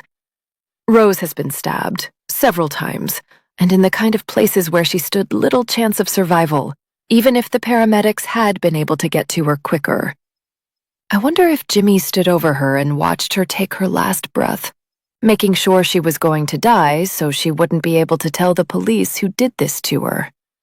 Was his face the last thing my darling partner ever saw? Or did she see my face in the form of a vision or a flashback, a happier image for her to cling on to as she left this life and passed on to whatever's next? I'll never know, because I'll never get to talk to Rose again. I'll never see her again. She'll just be a memory, a bad news story. And what about me? What will I be? I know what I cannot be. I cannot be the man who gets blamed for this. I need to speak to a detective, I tell the police officer beside me. I need to tell him what happened here. The officer looks instantly concerned, but springs into action. As he goes to fetch a detective, I worry that I perhaps didn't say the right thing then. Did that just make me sound like I'm ready to confess? I hope not. Just like I hope the tears I have already shed, as well as the panicked phone call I made when I first discovered Rose, show that I did not cause this. But that's for the detective to determine. My fate is in their hands now. Either they'll believe what I have to say, or I'll spend a very long time trying to convince them otherwise. When I see the detective, I see a man who is no stranger to dead bodies. Unlike me, who still feels nauseous after what I experienced when I saw all that blood in my kitchen, he looks okay. Not happy by any stretch of the imagination, but neither is he disgusted, just grimly going about his business, aware that he's likely to see plenty more terrible things in his time before he ends his career and receives his pension. "I'm Detective Cooper," he says as he takes a seat beside me. "I'd prefer we have our first discussion at the station, but I believe you have something you want to tell me." He used the word discussion rather than interview. But I know this is the latter. I also know that the fact he is willing to hear what I have to say so quickly is down to him being curious, as if I am about to confess to this crime and save him a lot of work. Does he think that I'm about to confide in him that I had a moment of anger towards my fiancée and snapped, brutally killing her, and only now I have calmed down have I realized what a mistake it was and that I have to pay the price? If so, he's being remarkably calm sitting so close to me, although it's easier to feel safe when there are so many officers around us. But there's no confession coming here. I know who did this, I tell Detective Cooper, and he raises his eyebrows. You do? Yeah. There's a man who has been trying to get me to give him money. When I refused, he said it wasn't over. Who is this man? Cooper asks, taking out his notebook. His name is Jimmy Craig. How do you know him? We were students together a long time ago. And why was he asking you for money? That's the question I don't want to answer. So for what I hope won't become a common occurrence over the next few days, I lie to the detective. I don't know, because I'm a doctor. I earn good money and he doesn't have any. So he just came to you and asked for you to help him? Not help him. He threatened me, said I had to give him my savings or else. Did he ever threaten you physically, or mention your partner being in danger? No, he never mentioned Rose, I reply firmly. If he had, I would have been more worried. I'd have paid him. Or reported him to the police, Detective Cooper interjects. Why didn't you do that, by the way? Another question I don't like. I thought I could handle it on my own, I reply rather meekly, as the consequences of my actions are laid painfully bare. Do you have any evidence of these threats Jimmy was making to you? I'm asked then. Any witnesses we could talk to? No witnesses, I reply. We did exchange texts, but none of his threats were in them. But he did this, and you need to find him. How do we do that? Where does Jimmy live? I don't know, I say. And that one's not a lie. He killed Rose, so you have to find him. I wish I could see that the detective believes me. But that's not what I'm seeing at all. And I'm sure the reason for that is because I have been vague and haven't given him the full story. I haven't mentioned why Jimmy would be targeting me. I just gave him some loose theory about it being because I am a wealthy doctor. The detective must know that having a good profession doesn't mean you will automatically be targeted by dangerous people. There has to be more to it. And there is. I just don't want to reveal it all in case it leads to me losing my job, as right now, that's the only thing I have left. I can't lose my career as well as the woman I love. As Detective Cooper closes his notebook, I'm regretting withholding information. I know that even if I reveal it at a later date, it will look suspicious that I didn't just tell the truth immediately. It then occurs to me that even if the police find Jimmy and he admits to killing Rose, he could tell them why he was targeting me for money, so my secret would be exposed anyway. As he stands and tells me that we will speak again at the station, I realize I've messed up. As I watch him go back to the kitchen, I wish I could call out to him and tell him that I did not do this. That's what he's thinking. I'm a suspect, whether I like it or not. If the police can't find Jimmy, it might get even worse for me. Chapter 24. Fern. News headlines are designed to be attention-grabbing and sensationalist. If they've done their job really well, then they can even get somebody to let out a shocked yelp when they read them. A shocked yelp is what I hear emerge from Kath's mouth before she tries to get my attention. Fern, come here and look at this, she says to me as she ushers me towards her desk and, more specifically, towards her computer. On the screen is a news report, and as I get closer, I see what it is she has just read. Dr. Death? City GP questioned on suspicion of fiancé's murder. Look at the photo. That's the guy you were talking to at the Christmas party, isn't it? Kath is desperate to know. It's him, right? Tell me I'm not going mad. I look at the photo that accompanies the article, and sure enough, my colleague is right. That is Drew in the image, which means it is Drew who is apparently being questioned over the murder of his partner. I nod my head slowly as I try and read the article, but confirming that I interacted with this man is only further fuel for Kath's adrenaline surge. Oh my goodness. The police think he killed his fiancée. Thank heavens you didn't get any closer to him. That poor woman could have been you. It's impossible to read the article properly with Kath bouncing up and down next to me, and I'm getting irritated by her. Did you know he was engaged? She asks me, not noticing at all. I thought he was single. You said he was single, right? Do you think he was having an affair? Do you think his poor fiancée found out and that's why he killed her? Do you think he was a womanizer and— Shut up, I snap, having had enough of her frantic theories. Kath instantly appears offended by my outburst, but she does at least stop talking, giving me the chance to concentrate on what I'm reading. Dr. Drew Devlin is currently being questioned in connection with the murder of Rose Palmer, the doctor's fiancée, whose body was discovered at the home the couple shared.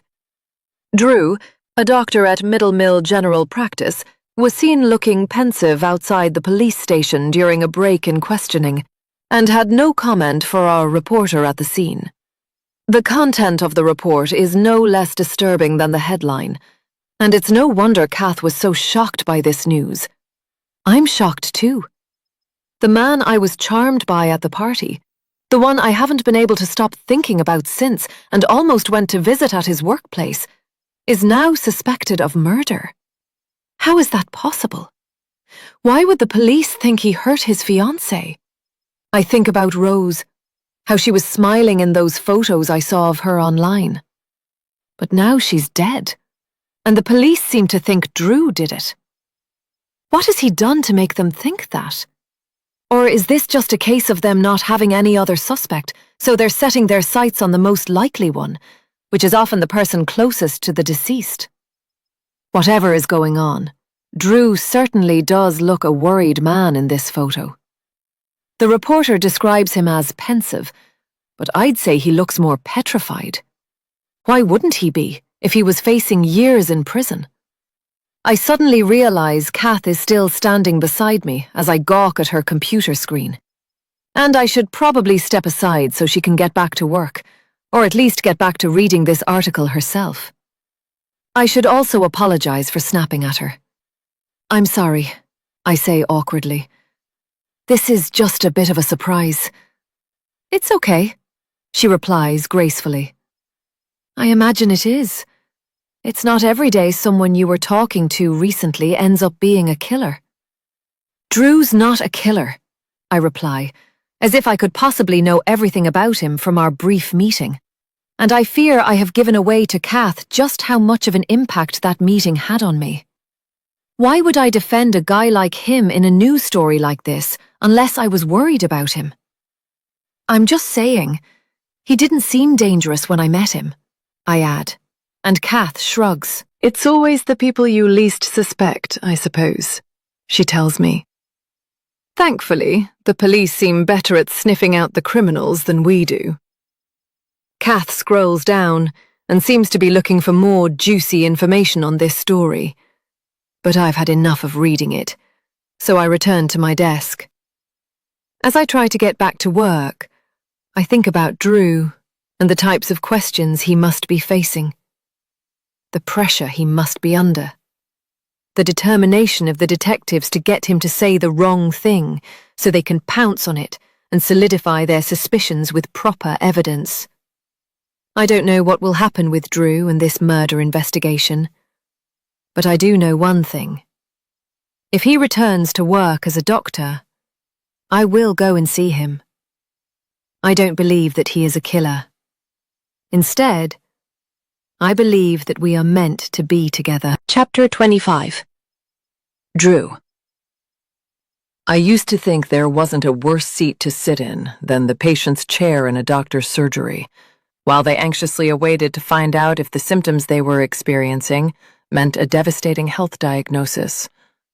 But now I'm not so sure. That's because the chair I'm sitting in currently feels like it could be just as bad. It's the chair in an interview room at a police station, and I am anxiously awaiting to hear if I will be allowed to leave here and go home as a free man, or be put into handcuffs and escorted to the nearest cell. I didn't hurt my wife, I say again to Detective Cooper adamantly. I've already told you who did. It's Jimmy. I was working late, and he was supposed to meet me at my office, but he didn't show. So far, we only have your word for that, the detective replies.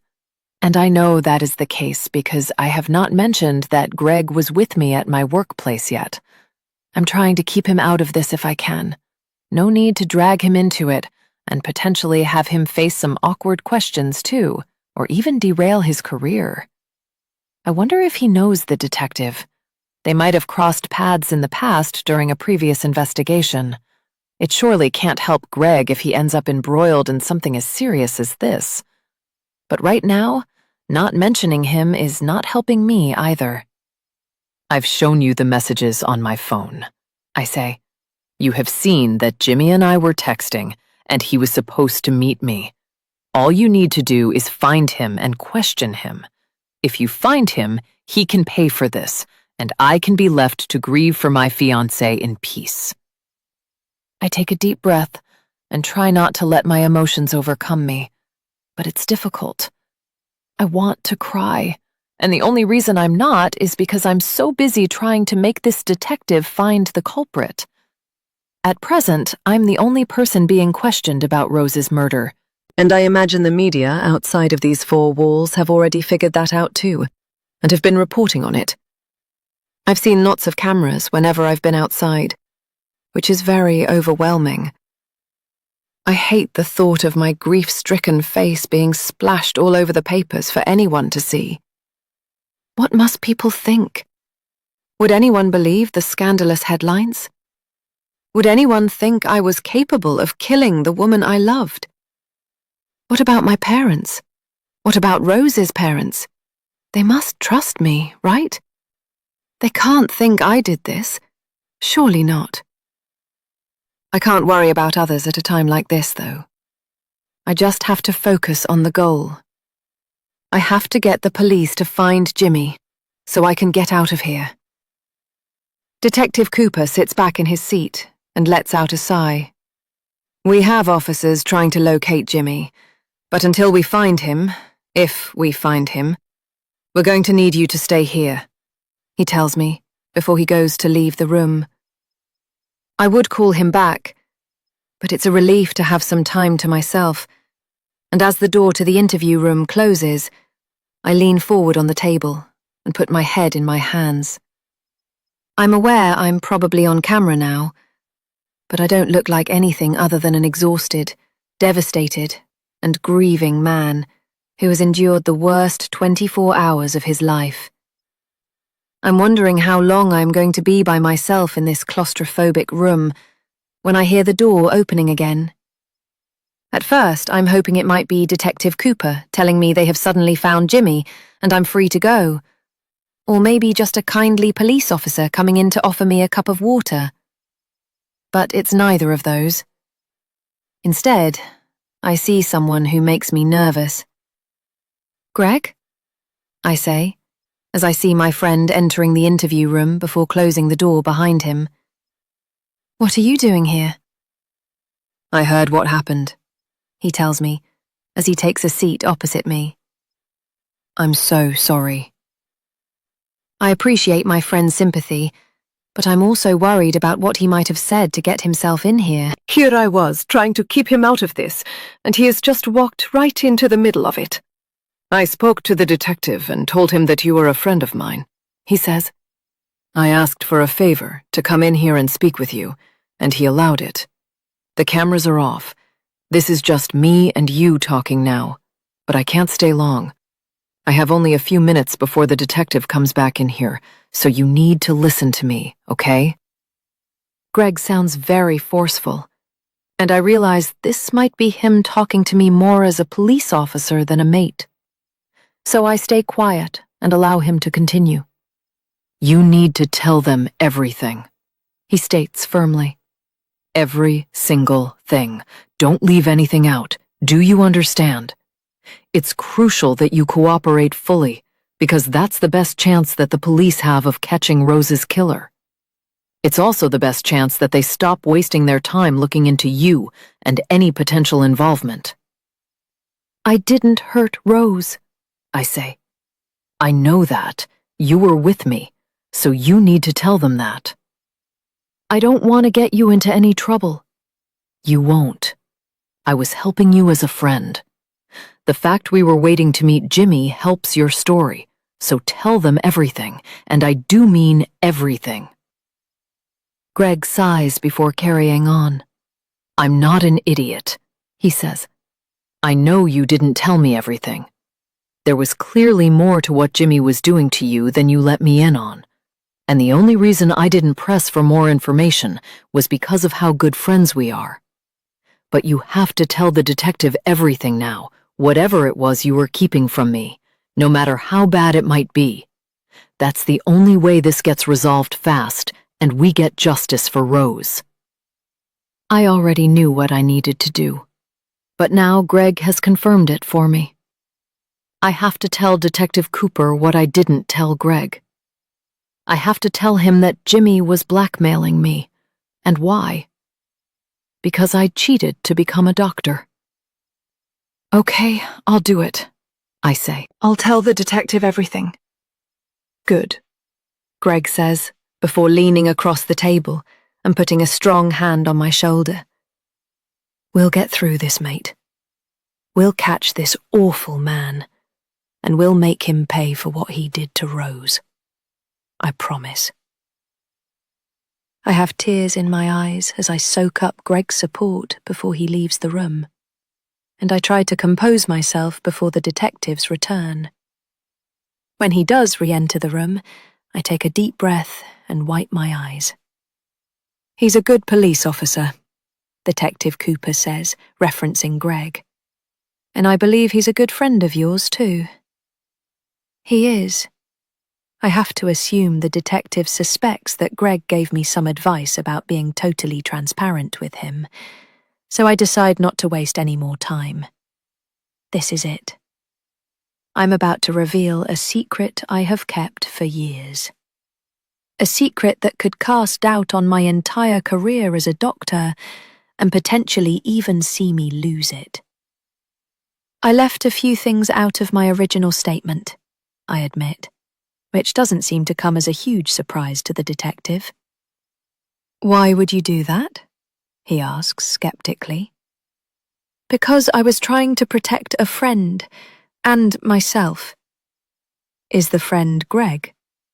I nod. He was with me last night at my office, I confess. He was there because I wanted his help if things got out of control with Jimmy. I also wanted a witness. I figured having a police officer nearby couldn't hurt. Why didn't you tell me this? I didn't want Greg to get into any trouble. He won't get in any trouble, assuming he hasn't done anything wrong. And he hasn't, I insist. Neither have I. We waited there in my office, but Jimmy never showed, like I said. That's when I went home and found Rose. I have to pause as the awful memory of discovering her body floods over me again. You said you were trying to protect yourself too, the detective reminds me. How have you done that? By not telling you why Jimmy was trying to get money from me. It wasn't just because I'm a wealthy doctor. It's because... I pause, but I know only I can fill the silence. It's because I cheated on one of my medical exams when I was training to be a doctor, I say, the heavy words leaving me, but I don't feel any less under pressure. Jimmy was the one who sold me the exam paper when we were students. He'd come back into my life recently to tell me that if I didn't give him money, he would report me to the medical board. I could lose my job. Detective Cooper nods his head, as if now he finally understands why Jimmy would have a real motive to target me, and eventually, my fiancé. You should have told me all of this much sooner, he says, stating the obvious. I know. I'm sorry, I reply meekly. I've been so stupid. That statement could apply to all sorts, not just my recent behavior. What happens now? I ask, wondering if the detective is going to be interested in passing on the information that I cheated. All I care about is catching the killer, he tells me. It's all you should care about, too. It is, I reply, meaning it. Why should I be so worried about still being a doctor when I've just lost Rose? Even though my feelings towards her were changing, we had been together for a long time. I did love her, even with her tendency to lose her temper sometimes. But that temper didn't make her deserve this fate. What have I done to deserve this? Maybe I'm destined to be alone. The doomed doctor. Is that all I am? Chapter 26. Fern. There aren't too many ways to pass the time in a doctor's waiting room. If you're lucky, there might be a few magazines lying around on a table that you could pick up and browse. Even if there are, they might not be of interest, unless you're into fitness, gardening, or celebrity gossip. If there are no magazines, you could people watch. There are always plenty of strangers in a waiting room, but you look weird if you get caught staring. That usually only leaves one option, which is to take out your phone and look at it. That's exactly what I'm doing now. Although I have found something more interesting to do than scroll social media or look at some of my old photos. I'm reading a news article about the death of a man. The death of Jimmy Craig. I hear the receptionist's voice as a patient gets called in to see one of the two doctors here, and I know that must mean I'm one step nearer to hearing my own name being called. Until then, I keep reading. Jimmy Craig, the prime suspect in the murder of Rose Palmer, was found dead at his home in Moss Side, Manchester, with the police reporting no suspicious circumstances. Alongside his body, police discovered a note in which he confessed to the killing of Miss Palmer, the final piece of a puzzle the Manchester Met had been working to solve recently. Mr. Craig was due to go on trial for Miss Palmer's murder, and an insider has revealed there was strong evidence against him. This included Jimmy's DNA being recovered from near Miss Palmer's property on a cigarette butt discovered on the street outside the home. This was in conjunction with evidence that he had been making threats to Rose's partner, Drew Devlin, a doctor from whom he had been trying to extort money. There was also evidence discovered on the accused's phone of the deceased's address, and Jimmy admitted to having been there before when confronted with the DNA evidence. While Jimmy maintained his innocence in the killing, the letter discovered at his address included details that a police spokesman has said could only have been known by the killer themselves. As I finish reading one of many articles that have been written online in recent weeks about Jimmy, Rose, Drew, and the whole nightmarish sequence of events, I think that it all seems to be over with now. More specifically, I think about how that benefits Drew, the poor man who would have been forced to control his emotions while waiting to learn what really happened to his late fiancée. At least it seems he has got some of the answers he would have wanted. There's surely not much worse for the loved ones of a murder victim than the crime going unsolved and remaining a mystery forever. The mystery has been solved, and Drew can begin the process of picking up the pieces of his life. That means returning to work as a doctor and resuming his career, a career that did come under the microscope a little during the initial investigation into Rose's death, if the reports were true. Allegedly, Jimmy had been blackmailing Drew because he had cheated on one of his medical exams. However, no evidence was presented to prove that historic cheating. Therefore, Drew's medical degree has not been suspended or investigated, and he is free to continue his career. As I had followed the twists and turns in this story from various news updates, I had wondered if the stress of everything that had happened to him would cause Drew to take a break from his job, or maybe even seek out a new one when it was all over. But that hasn't happened, and I'm glad about that, because it would have been a shame for him to lose his career. It would also have been a shame because it would have made it much harder for me to find him again. As it is, I know exactly where Drew is. He is on the other side of that closed door across this waiting room, and eventually I will walk through that door and see him again. Why am I here?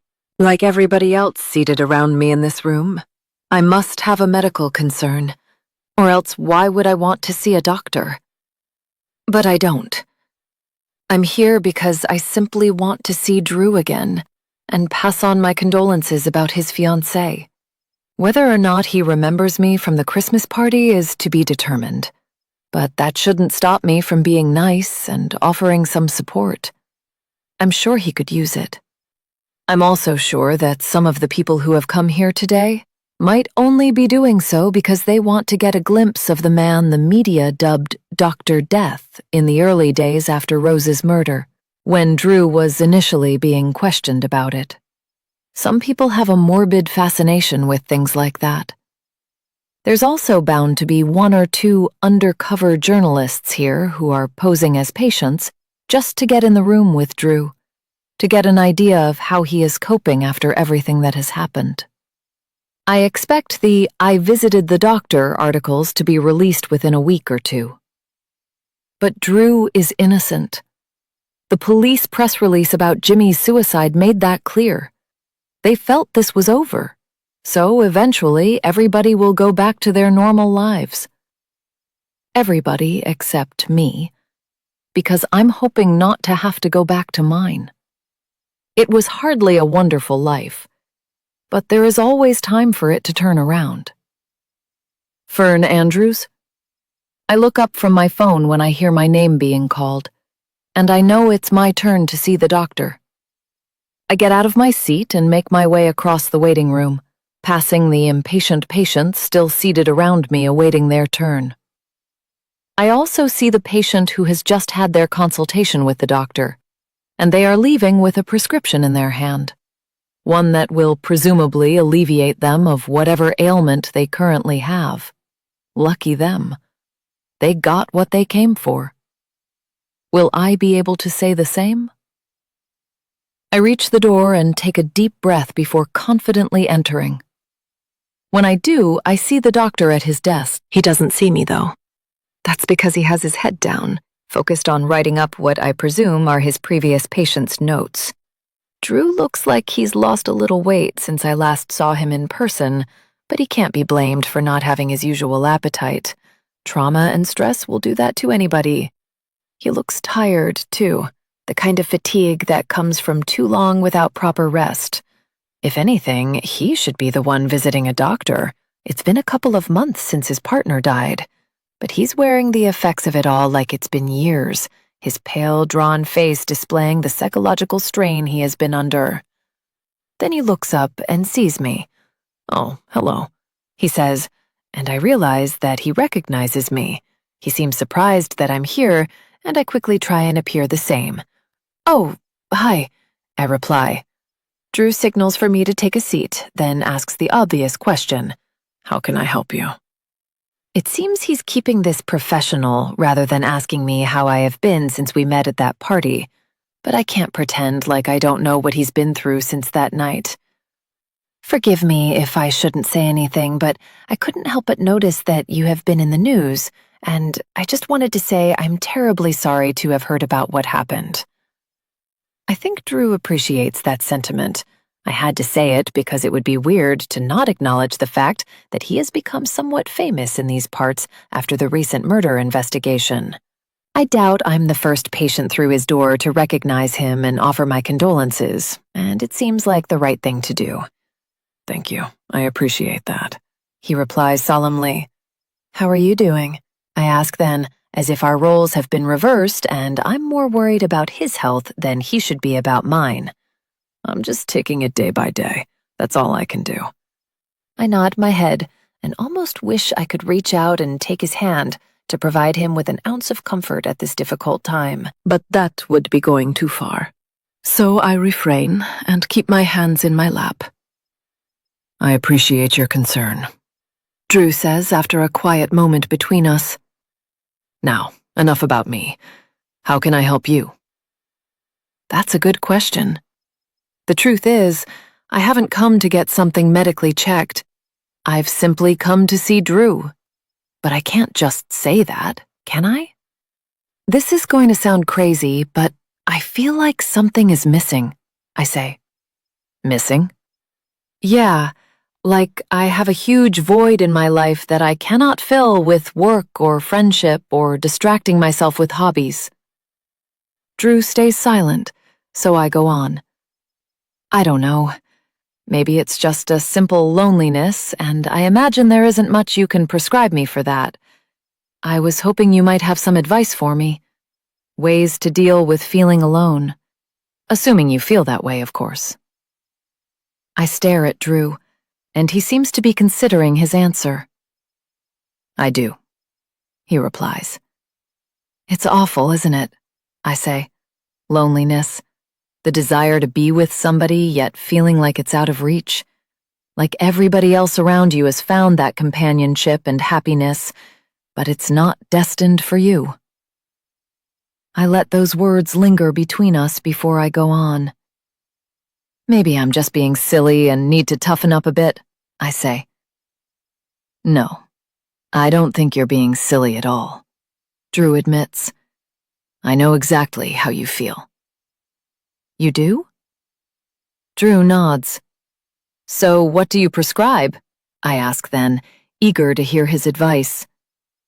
I think you're looking for somebody, Drew says, with surely no idea how close he is to the truth. I think you'll be happier when you find them. What if I already have? I ask, which immediately feels like I've gone too far, but the words slipped out of my mouth before I had a chance to stop them. Those words register with Drew, and I wish he would speak so I knew what he was thinking. But as I wait to hear it, there is something I know that can never be said between us, whatever happens next. I can never tell Drew what I did to him. What I did to get us to the point where there was no other woman in between us. He can never know that I am the one who killed Rose, nor can he know that I killed Jimmy too, ensuring the dead man took the blame for Rose's death, and I got away with it, leaving me free to pursue the doctor. Chapter 27. Fern. Present day, prison. The prison walls are tall and insurmountable, as they should be. They're designed to keep people in, people like me, killers. Still, that doesn't stop me wandering past these walls and imagining somehow scaling them and making it to the other side, where I would be able to roam as a free woman again. I do this same thing every time I'm in the prison yard getting my daily allowance of fresh air and exercise. I think about pole vaulting over the wall like an Olympic champion, or getting a few of the other prisoners here to form some kind of a human ladder so I can climb up them and reach the top. Sometimes, I imagine I am Spider-Man and can scale the wall using nothing but my sticky, web-throwing hands. But all those thoughts are futile. I'm not getting over this wall. I'm staying right here, where I belong.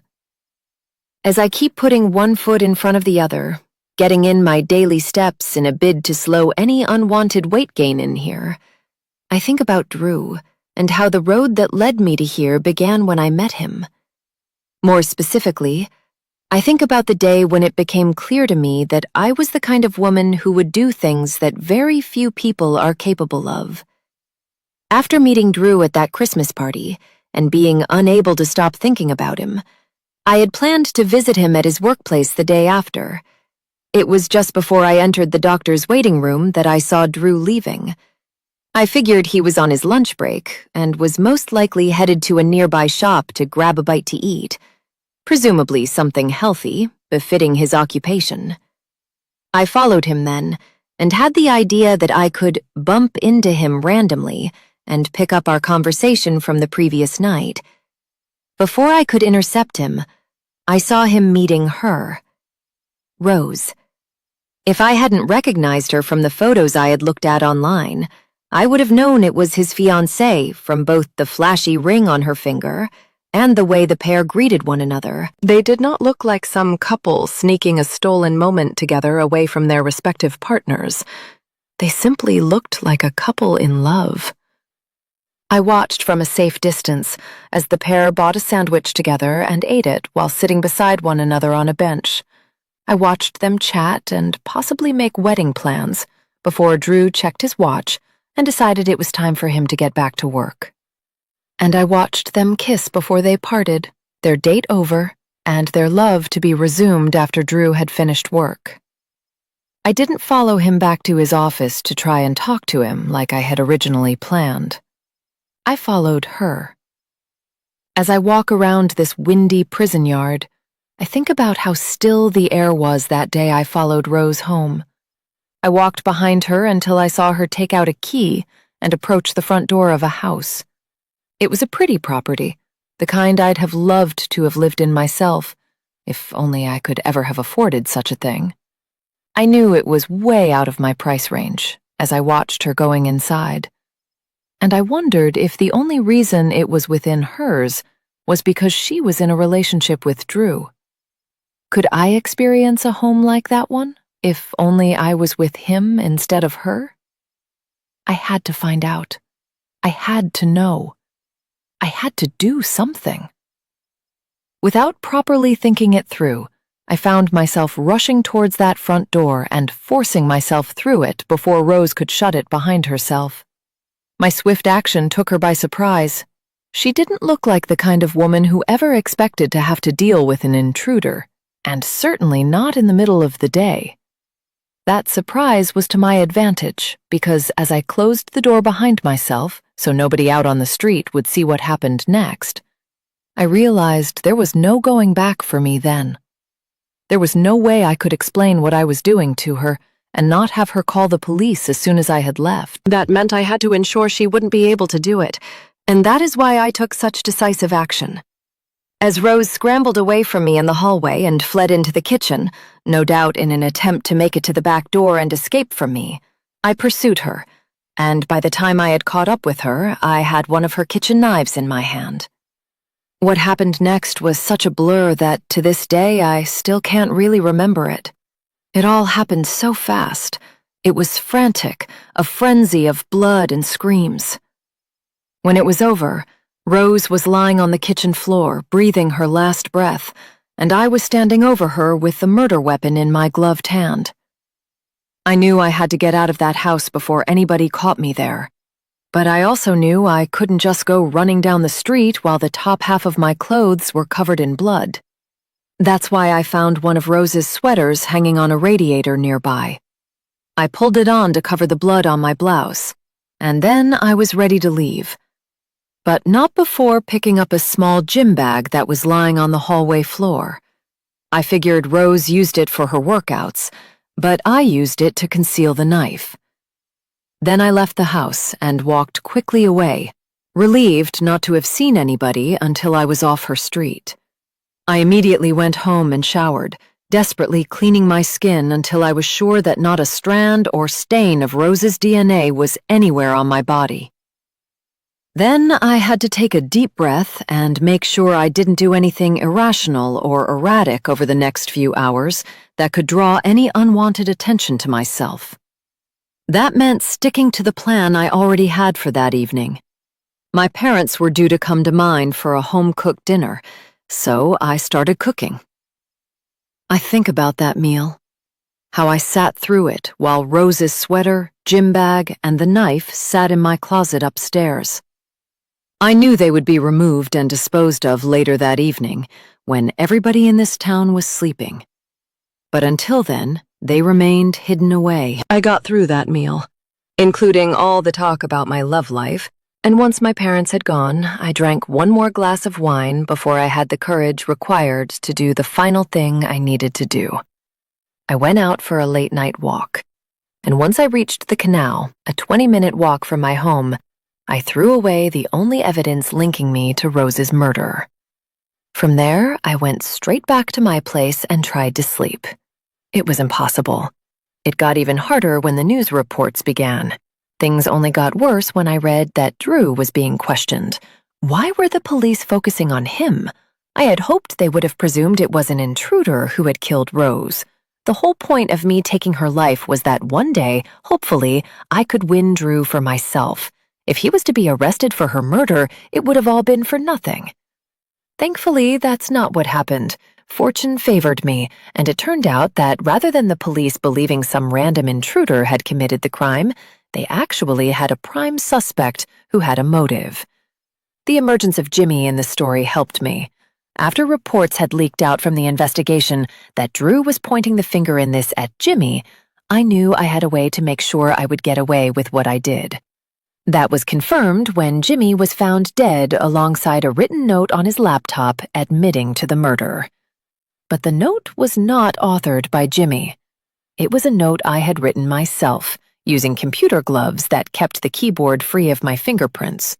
I wrote it after gaining entry to his flat by pretending to be a journalist who was willing to sleep with him in exchange for the inside scoop on the dangerous Dr. Drew. I was able to track him down due to the media interest in him after he had become a suspect. There were numerous photos online showing him outside his residence, a location that could easily be identified with all the various street imagery online these days. Once inside, when we were close and he presumed we were about to kiss, I revealed the knife I had brought with me and deeply slashed his wrists before he had a chance to stop me. He fought, thrashing and crashing about in his tiny flat, but quickly grew weaker and succumbed to the rapid blood loss, no doubt the shock of what had happened to him only impacting him further.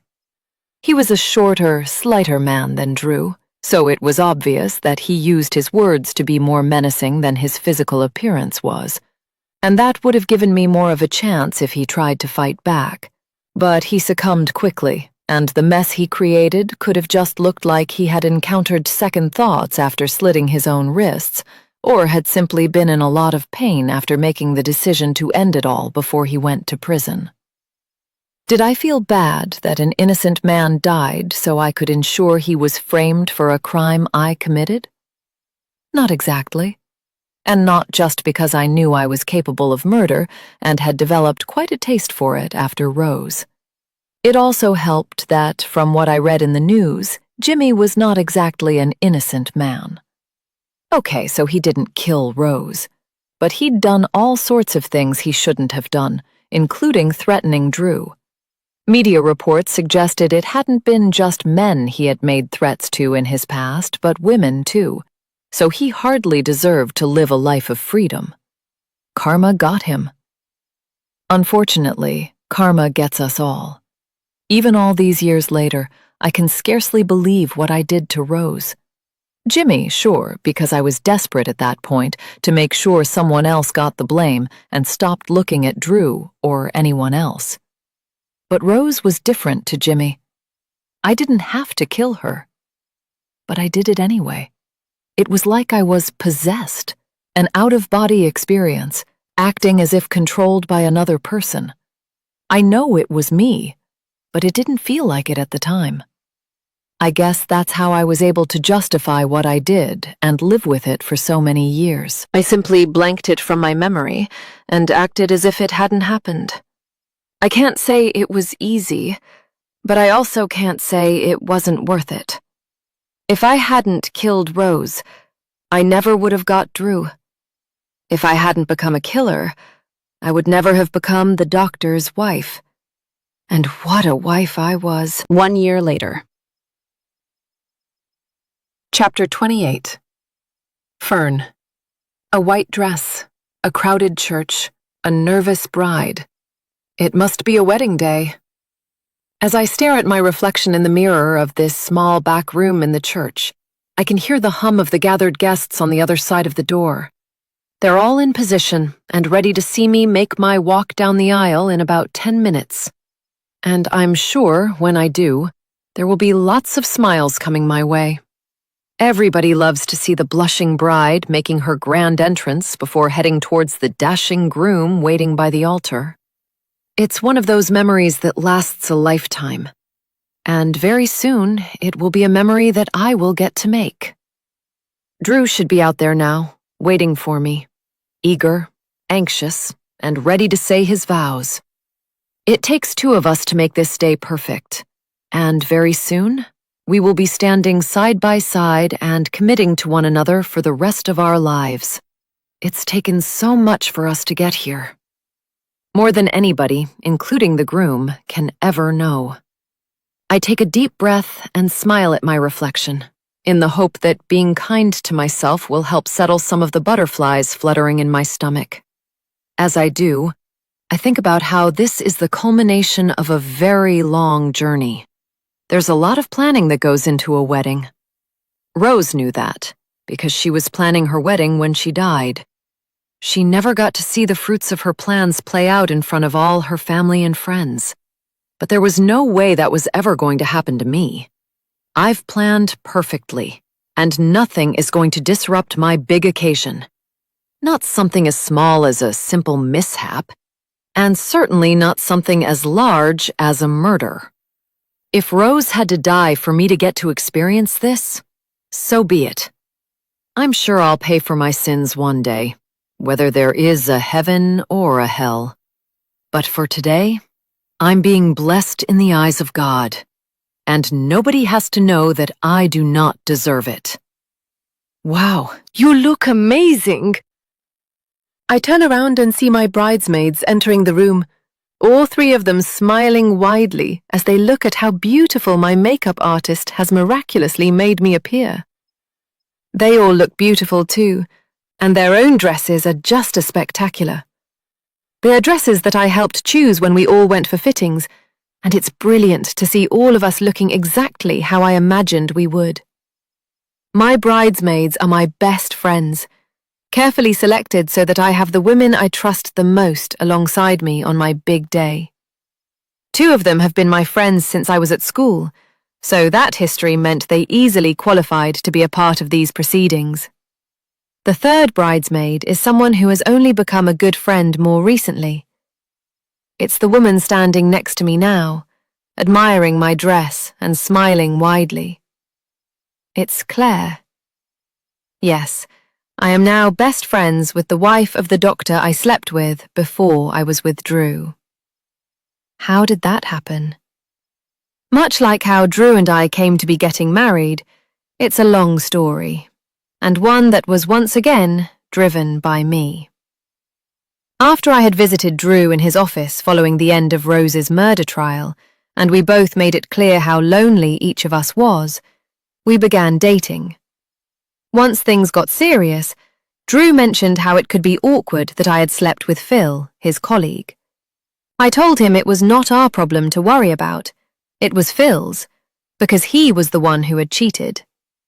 That's why I had no qualms in attending any social events where Phil and Claire might be there, and it's also why I made an effort to become friendly with Claire herself. As much as Phil would have hated to see it, I enjoyed getting closer to his wife, and she has become a good friend. We both share the fact that our partners are doctors, so we had that in common, and it has been helpful to talk to her about the pros and cons of such a relationship. Thankfully, it's mostly been pros. And Claire and I have enjoyed many extravagant social experiences since I got myself attached to a doctor like she already had. As for Phil, he's never had the nerve to tell me to stay away from Claire, well aware that I hold all the power and could ruin his marriage at any moment. He's just stayed quiet, like any lying cheat usually does. And that is why mine and his wife's friendship has blossomed as mine and Drew's love for one another did the same. Now here she is, helping get me ready for my wedding. "It's almost time to go," Claire says. "Are you ready?" "As ready as I'll ever be," I reply, and the only thing missing now is my father making an appearance to prepare to walk me down the aisle. As I hear a polite knock on the door, I assume that it's him, and as one of my bridesmaids goes to answer it, I walk over to the window and take a deep breath, aware that these are the last few minutes I will ever have before becoming married. But it's okay. I'm more than ready. Fern. I hear Claire's voice, but I don't turn around, choosing instead to enjoy the view out of the window for one moment before I turn around and march right into that crowded room full of people. I imagine she is only telling me that my father is here. I wonder what he will think when he sees me in my dress. I hope he's proud of me.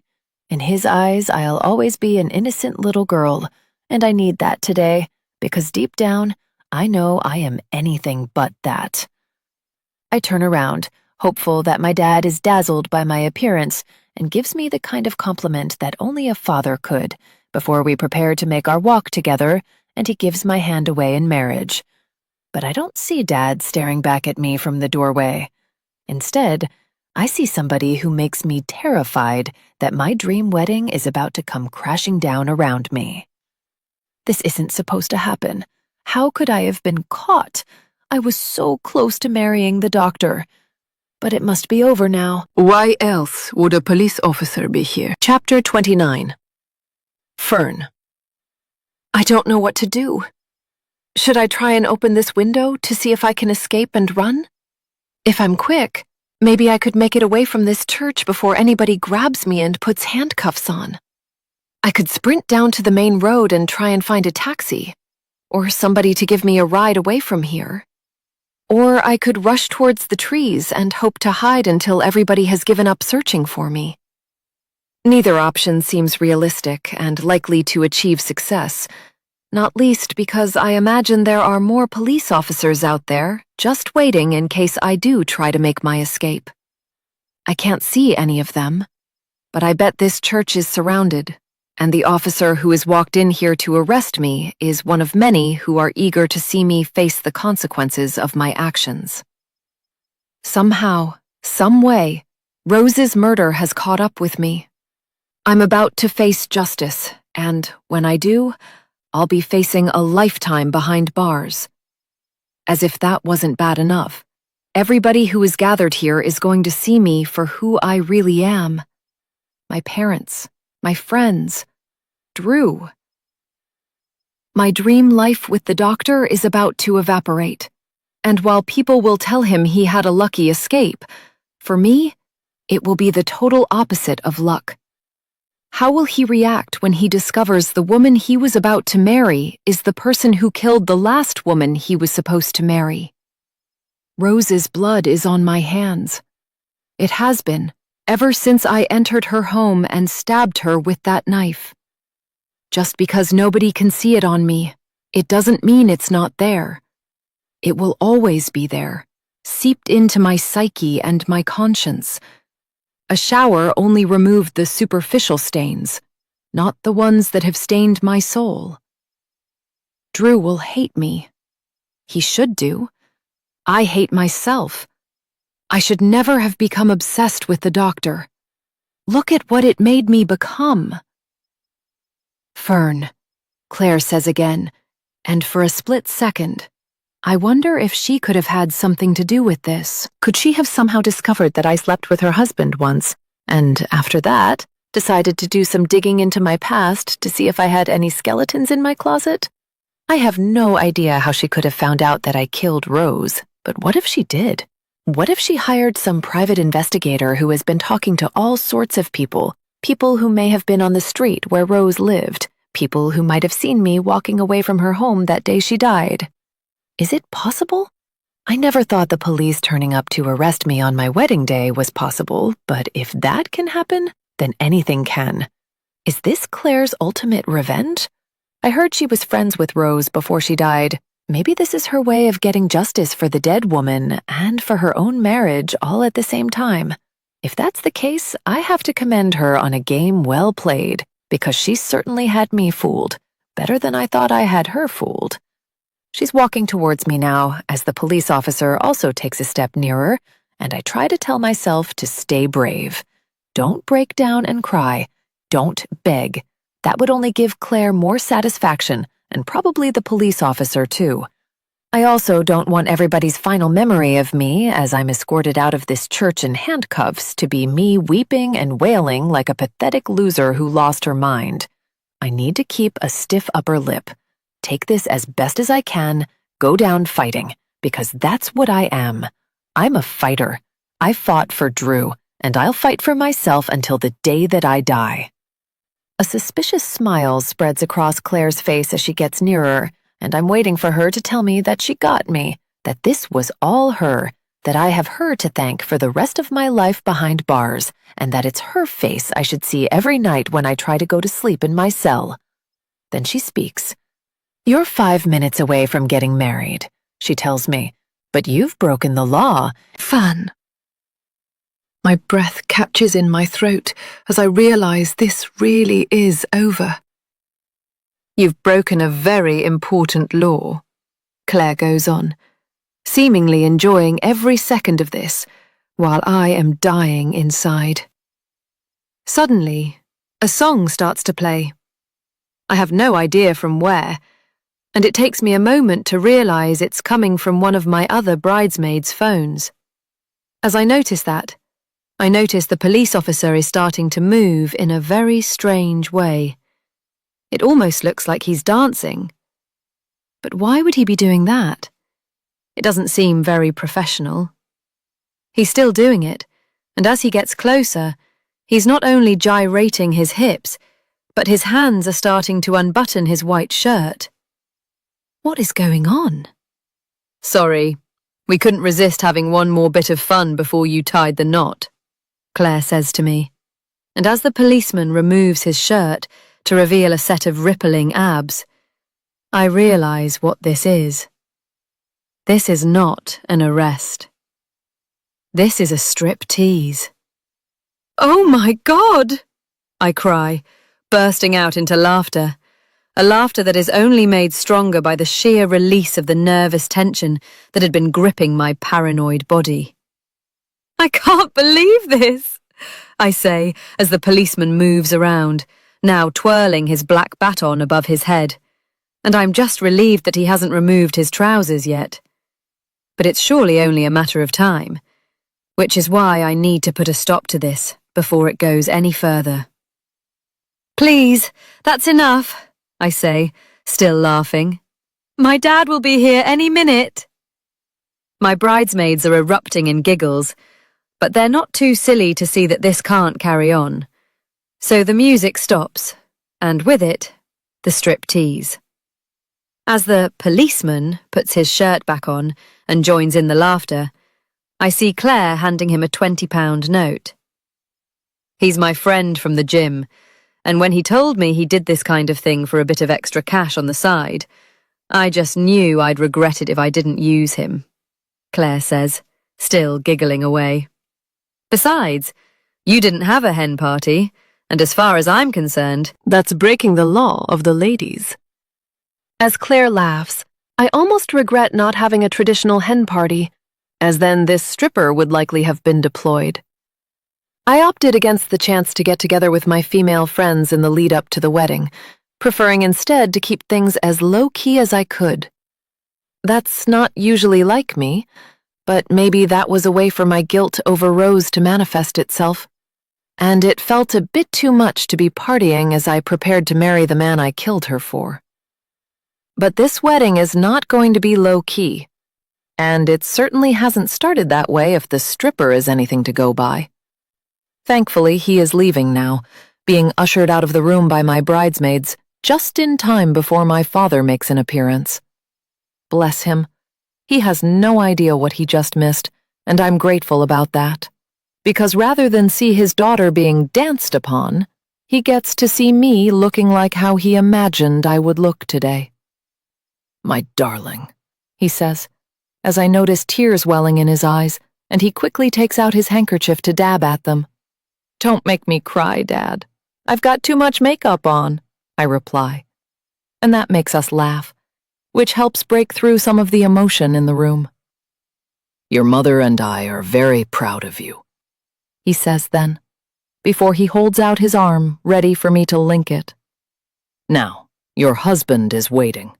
Shall we go and see him? I smile as I step forward and link my arm with my father's, and then we're on our way. As I hear music starting, I see my bridesmaids going on ahead of us, beginning the walk down the aisle that I will soon be taking.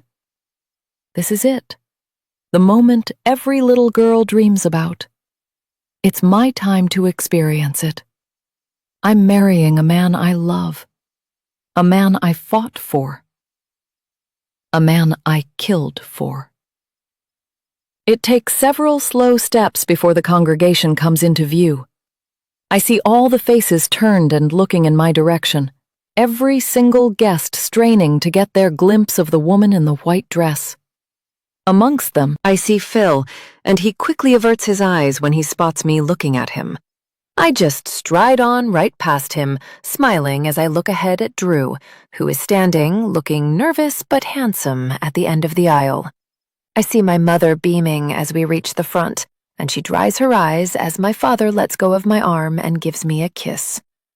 Now it's just me and Drew, and as I take my place next to him, he looks like the happiest man in the world. He could have been forgiven for thinking that his one chance at love had been lost when Rose died, but he has a second chance here, and he looks determined to take it. I'm the luckiest guy in the world, He whispers to me before we are asked to begin reciting our vows, and after that, there's only time for one nervous moment. It's that part where the congregation is asked if anybody knows of a reason why this couple should not be married here today. I wait in silence to see if anybody will object, to hear if the actual police storm in to arrest me for Rose's murder, to have to suffer the ignominy of my dream wedding falling apart at the final second. But none of that happens. The moment passes peacefully. A few minutes later, I hear confirmation that we are now married. As Drew and I kiss, it is now official. I have become the doctor's wife. Chapter 30. Drew. Anytime I find myself getting weary from another day treating patients, I only have to take a look at my left hand and smile. That's because I see my wedding ring, and it's a reminder of who I am doing all of this work for. It's for my wife, Fern. We're so happy together, and things couldn't be going any better. Since our wedding day 3 months ago, we have honeymooned in the Caribbean, as well as taken a city break to Paris. And the only thing getting in the way of more exotic trips is my day job. Although I can't complain, because it's my doctor's wage that is affording us all these things, and we have plenty more holidays planned over the coming months. Fern and I are definitely still in that honeymoon stage, where we exist in a bubble of bliss, where nothing is capable of penetrating the happiness that has enveloped us since our big day. The wedding went off without a hitch, everything moving as seamlessly as I expected it to, considering how much planning Fern had put into it. It was wonderful to celebrate with our families and friends, and I could see how happy everybody was for us. Sure, there was a bittersweet moment at one part, where I briefly thought about Rose, and how it was supposed to have been her standing next to me at the altar, or sipping champagne beside me at the top table during the meal. But I didn't want to dwell on that too much. Not just because it was a downer, but because it wouldn't have been fair on Fern if she had noticed that I was thinking about my ex while I was supposed to be enjoying my time with her. What happened to Rose is not her fault, and while she knows that will always be a part of my past, there was no guarantee Rose and I would ever have ended up marrying. Our relationship had become strained before her death, and now, as time has gone by, I can see that I am far more suited to Fern than I ever was to my late fiancé. Fern and I might never have been meant to be, or maybe we were, But all the two of us can do now is enjoy the present, while looking forward to the future. What a future it promises to be. We're looking to buy a new house together, a bigger one than the property I currently have, and Fern is very excited about that. She has big plans for her dream home, and can't wait to get started on the interior design. She says she loves big kitchens as well as sprawling gardens, so I know it won't come cheap, but we can afford it. I might be overworked, but I'm probably overpaid too, so I have to spend the money on something. There has to be a payoff from all these long hours I'm working as a city center GP. After seeing a couple more patients and prescribing nothing more serious than an asthma inhaler and some eye drops, I decide it's lunchtime and head into the kitchen to make myself a protein shake. I'm well aware that many men let themselves go a little after getting married, becoming comfortable and ditching exercise in favor of snacking on the sofa now that they no longer have to maintain a physique that might attract a member of the opposite sex. I'm determined not to fall into that trap, which is why I'm watching what I eat, as well as aiming to fit an extra game of tennis in with Greg on a weekly basis. I was disappointed he couldn't make it to my recent wedding, but he had to work that day, the antisocial shifts of a policeman spoiling what would have been a fun memory if he had been able to join me and Fern and the rest of our guests for the party. I make my protein shake before heading back to my office, relieved that I haven't bumped into Phil on the way. It's not that I'm avoiding my colleague, but there's no denying things have been a little different between us since he realized I was getting serious with Fern. I admit I felt awkward too, well aware that she was one of the patients he'd had extramarital relations with in his time working here. But Fern did nothing wrong. She was single and had no idea he was married at the time. So that one is all on Phil. He did raise his concerns with me one night after work when I told him Fern and I were getting married, but I shut him down very quickly, telling him it was his problem, not anybody else's, and he either had to learn to live with it or lose me as a friend. He has kept quiet about it ever since, so we have remained friends, and he and Claire were at our wedding. The fact Claire has become one of Fern's best friends since is even more awkward. But again, it's a problem of Phil's doing and no one else's. I return to my desk and take a swig of my shake, quite enjoying the taste of it and also enjoying the fact that this is better for me than some calorific lunch that will sit heavy in my stomach for the rest of the afternoon. I'm able to continue my day in relative peace, but not all is well in my world because the thought of Rose's gravestone flits across my mind. I don't visit Rose's final resting place very often, at least not as often as I used to before I married Fern. I guess I don't want to make my new partner feel awkward about my old one. But I do make the effort to go every now and again, leaving flowers and taking a moment to remember the woman Rose was before going back to my new life with Fern. I know Rose's parents appreciate it, and it would feel wrong to just totally try and forget about her. But I do have to keep my primary focus on Fern, because she is here and Rose is not. As I continue working, it's hard not to think about destiny. The two paths my life might have taken depending on who I eventually married, Rose or Fern. Would I still be sitting at this desk now? Or would something be different if my first fiancé hadn't died? I'll never know. Not even a doctor can figure that one out. But it's still interesting to ponder it. Where would I be without Fern? And where would Fern be without me? Chapter 31. Fern. This is exactly where I was always meant to be. At a glitzy gala, wearing a sparkly dress and with a shiny diamond ring on my hand. I have champagne, I have money, I have class. Best of all, I have the man of my dreams. A doctor's wife never looked so good. Are you having fun? Drew asks me from his position beside me, where we stand by the bar looking out across this huge ballroom full of well-dressed attendees. I'm having a great time, I reply before leaning in for a kiss, and I place a hand on Drew's tuxedo as I do. He looks dashing in his tux, just like I look ravishing in my dress, and together we make a perfectly presented couple. Him, the dreamy doctor, me, his beautiful wife, the two of us here at this medical gala to be wined and dined, while at the same time helping raise money for the local hospital. I've lost count of how many types of events we've been to like this on a Friday or Saturday night since I got with Drew. It always seems like we're being invited to put on our finest clothes and join other doctors in this city in gathering to drink champagne, share a few stories, and hit the dance floor once we're all suitably refreshed. There's so much money in a room like this, which I guess is why so much gets raised for the various charities that we all contribute towards. But it's all for a good cause, and if we can have a great time along the way, where's the harm in that? Drew, good to see you, buddy. We both turn to see another man in a tuxedo, and he shakes my husband's hand, clearly pleased to see him. Jonathan, it's been a while, Drew says, and I guess these two knew each other from some time ago. Far too long, this pleasant man tells my husband. How have you been? Still fighting the good fight? Of course, you know me. I was born to be a doctor.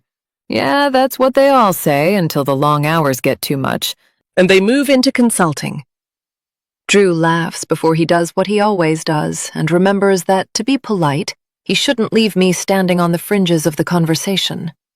This is my wife, Fern, he says, introducing me to Jonathan, and I smile widely as I extend my hand, the one with the big ring on it, and greet Drew's friend. It's a pleasure to meet you, Jonathan says, and I sense he is admiring my dress, but that's fine by me, because I'm wearing it to get attention. I want everyone to know who Drew is with this evening. And you, I reply. Are you a doctor too? I used to be, but too many patients these days, Jonathan complains. Too many new illnesses being invented by social media as well, in my opinion. So now I just train doctors. Jonathan is a professor at the university, Drew says, filling in the blanks for me.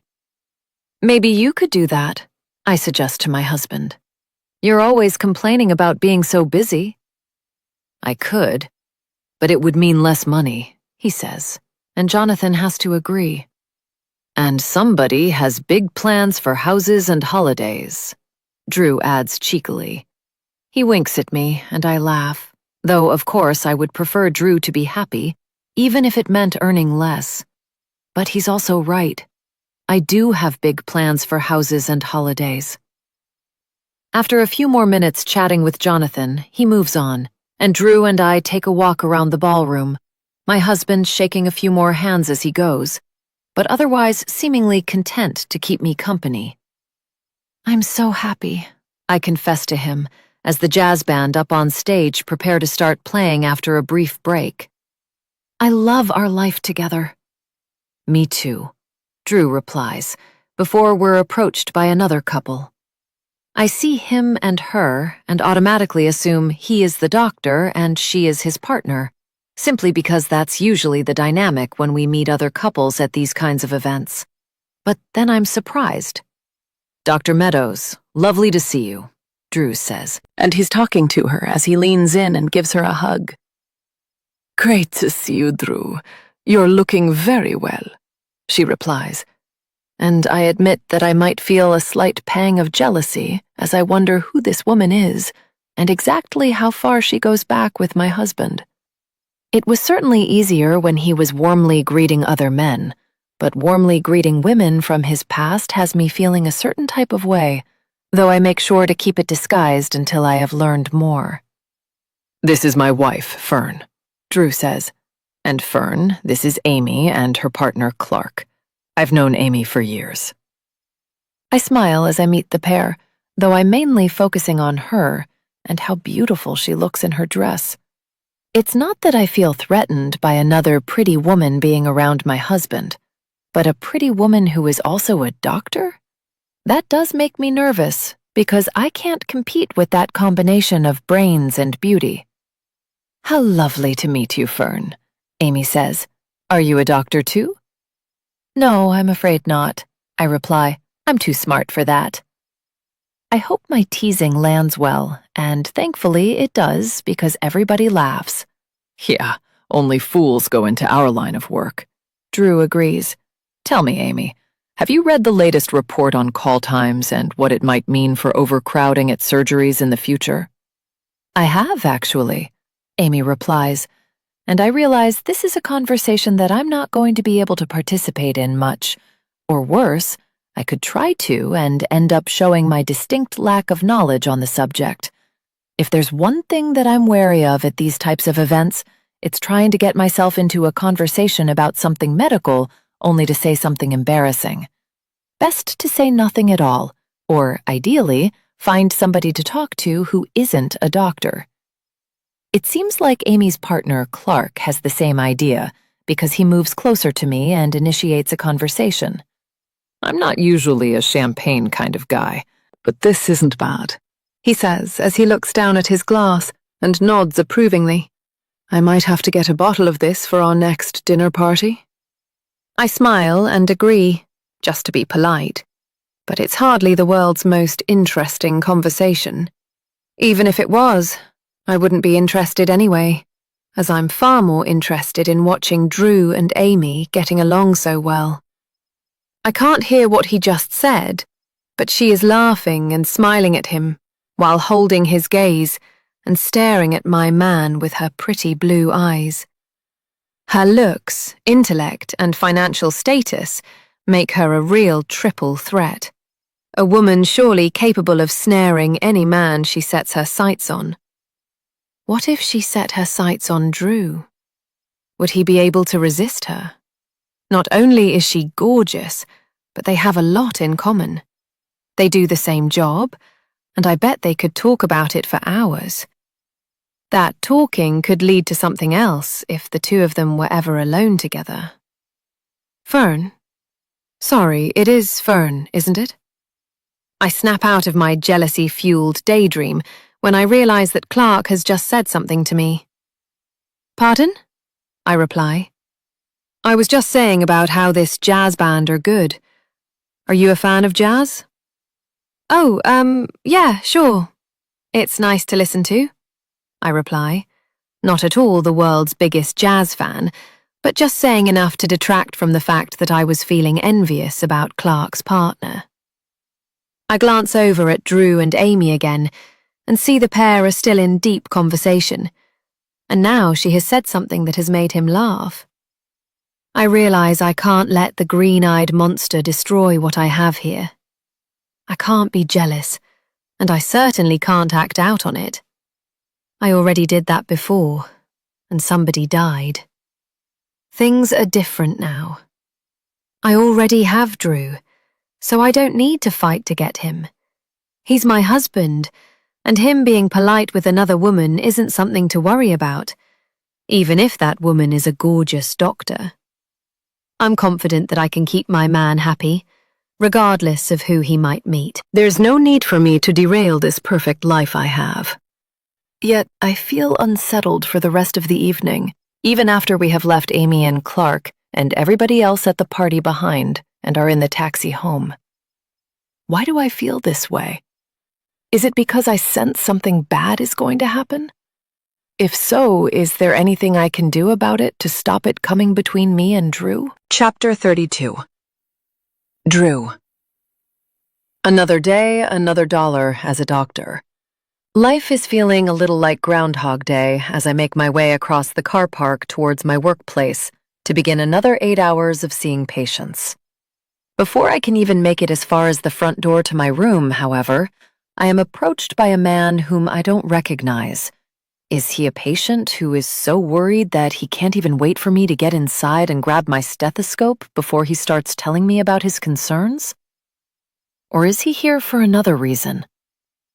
It reminds me of the day when Jimmy came to see me, and I'm praying this is not going to be another case of bad news finding me at my workplace. But when he speaks, I wish he was just another hypochondriac patient, because that would have been easier. Drew Devlin, he says as he reaches me, and I pause. That's right. My name is Benjamin Dahl, and I am a reporter for the Manchester Mercury. I'm hoping to interview you about a report I'm working on regarding yourself and your occupation. A report on me? That's right. Why would you be writing a report about me? I ask nervously before looking around to see if there is anybody here laughing.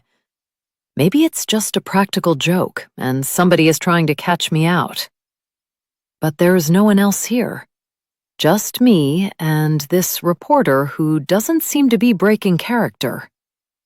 It's regarding the claims that were made against you during the investigation into Rose Palmer's murder. Benjamin goes on.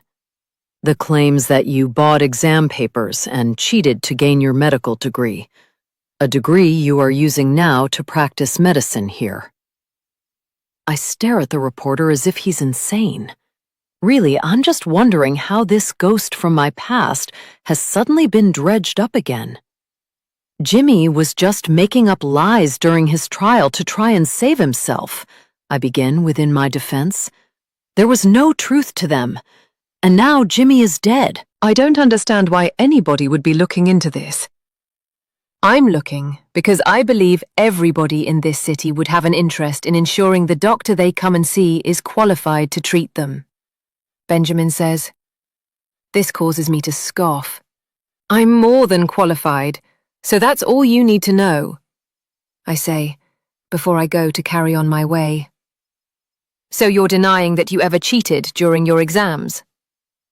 There's absolutely no evidence of any wrongdoing on my part, I say, which is technically true and a relief. What if I told you I had evidence? I freeze then, because that was not what I wanted to hear. Excuse me? Benjamin takes a step towards me and looks like a man who knows he holds all the cards. I have been speaking to somebody who was a student at the same time you and Jimmy were there. Who? I ask, as my brain goes back to that time and starts scanning through the sea of students, although there's far too many for me to figure it out, and I didn't know everyone anyway. I'm not going to give you their name, at least not unless you agree to speak to me and be honest. What I can tell you is that this other student has admitted to me that they used Jimmy to cheat on their own exams, and they have evidence of this. What does evidence of their cheating have to do with me? I ask, hoping that's an oversight on the journalist's part, and there is still no way of linking any of this to me. Because this man has evidence of all the students who cheated, Benjamin tells me. And your name is on that list. Is this guy bluffing? Or does he actually have something concrete on me? The police said they weren't interested in any of these allegations. I try again, hoping that I can take the sting out of this ambush. I've been a practicing doctor for a long time and never had any problems. All I'm doing is letting you know that I plan to publish an article about this, Benjamin says with a shrug. It's going to be full of comments from my witness. But for balance, I wanted to get your side of the story too. Whether or not you speak to me won't change the fact that I am going to publish that article, and I'm going to do it soon. So, what do you say? I better think fast. Can I see this evidence? I ask. I can let you know if it's real or not. It's lame, but it's worth a try. Benjamin just laughs. Let me guess. You'll tell me it's not real and then ask me to forget it. But I can't. That's because my witness is admitting the one thing that you are not. He is admitting that he cheated while training to be a doctor. And from what I am gathering, there were a lot of you doctors who did the same around that time. I don't understand. Isn't he worried about his own career? I ask, referring to this mystery witness who seems happy to blow up his own life as well as mine. He's not a doctor anymore, Benjamin says, which deflates me even further because he has less to lose than me. He got disillusioned with the profession, so left it, and now he is writing a book all about his time as a doctor. He has some very juicy stories, and this cheating scandal is just one of them. This is going from bad to worse for me, and I can't see a way out. Either I keep denying everything and this article and book get published, potentially ruining my name and causing my career to be investigated, or I try damage limitation and admit I made a mistake when I was younger, but need forgiveness now. Please don't do this, I say, having quickly decided which course of action to take. I'm just trying to do my job. There's a shortage of good doctors as it is. Don't make me lose my job. Who will treat all these patients then? It will be such a waste. You should have thought about that before you cheated, Benjamin says to me as he looks like he's ready to leave. That's the thing with you cheats. You're only sorry when you get caught. Benjamin turns away then. Where are you going? I ask him, having gone from wanting this man to stop bothering me to now being afraid to lose sight of him. To do the same thing as you, he replies without turning back. I'm going to work. Wait, I try, but Benjamin doesn't stop. And why would he? The ball is in my court. Either I speak to him and be honest, or he'll just publish his article anyway, and I'll have to deal with the repercussions. The irony is that while it would be devastating to my career, it would most likely be great for his. He'll probably get a promotion, which will mean he'll have no regrets over what he has done. I wish I could say the same. I'm regretting a lot right now. When I tell Fern about this, she might have her own regrets too. I wonder if she'll regret marrying me. Chapter 33. Fern. There are a lot of ways to try and be a good wife. Be a good listener, be forgiving, be loving. Tonight I'm choosing an easy one. They say the quickest way to a man's heart is through his stomach, and if that's true, Drew is going to love me more than he ever has by the end of this evening. I'm standing in the newly renovated kitchen of our wonderful home, the expensive and desirable one we purchased together to really put a stamp on the fact that we were Manchester's latest suburban power couple. We had to live somewhere else other than Drew's old place. After all, I could hardly cook in the kitchen where I murdered his last partner, could I? I'm wearing an apron and holding a spatula as I stir the sauce that is going to complement the steaks that are sizzling away in the pan nearby. I called Drew and told him to let me know when he was leaving work, and once he did that, I sprang into action, seasoning the steaks I picked up from the butcher's earlier before dropping them into the hot pan and then getting to work on the accompaniments. As well as this peppercorn sauce, Drew's favorite, I've boiled some tender stem broccoli, roasted some carrots, and cooked some crispy potatoes. It might only be a weekday evening at home, but tonight we are dining like it's a Saturday night in a fancy restaurant. This is how I'm choosing to be a good wife this evening. I'm cooking Drew the best meal of his life. If I'm honest, there is also a selfish reason why I'm doing this. Having long dreamt of having a huge kitchen to cook in, it's now wonderful to finally have the opportunity to do that. I never thought I'd have a kitchen like this one, with all its shiny appliances, smooth surfaces, and space to store so many utensils. Seats to sit at and have my morning coffee. A wine rack full of all sorts of expensive beverages. Best of all, a huge dishwasher that means I never have to stand at the sink and wash my plates by hand again. It's a far cry from the kitchen in the flat I used to live in. That cramped space where I would usually prepare nothing more adventurous than a microwave meal. Simply because it was too depressing to spend any more time in there than the length it took to cook. When the microwave actually worked, that is. But here I am now, swanning around like a domesticated goddess, the apron strings around my waist tight, but everything else about this situation feeling comfortable and loose.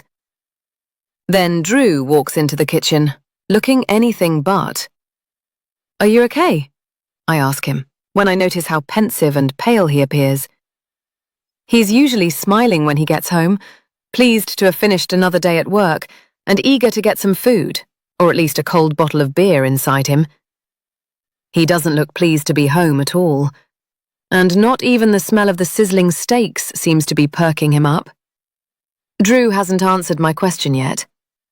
Instead, he just slumps down onto a stool at the breakfast bar and looks even worse than he did a few seconds ago. "What is it? What's happened?" I ask him before I turn off the stove so that the steaks don't burn. It might not matter because I'm not even sure if we'll be eating now, based on how sickly Drew looks. But no point adding the smell of burning to this increasingly sad situation. "Tell me," I say, as I reach Drew and put an arm around his shoulder. instantly feeling how tense the muscles are beneath his smart shirt. "I've messed up," he says. And a sign of how paranoid I can be is the reason why my mind immediately goes to him doing something he shouldn't with another woman. Is that what this is? Is he about to tell me that he accidentally slept with someone else? Could it be Amy, the doctor he got on with so well at that gala the other night? I knew there was something between them. Now am I about to get all the gory details? "I cheated," Drew says. And before he can say any more, I feel my blood pressure boiling. "What?" I cry. "On one of my medical school exams," he says, finishing the sentence I abruptly punctuated. "An exam?" I reply, confused. "It was when I was training to be a doctor. I was struggling to keep up with all the work, and I was sure I was going to fail and get kicked off the course, meaning I'd have got all my student debt for nothing. I paid somebody to give me a sneak peek at an exam paper, and with that, I was able to pass and stay on track." I'm confused. "Why are you telling me this?" I ask him, unable to see how it could be relevant so many years after Drew gained his medical degree and became a fully qualified doctor. "Because a reporter has evidence and is going to publish it in an article," my worried husband admits. Someone else who was studying to be a doctor at the same time as me, someone who cheated like I did. He's telling all, and I'm caught up in it. It's going to be a huge scandal. "Who is this person?" "I don't know. The reporter didn't tell me his name." "So it's a he," I say, my calculating mind already whirring into action. "It doesn't matter who they are," Drew laments. "All that matters is that with actual evidence, I am going to be investigated, and I could lose my job." Will anybody really care about one exam several years ago? When it comes to doctors and nurses, the people entrusted with saving lives, yeah, I think people are going to care. Drew puts his head in his hands, and I wish I had some way of making this better. There has to be a way.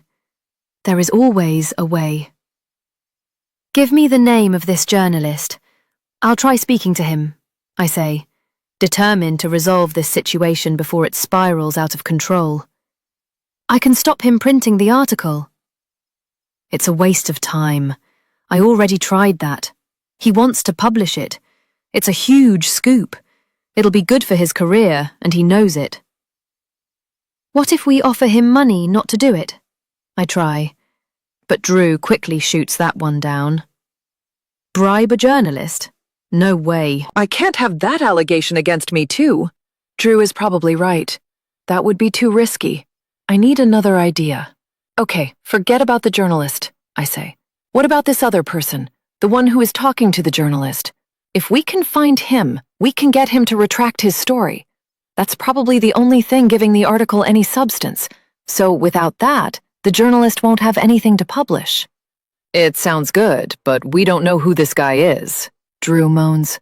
And that does seem like an insurmountable problem. "Think. There has to be a way of finding out who they are," I say, unwilling to give up as easily as my husband seems to be.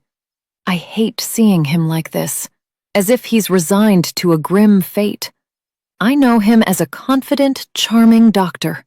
I want that man back. And I'm going to have to help him get there. All I know is he was a student at the same time I was, and he used to be a doctor. But he gave that up because he'd had enough of it. Now he's writing a book all about the profession, and these stories about cheating are just the tip of the iceberg. I think about that for a second. Then I grab my laptop from where it is charging on the kitchen counter. I was using it earlier to read about how to cook the perfect steak, and it came in useful, but now I'm needing to search for something more important than the merits of medium rare. Okay, so let's try searching for what we know, I say as I open Google. We're looking for a doctor who went to the same university as you and who has now written a book. Let's see if those keywords give us anything. I hit the search button and hope we get lucky. I think we might have. Do you know this guy? I say as I turn the laptop to face Drew, and he takes a look. The first result on the page is a small article about a doctor who went to his medical school and has since written a couple of short stories about his experiences caring for patients. I'm not expecting Drew to recognize him now, but the name might ring a bell. Clyde Morrow, Drew says, reading the name of the article, and it seems to be igniting something in his memory. I know him. There was a guy called Clyde on my course. We all used to say what an unusual name he had. This could be him, I say. He's ticking all the boxes. How could we know for sure? Drew asks me, still not as convinced as I am. There's a way to find out, I say, not having fully formulated a plan yet. Let me work on it. I'm already thinking, but Drew interrupts that process by taking my hand. You don't have to do this for me, he says. This is my mistake. I should own it. You don't need to get dragged into this too. I appreciate the sentiment, but my husband is very wrong if he thinks I'm not going to try and save him. I'm your wife, I remind him.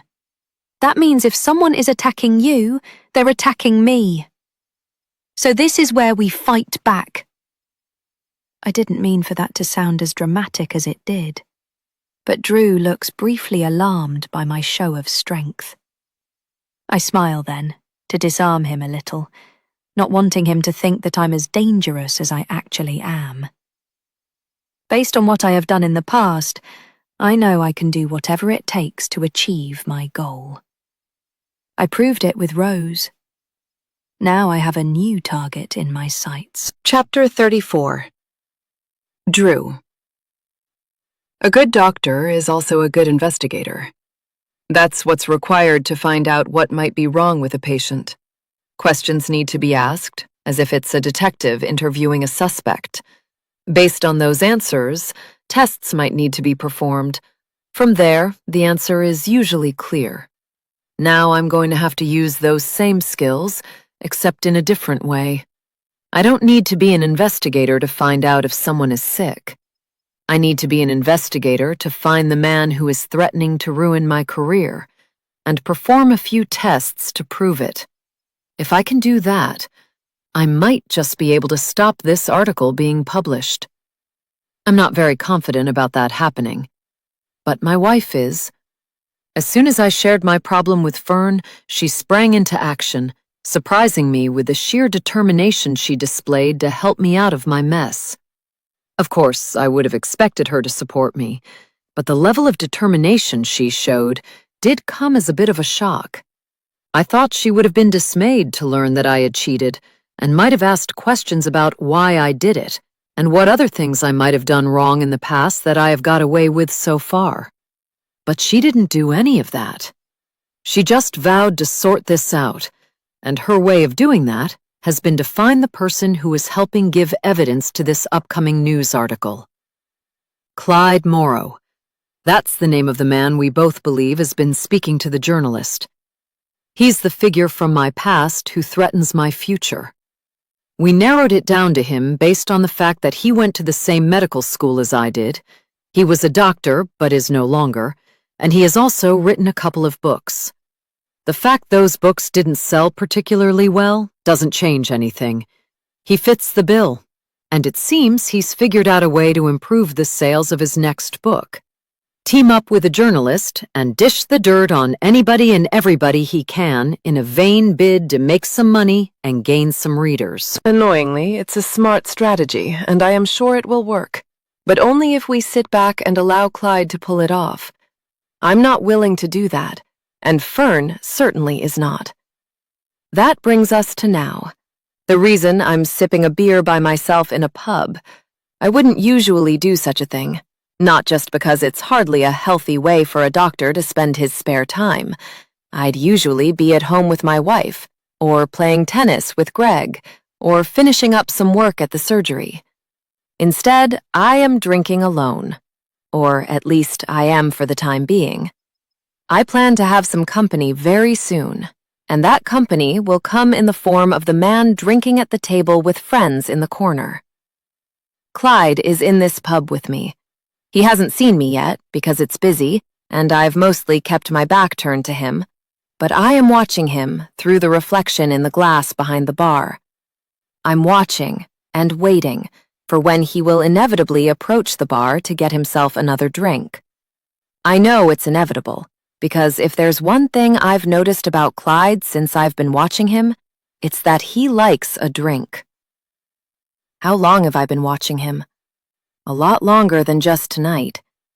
Once Fern and I had him on our suspects list, we began the process of trying to locate him. Again, that was where my wife demonstrated a remarkable ability to do what needed to be done for the cause. She began searching for his name online, looking for anything that might give us an address. She said social media was probably a waste of time because nobody ever puts where they live on there, just a few photos that make it hard to pinpoint an exact location. Instead, she was looking at websites where it's a legal requirement to list an address. And that was where she struck gold. It turned out that Clyde Morrow had started his own author business, through which, presumably, went the profits from the books he had written. While those profits might not have been as high as he would have hoped when he started writing, he still had gone through the process of setting up the business, and that meant he was required to give a business address. In his case, he had used his home address. That meant any stranger on the internet could now see where he lived, which was hardly wise on his part. But like winning the lottery for me and Fern, we knew where we could find him. But before I could rush there to confront Clyde and beg him to stop talking to the press about the cheating scandal at medical school, my wife had a better idea. "We need a proper plan," she said. "Otherwise, we could lose our element of surprise. If you just confront him and he reacts badly, that's our opportunity gone. We need to do it in a way where we have a plan B that we can use if you aren't able to convince him to stop." That sounded like it made sense. So that was when Fern and I started to work on our plans. Plan A and Plan B. This part right here, where I'm sitting at a bar and waiting to get a chance to talk to Clyde, is Part A. As for Part B, that would be where Fern comes in. I'm hoping it doesn't come to that. I'm hoping I can resolve this myself. It's my problem. I started it. So it would be nice if I could finish it. It would also be nice if my wife didn't have to do what she is prepared to do if I can't finish it. I take another sip of my drink and look for Clyde in the glass again, seeing his reflection and noting that he hasn't moved yet. He's still sitting at a table with 3 of his friends, and these are friends he met in this same pub at this same time last week. Having got his address, Fern advised that we go there and watch out for him coming and going from his property. When he left, we were to follow him and learn his habits, see where he spent his time, look for an opening in his week where we could intercept him. That's how we discovered that he has these weekly drinks with his friends, because it was this time last week when I saw him leave this pub and shout out to his mates, "Same time next Thursday," as a new song starts playing on the jukebox and the barman polishes another glass. I notice Clyde starting to shuffle out of his seat. He's making a move, and I have a feeling he'll be headed my way. He's ready for his next drink, so I better be ready for him. "4 more pints of ale, please," he says to the barman before leaning against the bar and taking out his wallet. He hasn't looked in my direction yet, so it's up to me to attract his attention. "Now there's a face from the past," I say. And when Clyde looks up from his wallet, it seems he recognizes me too. "Clyde, right? We went to medical school together. Do you remember?" Clyde pauses for a moment before confirming. "Yes, I remember. Hello, Drew. How are you?" I ask, sliding out of my seat and going to shake his hand. It's my intention to be as friendly as I can be until Clyde makes it clear that we can't be friends. Only then will I switch into enemy mode.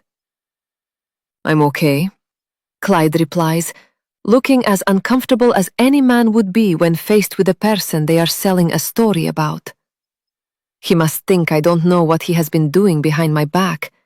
Either that, or the journalist has told him he spoke to me, and Clyde is just wondering why I'm being so nice. I read one of your books, I say, playing to his ego. It was great. I really enjoyed it. Congratulations on becoming an author. Again, Clyde looks uncomfortable. You've come a long way since medical school, I see. From a doctor to a writer. Not bad, especially when you consider what we did. What we did? Clyde asks, playing dumb. Yeah, the whole exam thing. Paying Jimmy for the papers. How stupid were we? But we were young, and young people make mistakes. I'm just glad it hasn't impacted either of us as we've got older. Clyde frowns then, and I suddenly worry if I have underestimated him. You can drop the act, Drew, he says. Benjamin told me that he spoke to you, and you refused to contribute to the article he is writing. But you know about it, which I'm guessing is why you have tracked me down here. How did you find me? I don't really want to answer that, but whatever I do, the time for playing nice is clearly over. Please don't do it, I say. You don't need to help that journalist write his article. Whatever evidence you have, just keep it to yourself. I'm sure your book can sell well enough without it. Clyde scoffs. You think so? My last book sold 12 copies. Hardly a bestseller. So that's your strategy. Ruin as many lives as you can, all for the sake of trying to sell some books? Anybody who has their life ruined has only brought it on themselves. Clyde replies coldly. You cheated on that exam. You know you did. And you know that you might not be a doctor today if you hadn't. That's your mistake, and you have to own it. Everybody has moved on, I try. No need to dredge up the past. I'm not doing it only for my book sales, Clyde tells me, as the barman serves him his drinks. I'm doing it because I worked as a doctor for several years, and I know all the bad stuff that goes on. The stuff the patients and the public don't see. I'm exposing it all, one secret at a time. And when I'm finished, the profession will never look the same again. It's clear that Clyde is motivated, and not just by money. He wants to clean up what he sees as an untidy healthcare system. That's a big problem. A motivated man is an unstoppable man. Then he proves how unstoppable he is. I'm going to go and enjoy these drinks with my friends now, Clyde says as he picks up the glasses. I suggest you finish your beer and go home. Don't follow me again, or that will end up in the news article too. Good night, Drew. Clyde leaves me alone at the bar, and I watch him return to his table. I decide to take his advice. I finish my beer and get out my phone, typing a short text. Plan B. I know the recipient has understood the message. I get confirmation of that as I leave the pub, just as she enters it. Fern is here now. The doctor had a go, and it didn't work. Now it's time for the doctor's wife to take over. Chapter 35. Fern. It feels weird to see my left hand without a wedding ring on it.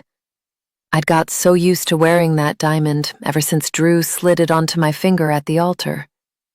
I would often look at it during the course of the day and smile, remembering our perfect wedding and how marriage was treating us both well so far.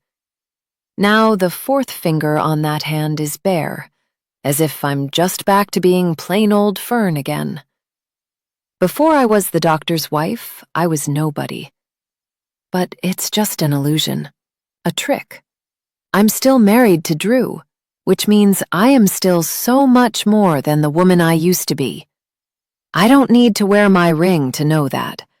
I feel it inside of myself, the extra confidence I carry, the greater resolve I hold to do whatever it takes to keep my wonderful life intact.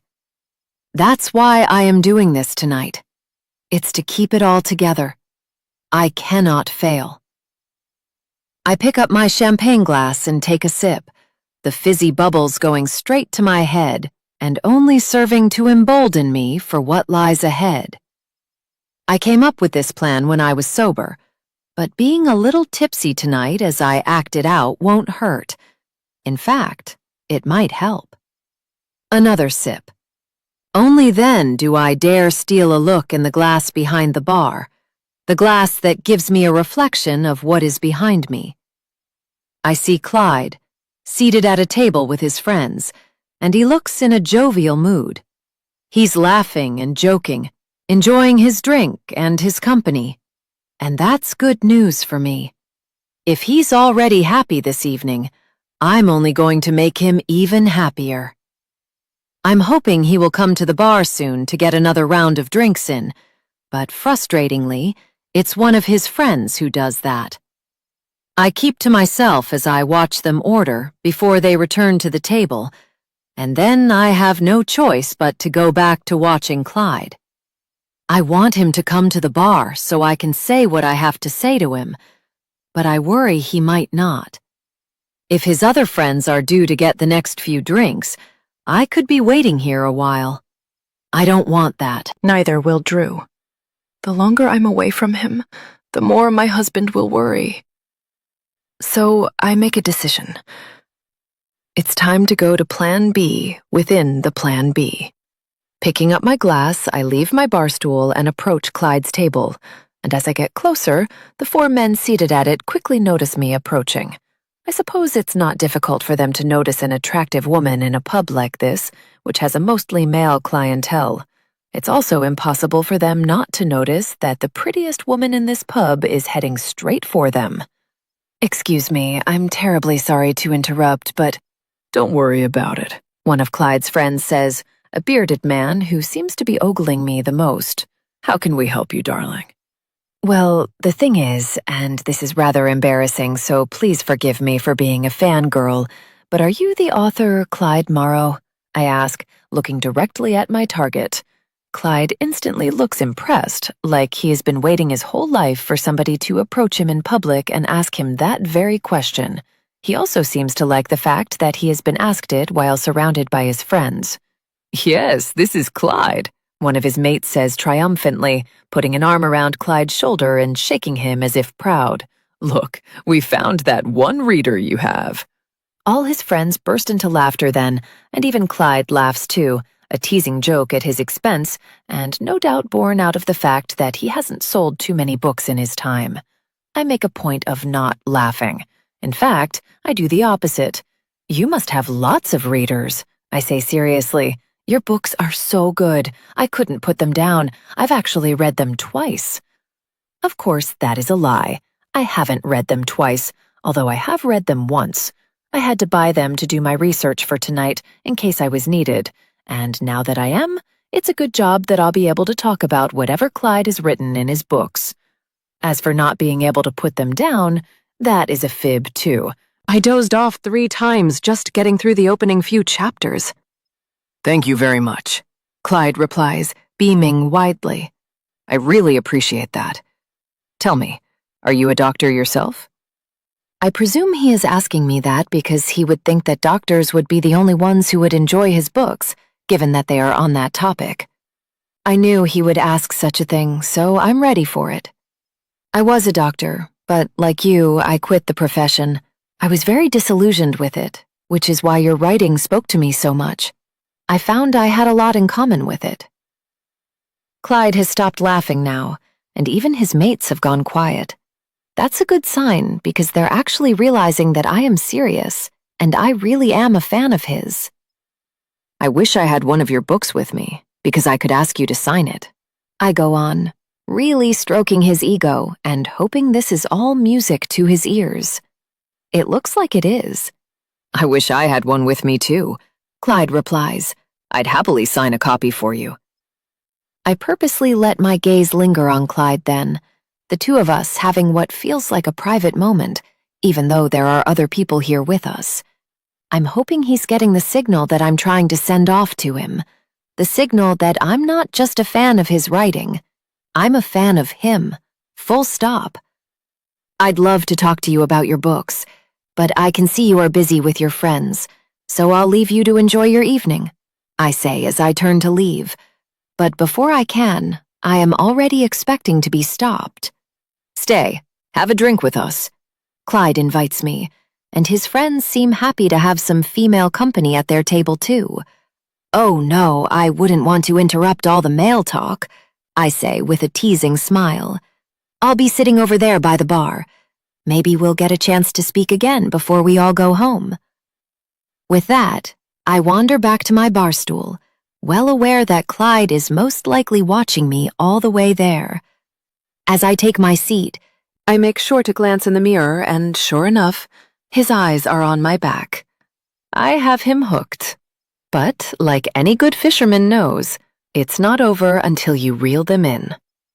I signal for the barman to let him know that I require another drink, but having made a big show of waving my arm so that Clyde can notice it too, I'm hoping he might do the gentlemanly thing and make an appearance next to me any second.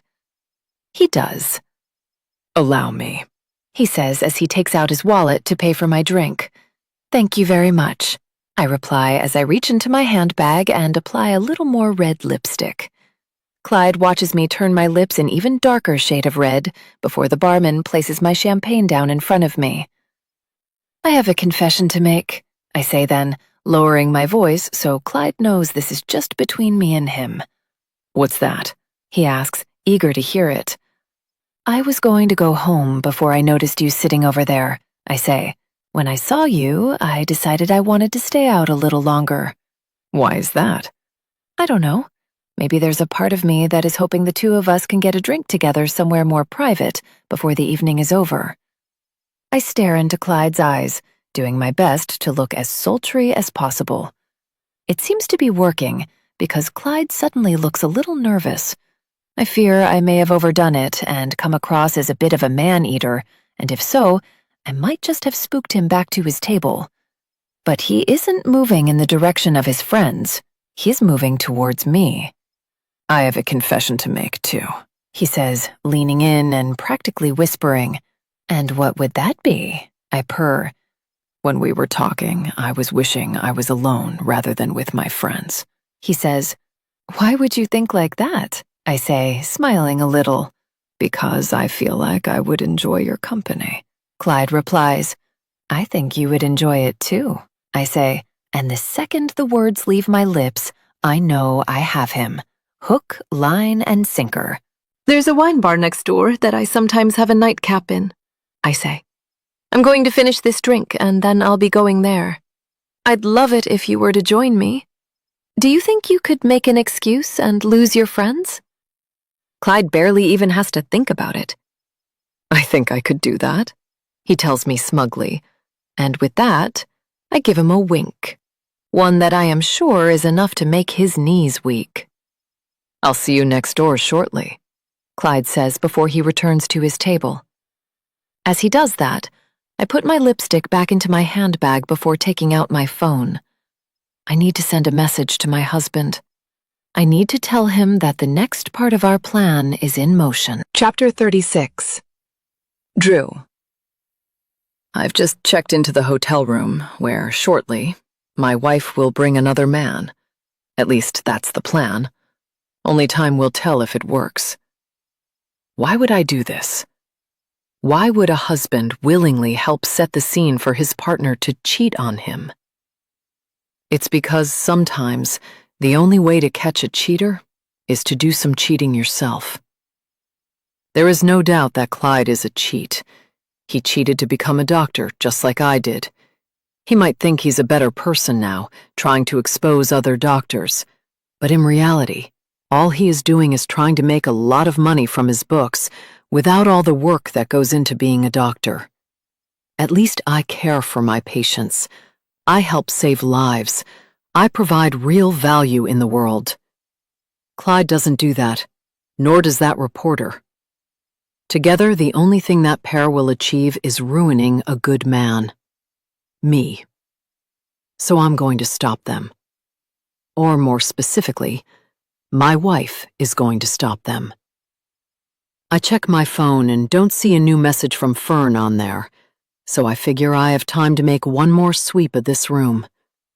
I walk around it, which doesn't take long because while it is a nice hotel room, it's not exactly a suite or anything fancy like that.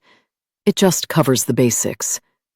There's a double bed, a desk and a chair, a wardrobe, and then a bathroom with the usual furnishings. It cost me £160 to occupy this room for the night, but that's a tiny investment compared to how much money this could save me if all goes to plan. I'm happy to spend this money if this works, and according to my wife, it will. She was very confident about that. She's been very confident throughout this whole thing. Does that disconcert me somewhat? Maybe a little.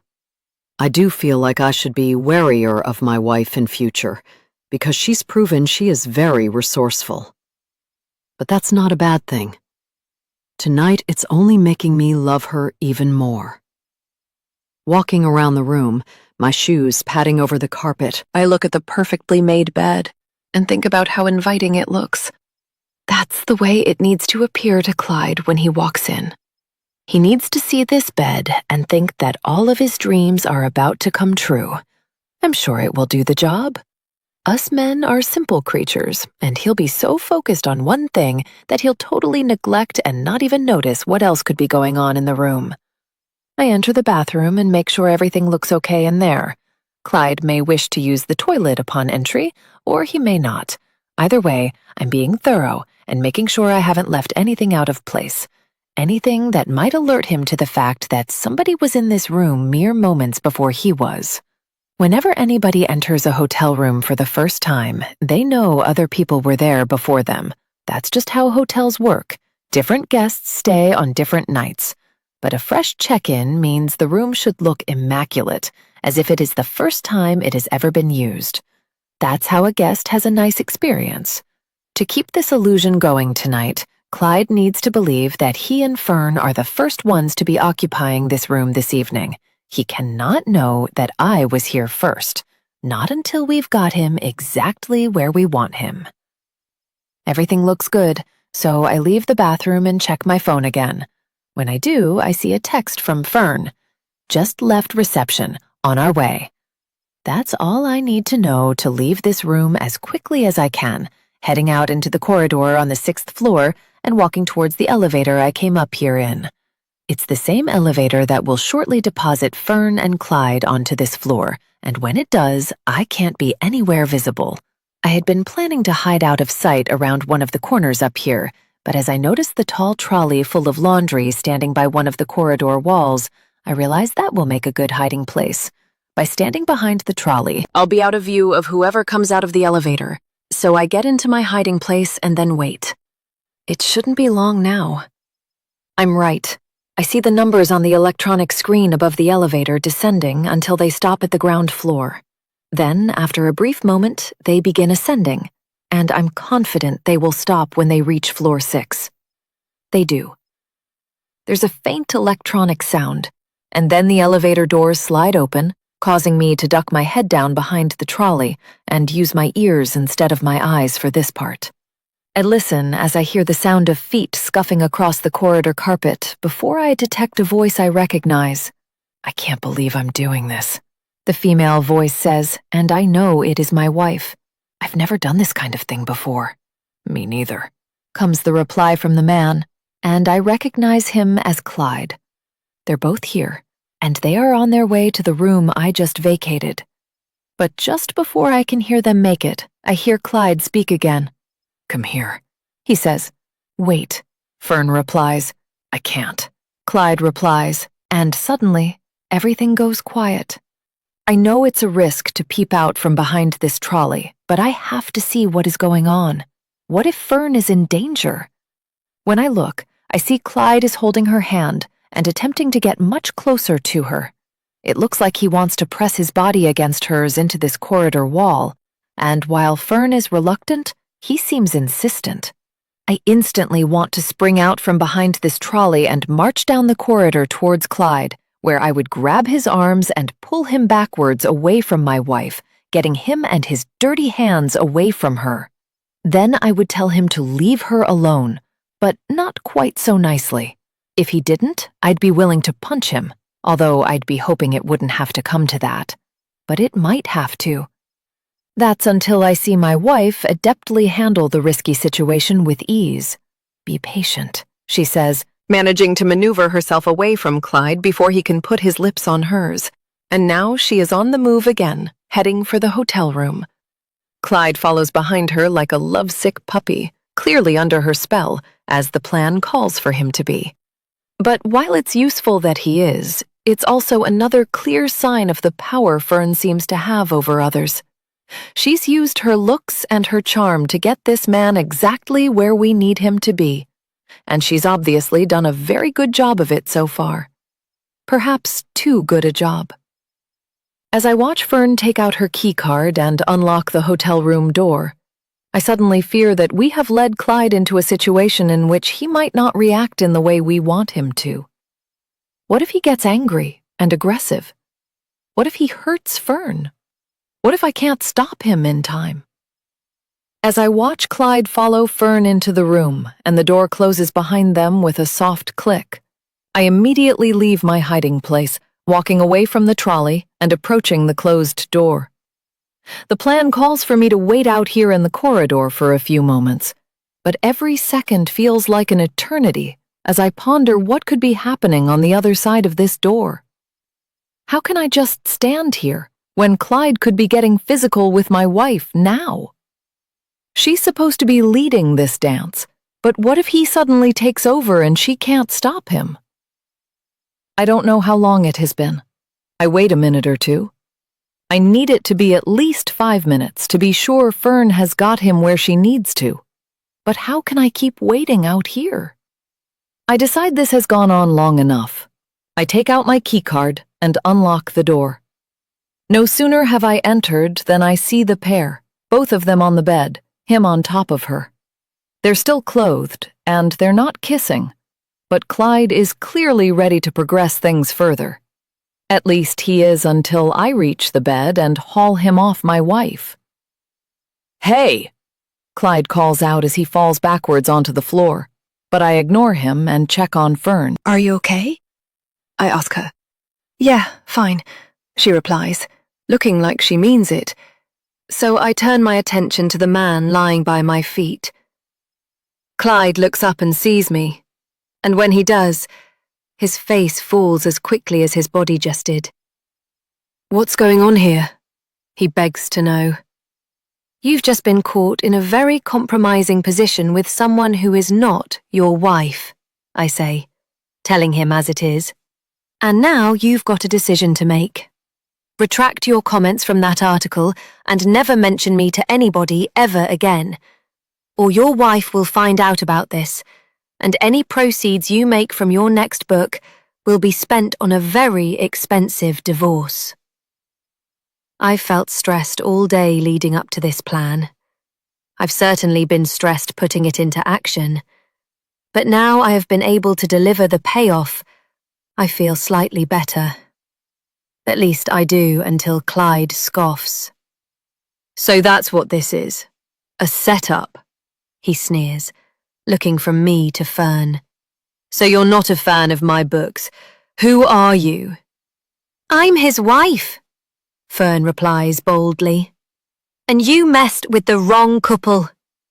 That sounded impressive, but Clyde doesn't look as affected by it as I hoped he would. Well, this was a very nice trick you've both pulled here, but that's all it is. I can just leave this room and go home, and my wife would be none the wiser. Then I can still help publish that article and release my book, and everybody will know you cheated to become a doctor. Nothing has changed here. Nothing at all. Is that what you think? I say, before walking over to the desk opposite the bed. When I reach it, I point towards something sitting on there, just beside the room service menu and the card with the hotel's Wi-Fi code on it. What's that? Clyde asks nervously. It's a camera, I reply with a smile.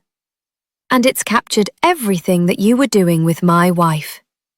Everything that your wife would be appalled to see. Clyde doesn't look so smug now. Not as he realizes he has fallen right into our trap. You two are crazy, he says, but if that comment is intended to hurt us, it doesn't seem to land, especially not on Fern. We'll take that as a compliment, she replies as she gets up off the bed and joins me, the two of us standing side by side in solidarity opposite this man who ended up becoming our enemy. Hopefully, he is about to be a vanquished enemy. Retract your comments from the news article and keep my name out of any cheating allegations, I say. If you do that, then we will not send this footage to your wife, and you'll get to keep your family. Clyde goes through the motions of pretending to think about it, but he must see that he has no other option but to back down. As he gets to his feet, he looks like a beaten man. Then he confirms it. I'll retract my comments from the article, he tells us, and delete any mention of you in my upcoming book. Thank you, I say. I notice that Fern seems confused as to why I've just shown gratitude to this man. You should be thanking us, she says to Clyde coldly. Unsurprisingly, Clyde chooses not to do that. Instead, he just shuffles to the door. But before he leaves us, he has one more thing to add. You're a danger to others, he says. But most of all, I think you're a danger to yourselves. He leaves. Fern looks triumphant and suggests we get some champagne. As for me, I feel unsettled. I thought my wife and I made a good team. But is Clyde right? Are we a danger to one another? Chapter 37. Fern. They say time flies when you're having fun, and it certainly feels that way as Drew and I celebrate annual wedding anniversaries. Over the years, I've become more and more accustomed to my role as the glamorous doctor's wife. The years might be rolling by, but they're not getting the better of either of us. We seem to be going from strength to strength. One sure sign that a couple's bond is ironclad is when each person in the relationship feels comfortable with sharing secrets, ones they wouldn't share with anybody else. Drew already proved that when he confessed to me that he had cheated on one of his exams at medical school, and that confession subsequently led to the pair of us working together to rid ourselves of a problem that threatened his career. Shortly after that, I had asked Drew if there were any more skeletons in his closet, but he assured me that there were not. I trusted him, and as time went by, there was nothing to suggest he was keeping anything from me. Until now, when he's once again come home from work looking ashen-faced and as if he is ready to drop the next bombshell on our marriage. You told me there were no more secrets, I say to him as he lingers in the lounge doorway looking nervous. What have you been hiding? I haven't been hiding anything, he replies. There were no more secrets. This is something new. It's only just happened. What is it? I say, putting down my glass of wine and turning off the TV before sitting up straighter on the sofa. Drew sits down beside me, but he doesn't look as comfortable as a person should when reclining down onto this expensive sofa. The furniture I picked out for this room cost a lot of money, but it suddenly seems wasted as my husband looks incredibly awkward in his surroundings. It's one of my patients, he says, after the silence has got too much for him to bear. I just found out she died. That does sound sad, and I could understand why Drew would be affected by it. He cares about every one of his patients, no matter how exhausted they make him after a long day. So it's only to be expected that one of them dying would sadden him. Unfortunately, it's also only to be expected that if you have a long career as a doctor, You're going to know a lot of people who die. But this doesn't seem like simple sadness on Drew's part. It looks like there is something else going on beneath the surface, something more sinister than sadness. I think it's fear. What happened? I ask, taking Drew's hand and giving it a squeeze, hoping the extra comfort I might provide gives him the strength to get this off his chest. There's this woman. She'd been coming to me for a while. He begins. Said she was stressed, couldn't sleep, but I could tell there was more to it than that. Like what? I could tell she was drinking a lot. I could smell it on her breath every time I saw her. There were other signs too.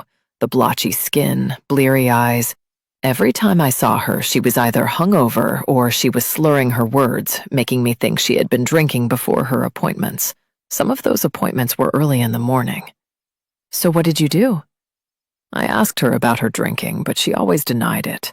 Drew tells me she just kept asking for something to help her sleep. Wouldn't sleeping pills be dangerous if they were mixing with alcohol? I ask, not needing to be a doctor to know that, and Drew nods. Yeah, they would be. He confirms they shouldn't be combined. So what did you do? Drew doesn't answer that question. Drew, what did you do? I prescribed her sleeping pills. He quietly admits, What? Why would you do that if you suspected she was abusing alcohol? I don't know. I was just trying to help her. She was exhausted and clearly needed sleep. But you must have known there was a risk. She assured me she wasn't drinking that much and said if only she could sleep, it would solve all her other problems. And you believed her? Normally, I wouldn't, but she convinced me. I wonder then how this female patient could be so persuasive. Was she attractive? Did she charm my husband? Did anything actually happen between them? My dormant paranoia begins to threaten an explosive eruption again. Did she try something with you? I ask anxiously, afraid of what I might hear next. But Drew looks mortified. No, absolutely not. He is so vigorous in his denial that I believe him. Okay, so what's happened? I just told you. She's dead. Drew really does look distressed. How did she die? I have to ask. She overdosed, Drew tells me, looking afraid as he says it. She was found unresponsive with an empty bottle of vodka beside her. Oh my God, I say, thinking about how awful that is. What an awful tragedy for her, and also the loved ones she leaves behind. I should have helped her, he goes on. I should have done more. You did the best you could, I say. But Drew shakes his head at that suggestion. Have you not been listening to what I was saying?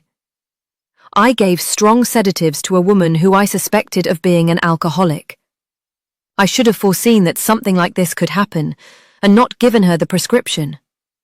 If I hadn't, she would be alive now. You don't know that. She might have got her pills from another doctor. No, she wouldn't, because they wouldn't have given them to her. Any doctor with sense could see that it was a bad idea. But I did it.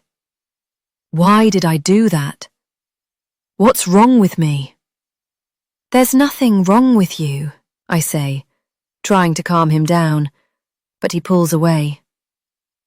You realize I could go to prison for this if anyone finds out, he says. It's malpractice. It's criminal negligence. How could anybody find out? I ask, before Drew can get himself any more worked up. How would anybody know? Did you make a note of her potential alcoholism in her patient notes? Drew thinks about it for a moment, before shaking his head. I told her that I suspected it, but she denied it and begged me not to write it in any notes, so it wasn't a part of her medical history. She was afraid it would be something she'd have to mention in any job interviews, or for insurance, which could be true. Okay, that's a good thing, I say. There's no paper trail there. So as long as this woman never told anybody that you gave her the pills, you're okay. Drew is still thinking about it. They haven't found the pills, right? Drew shakes his head. As long as they don't, then you're in the clear, I assume. And Drew has to agree. Okay, so stop worrying about this and go and take a shower, I tell him. I'll get the food warmed up and we can have dinner when you've come back down. Drew still seems reluctant, but I insist he goes, so he does. As I listen to him plodding his way up the stairs, I think about how this is the second time my husband has told me about something he has done wrong. Will there be a third time? Or might he not tell me if there is? As I go back to preparing the dinner, the one that has almost been ruined by Drew coming home in such a state, I decide that I'm going to have to keep a closer eye on my husband. How do I do that? There are lots of ways a wife can keep tabs on her man. Some of them might make me seem paranoid, but only to me. If I do it right, Drew won't have any idea what I'm doing. Chapter 38. Drew. As I stare at the gravestone in front of me, I think about how this is the only thing in life guaranteed to us all. I hope it'll be a long time before I require one of these myself, but I guess we never know for sure. The wind is bitingly cold, and I am glad I wore a coat over my shirt and tie as I stand here in this chilly cemetery surrounded by all these memorials to the dead. That's about the only thing I am glad about, because I can't take much more joy in being here, paying my respects to a woman I feel like I could have saved. She's dead because of me. That's what I've been saying to myself for a long time now, ever since I heard about the overdose. My confession to Fern that I could and should have done more to help her was not just some guilty paranoia without substance. It was the truth. I made a mistake. A big one. Because of that mistake, this gravestone is here, and this woman's family members have to make do with this being the only time they visit their loved one ever again. Doctors are used to being around death. It comes with the job. I wish I could tell every patient who comes to see me that they have many more healthy years ahead of them. But that's not the way it works. Some have to draw the short straw, and when they do, it's up to me to show them that straw in the most considerate way possible. Some people cry when they get the bad news, while a few others sit there silent and shell-shocked. The odd few burst out laughing, as if the grim diagnosis I have just given them is only a joke and I was teasing them for my entertainment. Those people are the ones I worry about the most. The news obviously hasn't landed properly with them yet, but when it does, it will be bad. But this one was different. I wasn't doling out a devastating diagnosis. This patient did not need to die. She just needed my help. Instead, I took the easy option and gave her sleeping tablets, as if a good night's sleep can cure everything. Those pills helped her to go to sleep. But mixed with alcohol, they ensured that she never woke up again. Why am I here? Why am I tormenting myself by visiting this depressing place, as if it will change anything about the past? It's guilt, plain and simple. By coming here once a month, it allows me to pretend like I did not fail her, as if trying harder now makes up for not trying hard enough earlier. I'm due back at work soon, so I should get going. But as usually happens when I come here, I have slipped into a sort of trance, one where I lose track of time and end up standing as stiff and motionless as the gravestones that I'm amongst. I'm snapped out of it by the sound of a new message arriving on my phone. As I take it out, I wonder if it will be Fern asking me how my day is going.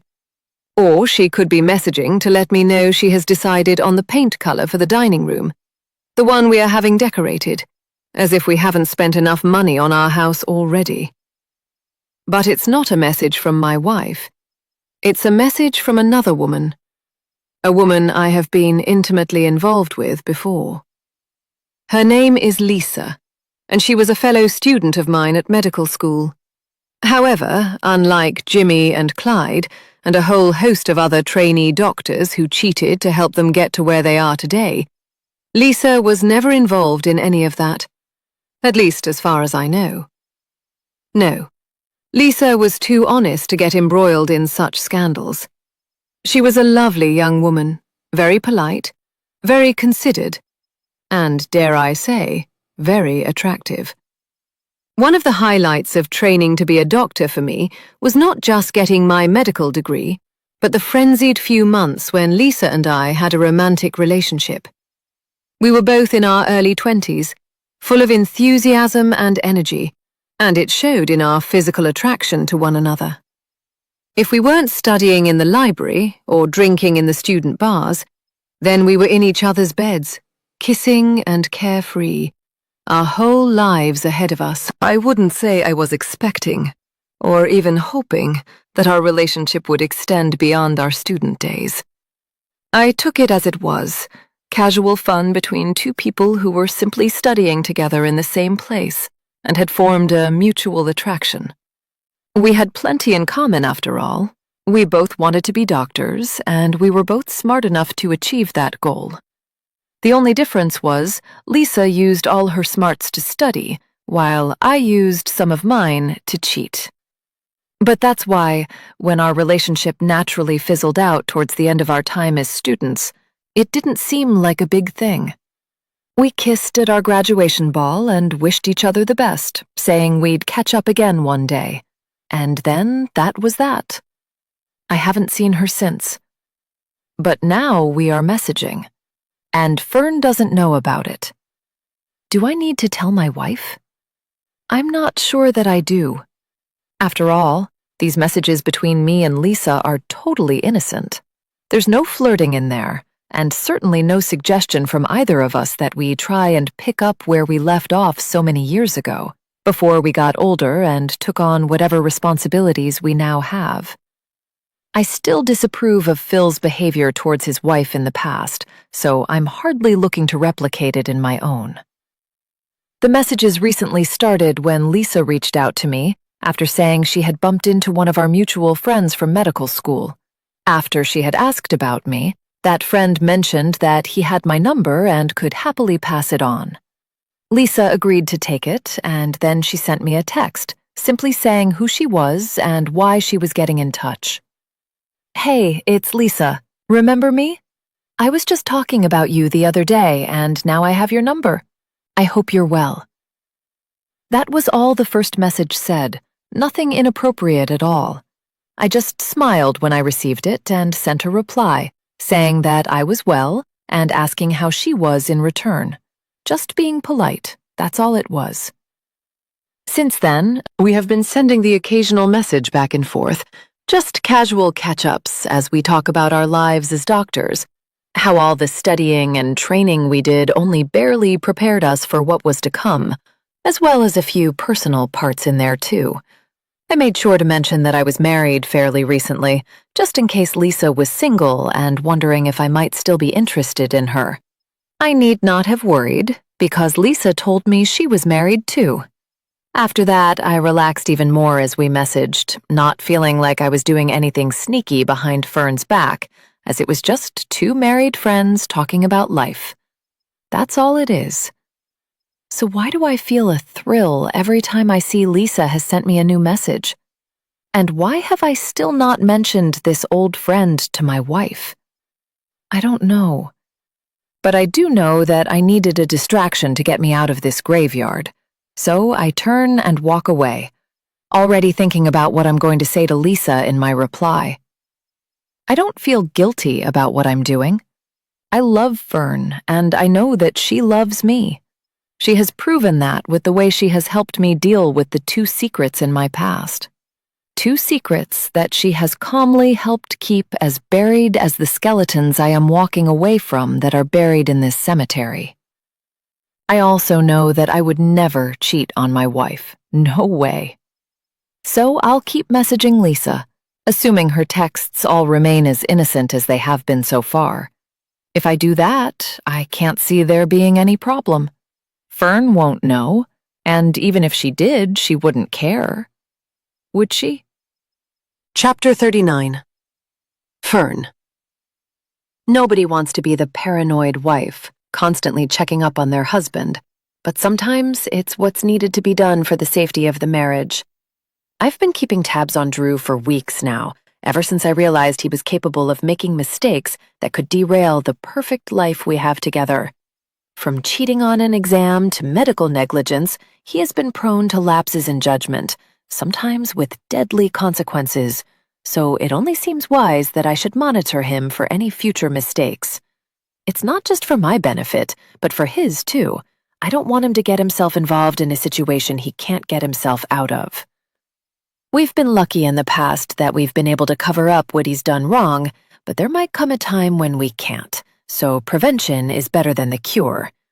So how have I been monitoring him? I haven't been doing much, just using the plentiful free time that I have. For example, I'll occasionally take a walk down to Drew's workplace around lunchtime and see if I can spot him heading out for his break. Sometimes he stays inside, but every now and then, if the sun is out, he'll go for a walk. I follow behind, keeping my distance, but watching to see where he might be going and what he might be doing when he thinks I'm not around. Most of the time, he does nothing more exciting than buying a sandwich and a bottle of water from a shop or cafe, and that's fine by me.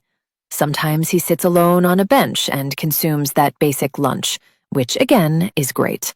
But there have been a few times I've seen him go somewhere unexpected, like the times I noticed him going to the local church to stand amongst the gravestones. At first, I had no idea who it was he could be visiting. That was until I once waited for him to leave before approaching the gravestone he had been standing at to find it was the female patient he had told me about, the one who had overdosed after he prescribed her pills he shouldn't have. Especially considering she was abusing alcohol at the time. I could have taken such a discovery in 2 ways. 1, I could have felt that Drew was simply visiting the gravestone out of guilt.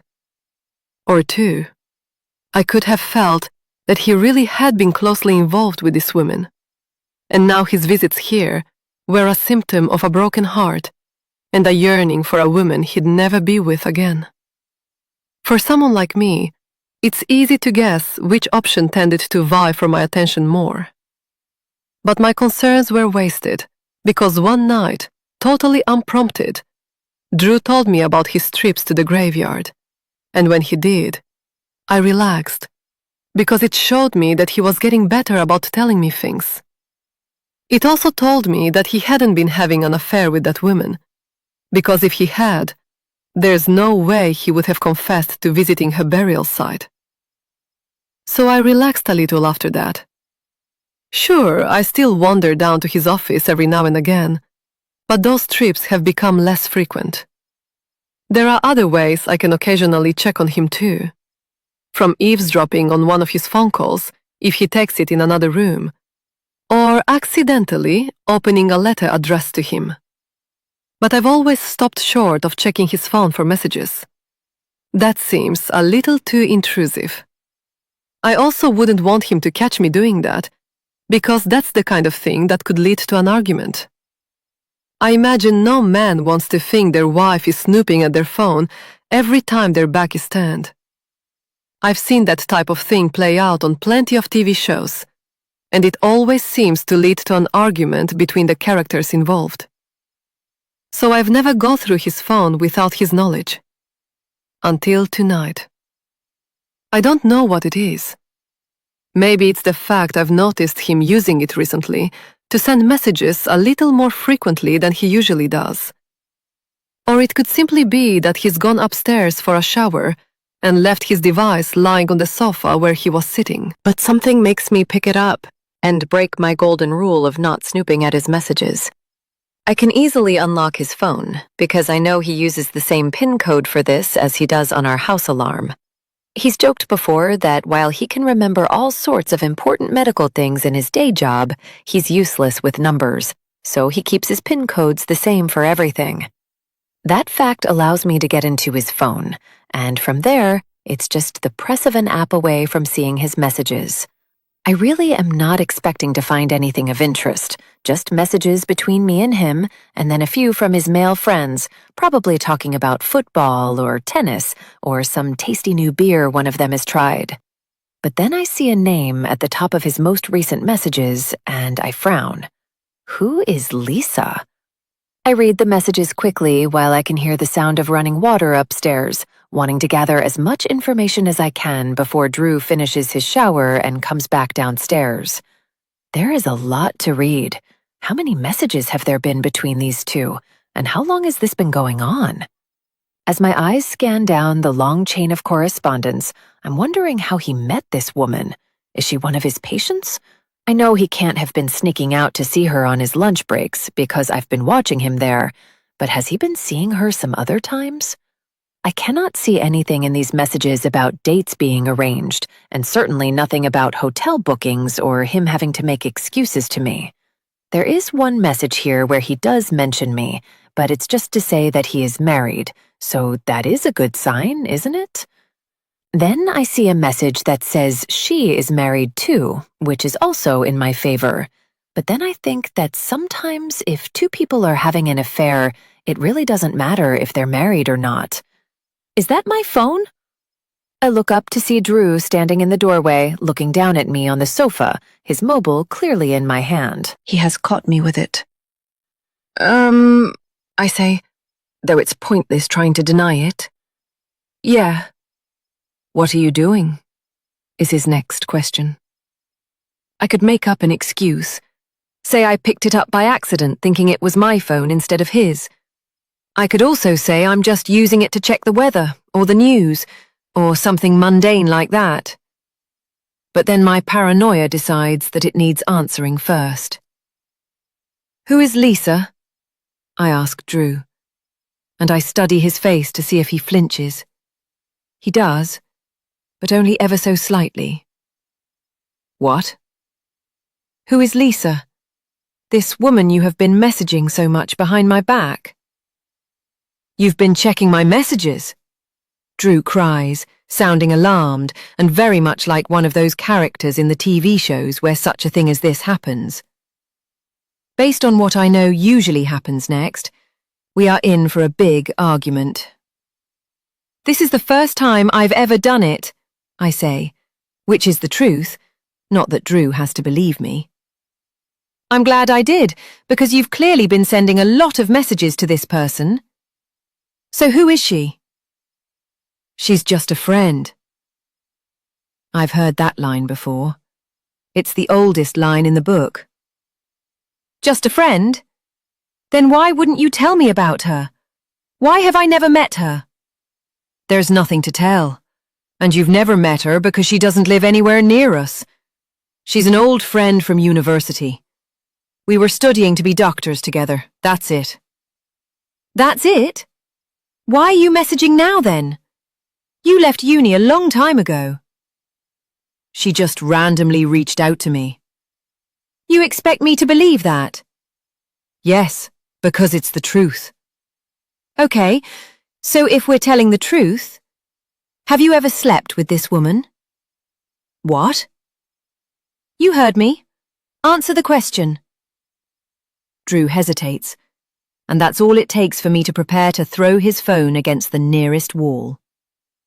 Wait, he cries, and he just about manages to stop me smashing it into a million pieces. But just because I haven't thrown his phone, it doesn't mean I've calmed down. No, I'm not sleeping with her, Drew maintains. I've told her about you. She knows I'm married, and she is married too. Read all the messages if you have to. You'll see there's nothing inappropriate in there. We've just been catching up. We're just friends. I promise. To be fair to Drew, The messages I have read do back that up. I haven't seen any evidence of flirting, or worse, so maybe he is telling me the truth. I potentially jumped to conclusions. Now my husband is looking at me like I am mad. I'm sorry, I say, as I hand his phone back to him, and he takes it, still looking wary of me. I realize I might have gone a step too far. For the first time, Drew has seen evidence of my paranoia. Is that a bad thing? Or could it be good? Maybe now he knows that I'm not someone to be messed with. Maybe now he'll think twice about every single thing he does in the future. Chapter 40. Drew, a game of tennis with my good mate Greg usually has me feeling better than before it started. But not tonight. That's because there is still something worrying me, the thing that has been on my mind for a while now. It's been almost a week since Fern discovered the messages that Lisa and I had been exchanging, messages that were totally innocent, though that's not how my wife saw it. She lost her temper in a way I've never seen her lose it before. It wasn't only her being grumpy, this was full-blown rage, potentially fueled by a paranoia the strength of which has me spooked to this day.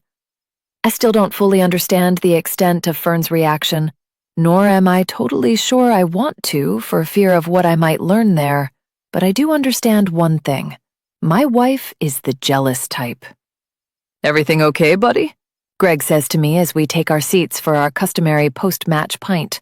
"I know I usually beat you, but you don't usually play that badly." "Just not my night," I say casually, trying to brush it off, but Greg can obviously sense that there is something troubling me. "Everything okay at home?" he asks then, getting dangerously close to the nerve. I could lie. I could be a typical guy and shrug my shoulders and say I'm fine, spend the rest of our conversation talking about nothing more substantial than some new car that I'm thinking of buying. But I decide not to do that. That's because I feel like I really need to get another perspective on Fern's recent reaction to those text messages, and maybe Greg is the perfect person to seek it from. He knows I'm married, but he's never actually met Fern. He was unable to make it to my wedding due to having to work, so while the pair of us have been good friends for years, he's in the unique position of being the only one of those friends who doesn't really know my wife. That means he might have a clearer opinion on Fern if I ask for it, rather than him knowing her so well that he doesn't want to risk offending either one of us. It also helps that he's not exactly going to mention this conversation to Fern the next time he sees her, simply because he never sees her. "Okay, I'm going to tell you something, and I need you to tell me if I'm overreacting to this or if Fern is." I begin, and Greg looks interested, shuffling forward on his seat and denying himself another sip of his pint until he's heard it. "I'm all ears," he says. "I've been messaging a woman from my past," I begin with, and Greg's eyebrows immediately rise, as if he's wondering if I'm about to confess some kind of secret, sordid affair to him. "Someone I was close to at medical school." "Define close." "We were sleeping together." "Okay, that's pretty close," Greg deduces. "It was years ago, and after we graduated, we never saw each other again. Anyway, she started messaging me out of the blue recently, and I have been messaging her back." "What kind of messages?" I decide it's easier to just show Greg than try to explain them all, so I take my phone out of my gym bag and find the text chat before handing it over. He has a quick read-through before nodding. "Seems fine," he says. "That's what I thought, but Fern didn't think so." "You showed her these messages?" Greg asks, but I shake my head. "No, she found them herself." "She was looking through your phone?" I nod. "Why was she doing that?" is the next question. I have no idea. I haven't done anything to warrant her being suspicious of me, and I didn't think she'd ever be the type to be checking up on me, but I was clearly wrong. Greg thinks about that for a moment as he hands me back my phone. "There isn't anything in those messages that can get you into trouble," he surmises. That's what I would have thought too. I agree. But Fern didn't like it. In fact, that's an understatement. She went crazy. She thought I was having an affair, And she almost smashed my phone into the wall. Greg looks surprised. I didn't know she was so explosive, he says. Neither did I. I watch Greg as he takes a sip of his drink, hoping he might have some words of wisdom for me when he's finished drinking. You explained to her that nothing is going on with this other woman, he asks. Of course I did. And does she believe you? I don't know. I feel like I don't know her at all right now. She just overreacted. I'm sure it's fine. Greg tries. That's not the point. Why was she checking my phone? Why was she paranoid already? And why did she react so badly to messages that are so innocent? Greg doesn't seem to be able to answer that one, which is frustrating because I told him in the hope that he might. Maybe it's sweet that she got so jealous, he suggests. Shows how much she loves you. By going mad and almost destroying my phone. Have you tried talking about this with her? Greg asks then. Not because he's just trying to end this difficult conversation, but because that would be a logical step to take. No, not really, I confess. I've been wary of bringing it up again ever since that night. That's not healthy. The unhealthy doctor, that's me, I say, trying to make light of it. But it's not funny. Not really. I thought we were strong. But this feels like the first crack in our marriage, and it's a sizable one at that. Are you still messaging this other woman? Greg asks me, and I shake my head. No, I've kind of let it die out. I slowed down my responses, said I was very busy at work. I think she's got the hint. It's frustrating because we are just friends, and Fern doesn't even know that we slept together in the past. So for her to react like this is weird, right? I don't think we'll ever understand the opposite sex, Greg says. And he probably has a point there. Maybe this is one of those things where it seems like nothing to us guys, yet to a woman, They would totally be on Fern's side. Maybe she has even had this same conversation with one of her friends, and if she has, I bet they are in agreement with her, just like Greg is in agreement with me. Sometimes asking a friend is not the best idea. They're biased. Do me a favor and don't mention this to anyone, I say to Greg. Not that we have any mutual friends, but still. I don't like the idea of too many people knowing that my seemingly perfect marriage is not actually that perfect at all. Of course, Greg replies like a true friend. But do yourself a favor. Don't ever have an affair, or it sounds like your wife might kill you. He laughs at that comment. I don't. It's not that I'm ever planning on having an affair. It's that I fear he might be right if I do. Chapter 41. Fern. I can see my rival from here. She's sitting at a desk on the other side of a large glass window in an office building, overlooking this bustling part of Birmingham. As for me, I'm at ground level, looking up at her on the 4th floor and watching her typing away on her keyboard. I don't know what she does for a job, and frankly, I don't care. All I want to know is if she's going to leave my husband alone. If not, then the two of us are going to have a problem. I tracked down Lisa, Drew's mystery messenger, by taking her number from my husband's phone while he slept. After discovering that he was texting this woman and the ensuing argument that we had, I told myself to leave it there. But I couldn't. Later that night, as the two of us lay in bed, I was unable to sleep. I wondered if Drew would suffer the same fate, but I eventually heard him snoring softly just after 3 a.m. When I did, I crept out of bed and picked up his phone from where it lay on his bedside table.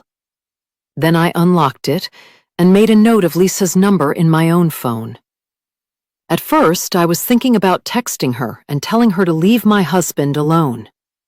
But then I worried she might just forward that message on to Drew and ask him what it was all about, potentially making him lose his temper with me and souring things further between us. So I decided to do something else.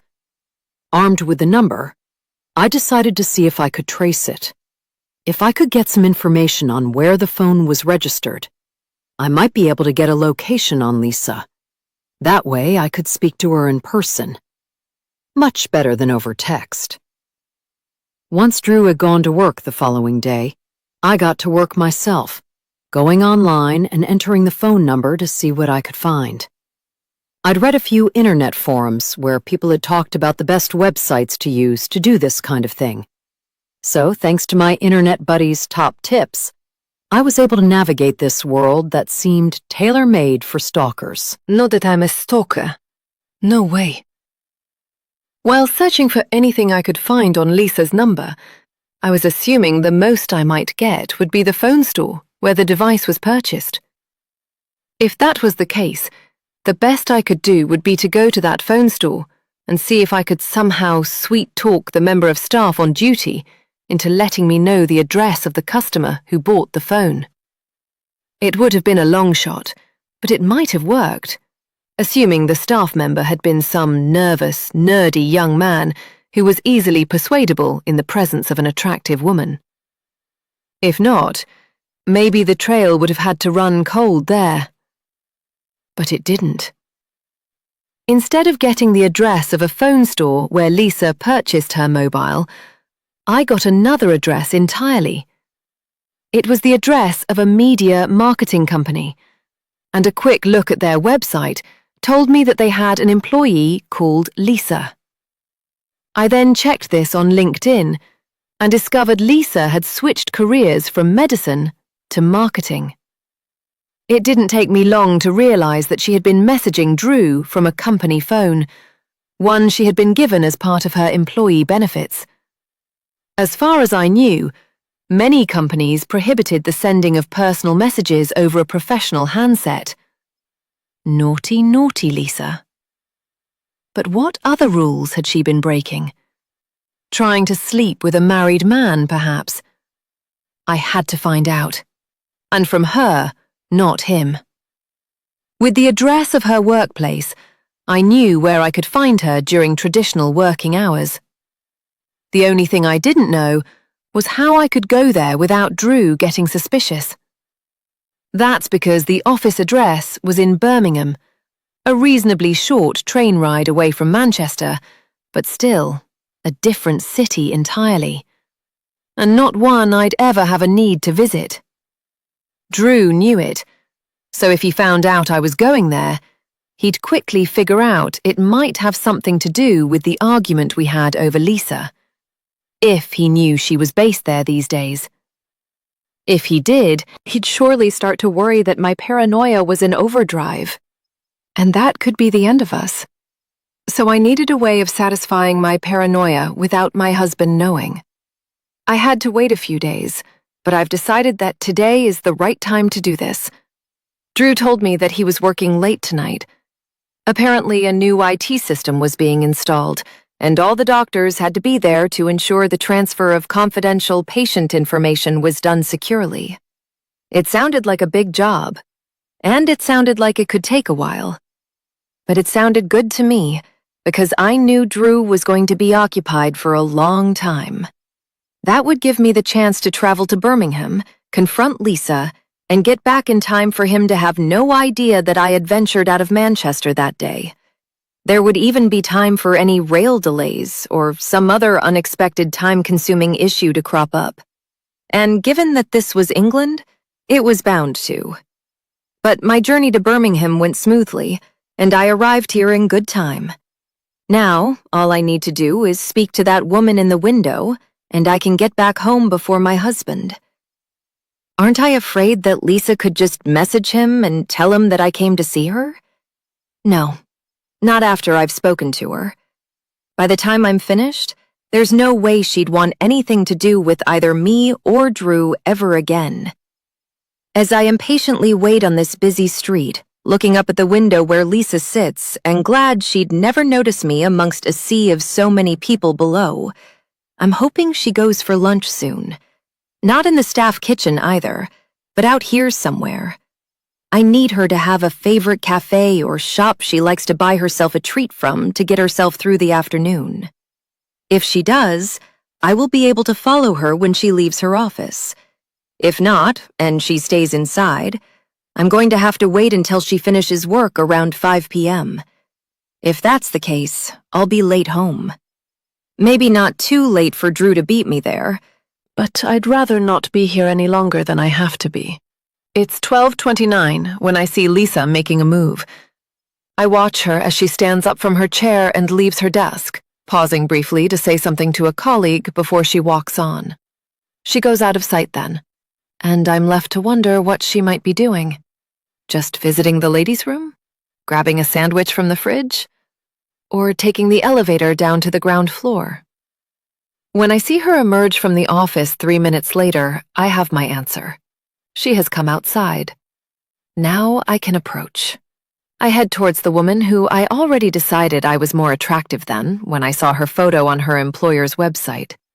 That fact was a relief, but I was still aware that it didn't always mean anything. All sorts of women can turn a man's head, especially ones who don't give up. So the only way to know for sure if Lisa is going to stop messaging my husband is to tell her what will happen if she doesn't. I am walking behind her now, about 10 yards away, though there are plenty of people walking in between and around us. A city center at lunchtime is a busy place, but I've come too far to lose sight of my target. I see a supermarket up ahead, and wonder if that is where she is heading for her lunch. As she crosses the road and approaches the sliding entrance doors, I get confirmation of that. So I decide that inside will be where we have our conversation. Following her in, I watch as Lisa heads for the chilled aisle where the packaged sandwiches can be found. But before she can grab something to alleviate her hunger, I make my presence known. "Hello, Lisa," I say, and she turns around before looking confused. "Hello? Do I know you?" she asks. "No, but I know you. I also know you have been messaging my husband." Lisa looks unsure. Is she messaging multiple married men and can't pinpoint who I'm referring to? "Dr. Drew," I say, just in case she is. Now she knows who I am. "You're Drew's wife?" she asks me. That's right. What are you doing here? She wants to know then. How did you find me? I'm a resourceful woman. Now it's my turn to ask you a question. Why are you messaging him? He's an old friend. Is anything going on between you two? What? No, of course not. I'm married too. She seems mortified by my suggestion. So maybe everything is okay. But you can never be too sure. So I press on. "I want you to delete Drew's number from your phone. Do it now," I say, waiting for her to take out her handset. "Are you serious? This has to be a joke," Lisa replies. "I've no idea what you think is going on, or who you think you are to confront me like this when I've done nothing wrong but delete his number. Now." The force of that command makes Lisa comply, and she finally takes out her phone from her handbag. "Show me," I order, and I make her complete the deletion of the number in full view. "This is crazy," she says. But I say nothing until Drew's number has been removed. Then I speak. "Now listen to me.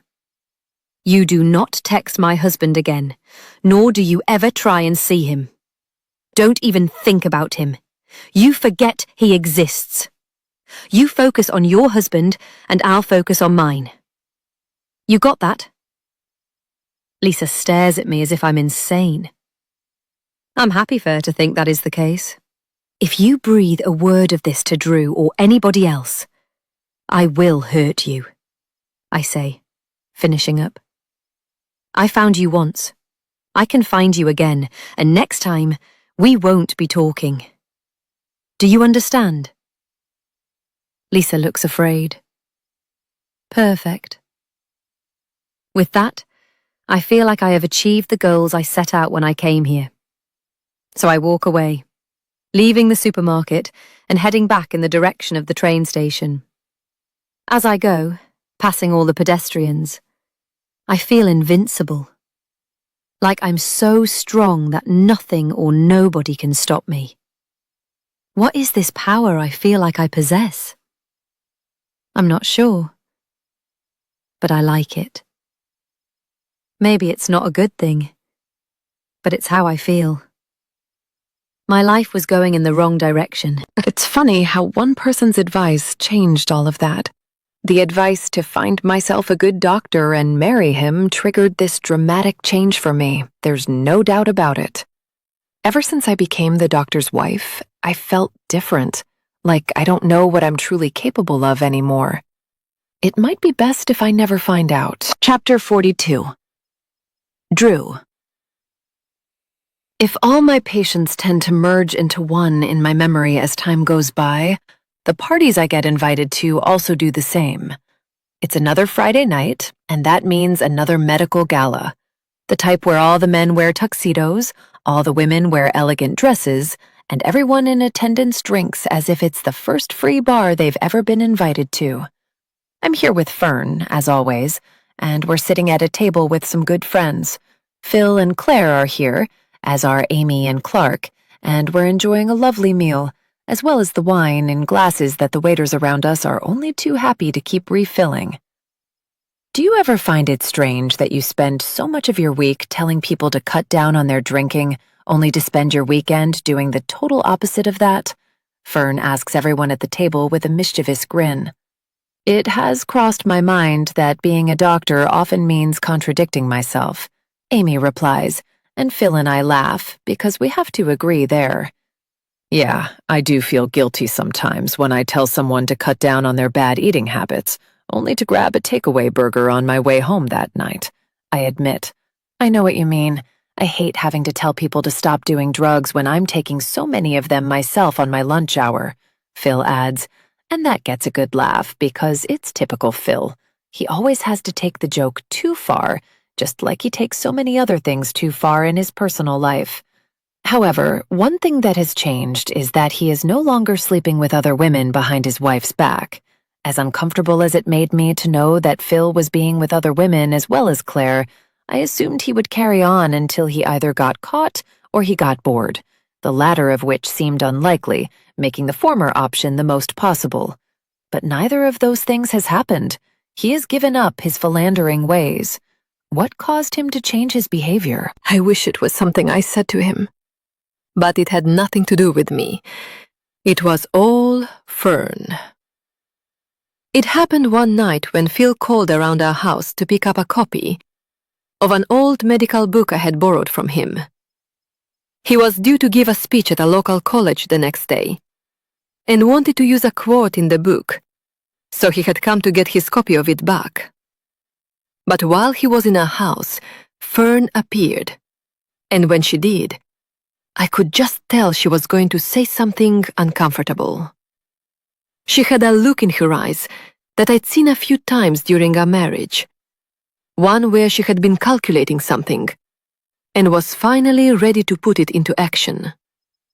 For me, it often applied to what she wanted to do regarding a holiday booking or a redecorating project, but I had a feeling it was going to be about something totally different with Phil. And it was. I want you to stop cheating on Claire, Fern had said rather randomly, as I had handed over the book to Phil, causing us both to freeze and wonder what was going on. I'm sorry, he had replied. Yeah, you will be when I tell her what you get up to behind her back. But I won't do that if you promise to stop cheating, Fern had gone on. There's no need to pretend in front of us. Drew and I both know what you're like. I have first-hand experience. We also know what it's like to have to cover for you when Claire asks us where you might be. But we're done covering for you.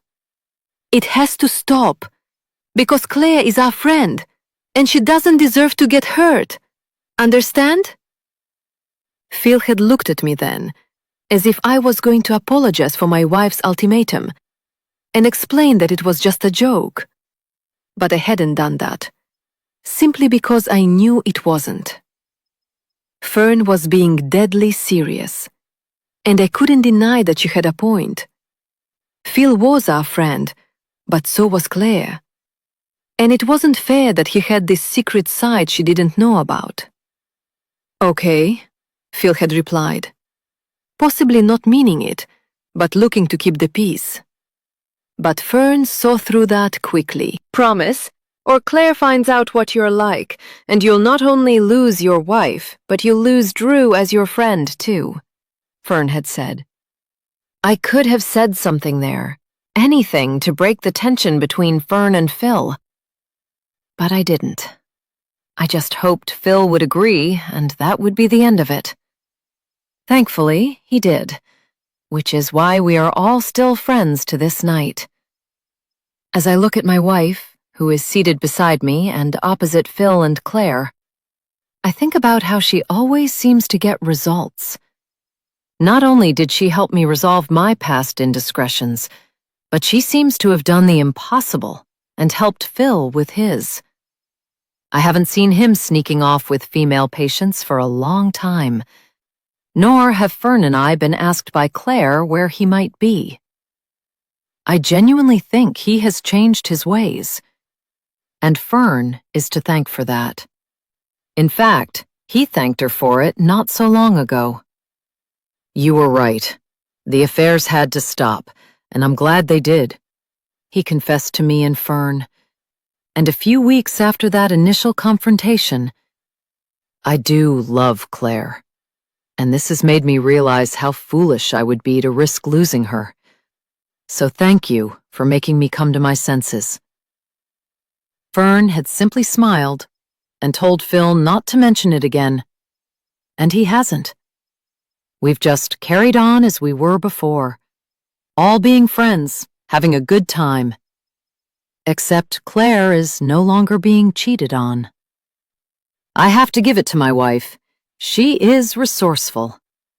But as I take a sip of my red wine and look at Phil, I can't help but think about how he has gotten away with everything he did. All those women, all those affairs. It's crazy that none of it ever came out. Does he know how lucky he is? Apparently so, because Fern has made him come to his senses and stop taking risks with his marriage. But does he understand the luck involved in not having anybody find out that he isn't the perfect guy he presents himself to be? I know what it's like to have my reputation put at risk, and it is not fun. But I guess I'm lucky too. Only Fern knows the real me, my fine points and my failures, just like she knows about Phil. That's quite a powerful position for her to be in, but she doesn't seem burdened by any of it. As everyone at the table keeps chatting and laughing around me, I wonder if sometimes I overthink things and worry too much. After all, everything works out okay in the end, doesn't it? None of what I did in the past ever came back to haunt me, and the same goes for my friend and fellow doctor, Phil. So was it worth all the drama? Or are men like us born to get away with things? Maybe I'll have this conversation with Phil in the future, when we're older and hopefully a little wiser. But as a medical man, I am fascinated by the idea of luck and that things work out for others while some poor souls are destined to get the other side of the coin, the bad side. Some of my patients seem to get healthier while others decline rapidly, and there is no rhyme or reason to it. Just like Jimmy and Clyde got their comeuppance for their mistakes, while I did not receive mine.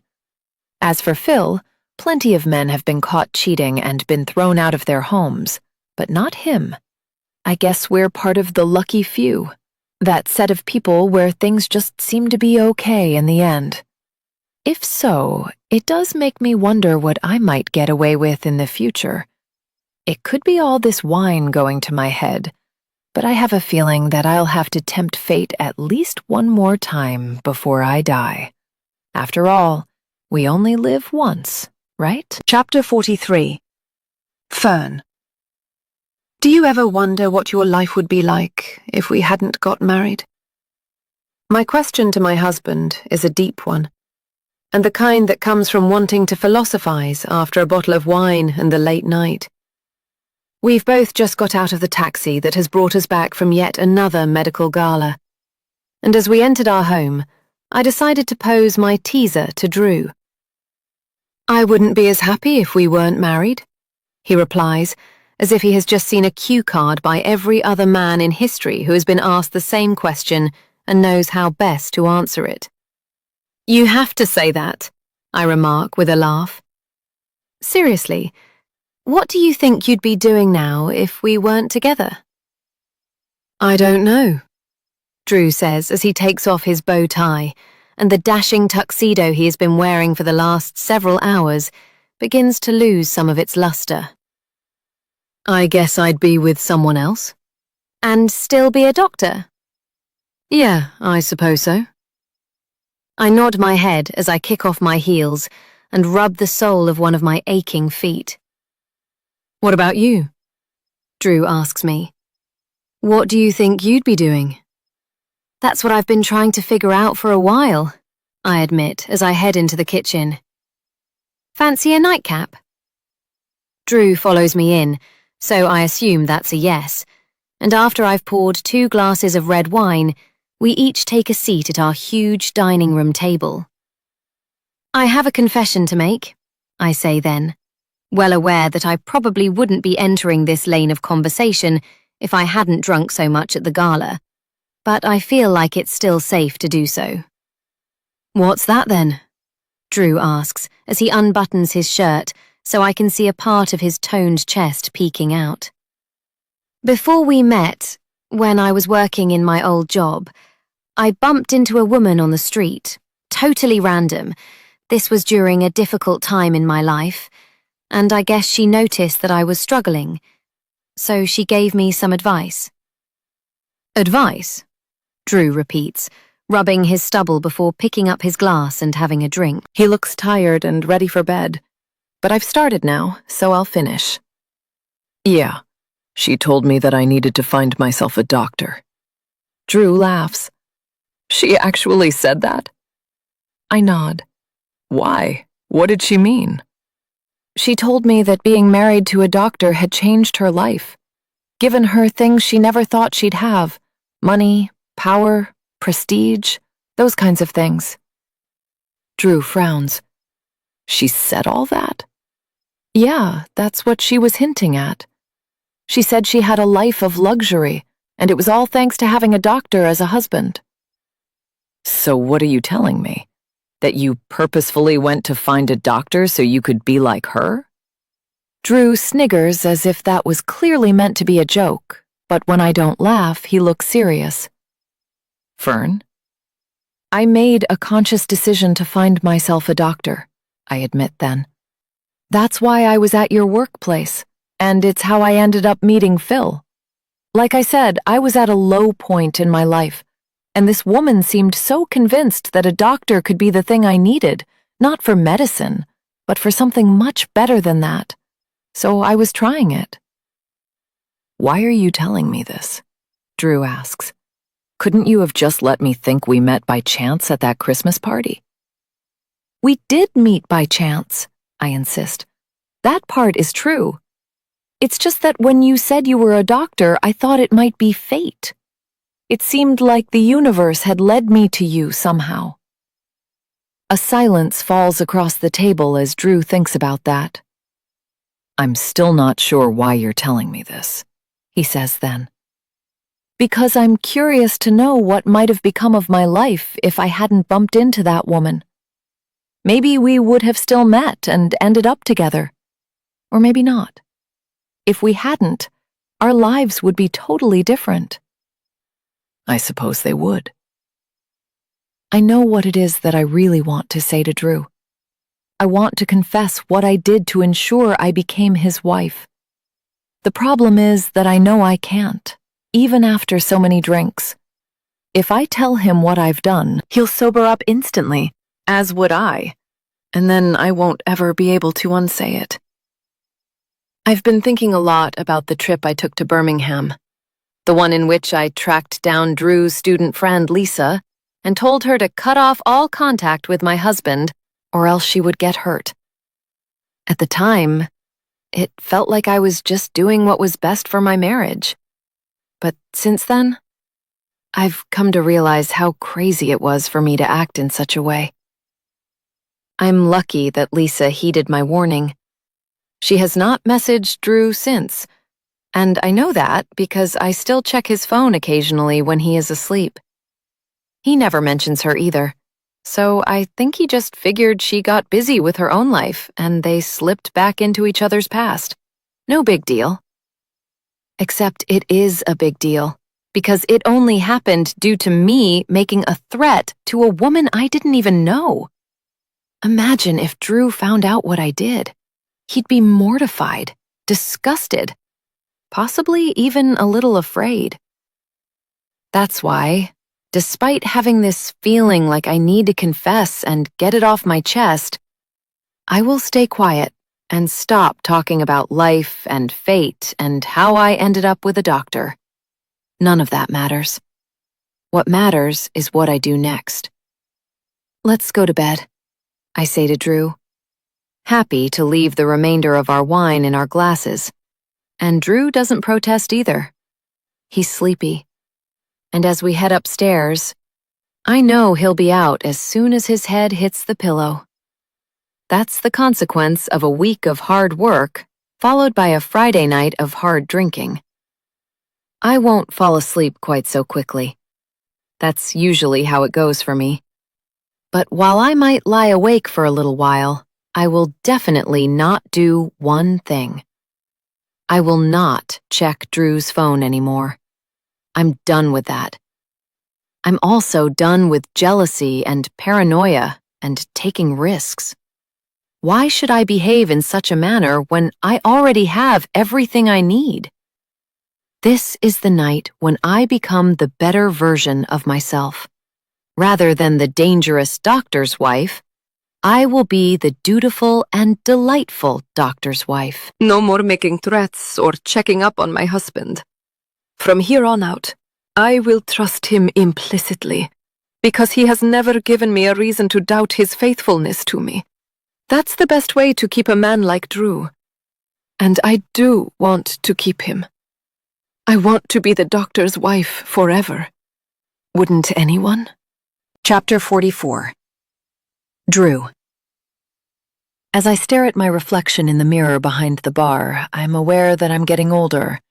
Not old enough to have a head of gray hair yet, but old enough to be aware of the passing of time and how it seems to be speeding up as I approach 40.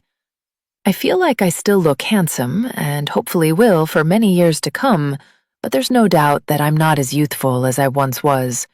I feel that most in my bones. I'm tired nearly all the time, and while it could be down to so many years as a busy city center doctor, I fear it might be down to something else, too. Sure, having to deal with a never-ending stream of patients is wearing me down, and I have considered suggesting to Fern that we move somewhere quieter, but that would likely mean a drop in income, so I'm reluctant to actually do that, even if the day is easier. Plus, Fern loves the city, all our friends are here, and going somewhere quieter would mean not only giving up the house we love here, but losing out on the multitude of bars and restaurants that complete our busy lifestyle. But there has to be more to life than money, work, and trendy wine bars at some point, doesn't there? I don't think Fern thinks so, but then she isn't the one working all these long hours. I am, and I fear that fact might drive a wedge between us one day if I continue to feel unfulfilled. But it might not be that. It might be something else. It's bugging me that I can't put my finger on it. What is the cause of my daily lethargy? I hope it's not a midlife crisis. How terribly cliché would that be? If it is, what are my options? Buy a sports car? It surely wouldn't be much fun to drive in Manchester, where I'd be slowed down greatly by other cars, red lights, and speed limits. What about buying some other shiny trinkets, or attempting to dress like a man half my age? Yeah, right. as if I can roll back the years with a trendy t-shirt or pair of trainers. I'm not sure some new clothes will give me my spark back. What about having an affair? It's almost laughable that the thought would even cross my mind, especially after how against Phil's behavior I have been over the years.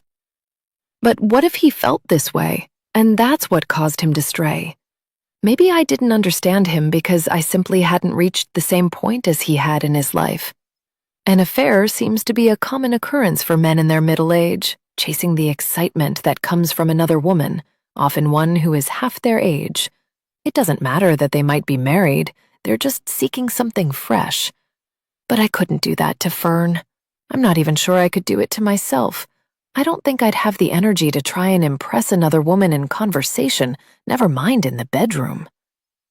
So where does that leave me? The answer seems obvious. I'm just another grumpy guy in a bar, nursing a beer after a long day's work, before heading home and falling asleep in the same bed I've already spent so many nights in. I stopped off for this drink because I felt like I needed something to perk me up. It's a couple of days until I have my weekly game of tennis with Greg, but I couldn't wait that long for some liquid refreshment. I'll just have this one, then go home and see Fern. She might have made something for dinner, or she might be waiting for me to do the cooking this evening. Either way, it'll just be another uneventful night in my life. And then I see her. It's the flash of blonde hair that first catches my eye, and I can't look away, watching as this woman walks by, stunning in both her appearance and confidence. She looks so at ease in her surroundings, so comfortable in her own skin. Very different to me, sitting here feeling all blue. But the jolt of blonde has given me more of a boost than this beer has, and as she takes her place at the bar beside me and waits to be served, I suddenly find that my mouth is opening and words are coming out. "Are you having a good night?" I ask, almost as if somebody else is controlling my voice. It feels like I'm having a slight out-of-body experience. Why am I talking to this woman? Why am I asking her questions? What do I think is going to happen?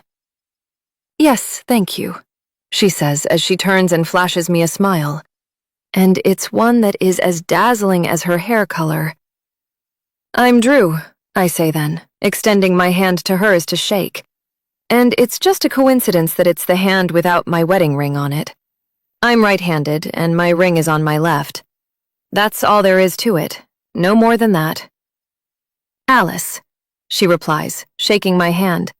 And as we touch, I feel a jolt of electricity run through my body. What was that? I've never felt it before, that's for sure. Not with Rose or with Fern. As our hands separate, I know one thing. I want to feel it again. What I felt was magnetic, magical, moving.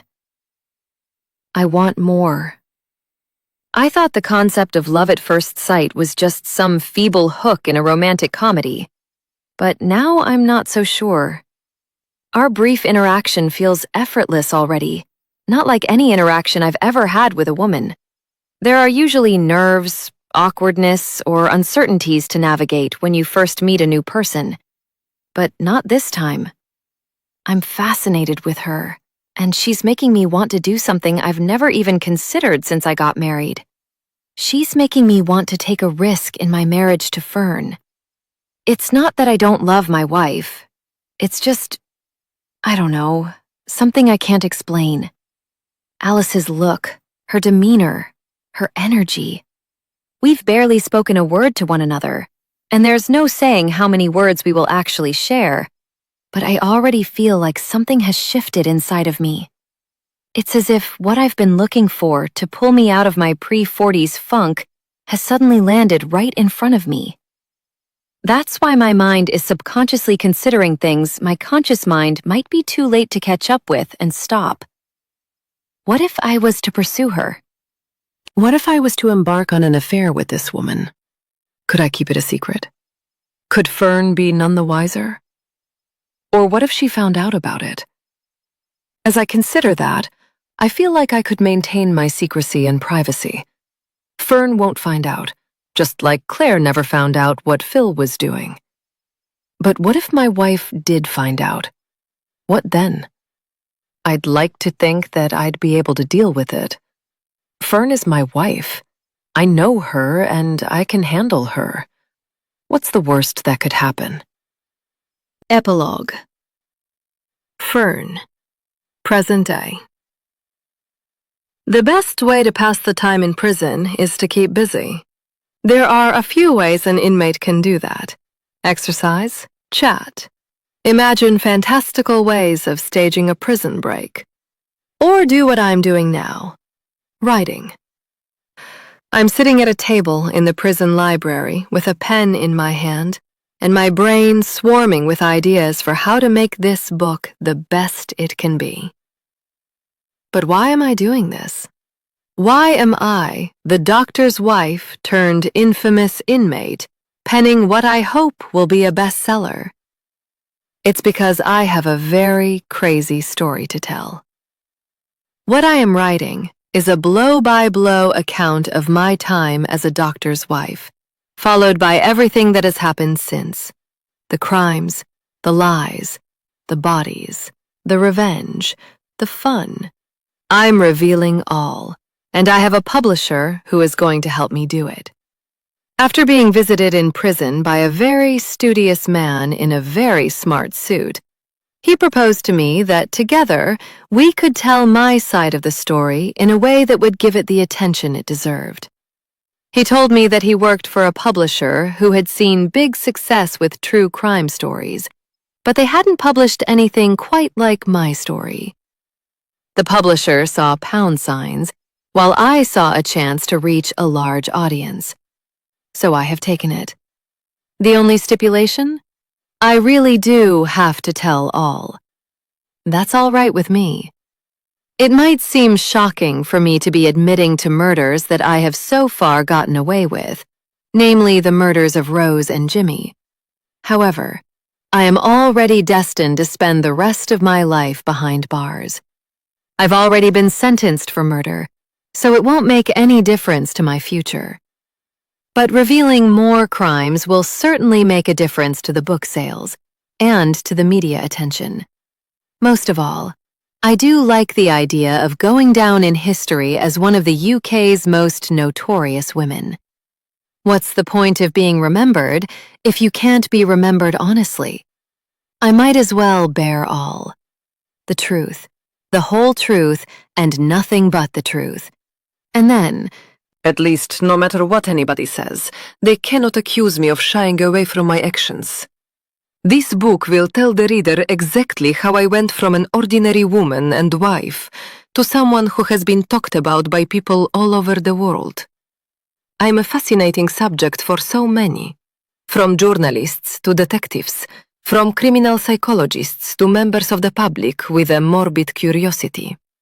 I can't stop them from talking about me, or gossiping, or speculating. But I can give them my side of the story. This book that I am writing from inside these prison walls is my attempt to do just that. I want my voice to be heard. My voice that until now only ever got listened to when I was in court, answering for the crimes I was accused of and committed over the years. But that was hardly the best place for me to be telling my story. That environment was filled with judging eyes, from the prosecutors to the jury to the actual judge themselves. Every one of them possibly already having made up their mind on my guilt and simply waiting for the chance to see me punished. This book can be a clean slate for me. Inside these pages, I can write whatever I want, and nobody can stop me. I have a feeling people are going to be eager to see what I have to say. So far, I've focused on the beginnings of my story, my childhood, my initial hopes and dreams, my early years of adulthood. This is hardly the most exciting part of my story, but it needs to be told to set the scene. I know anyone who picks up a copy of this book, wherever it might end up on sale, from a dusty corner of an old bookstore to a smooth shelf in an iconic city's airport, will be desperate to get to the part where the drama starts. They'll want to get to the part about the doctor, I've reached the bit of the book where I need to mention him. Drew. It's easier to think of his name than it is to write it down and look at it on the page. That's because it's a name that means so much to me. He's the man I married. The man I loved. The man I ruined. And the man who ruined me. I wouldn't be in prison now if it wasn't for him. I should probably write that first when it comes to talking about him. Will the reader get annoyed if I blame it all on him, though? Will they be expecting me to take my fair share of the blame? I don't know.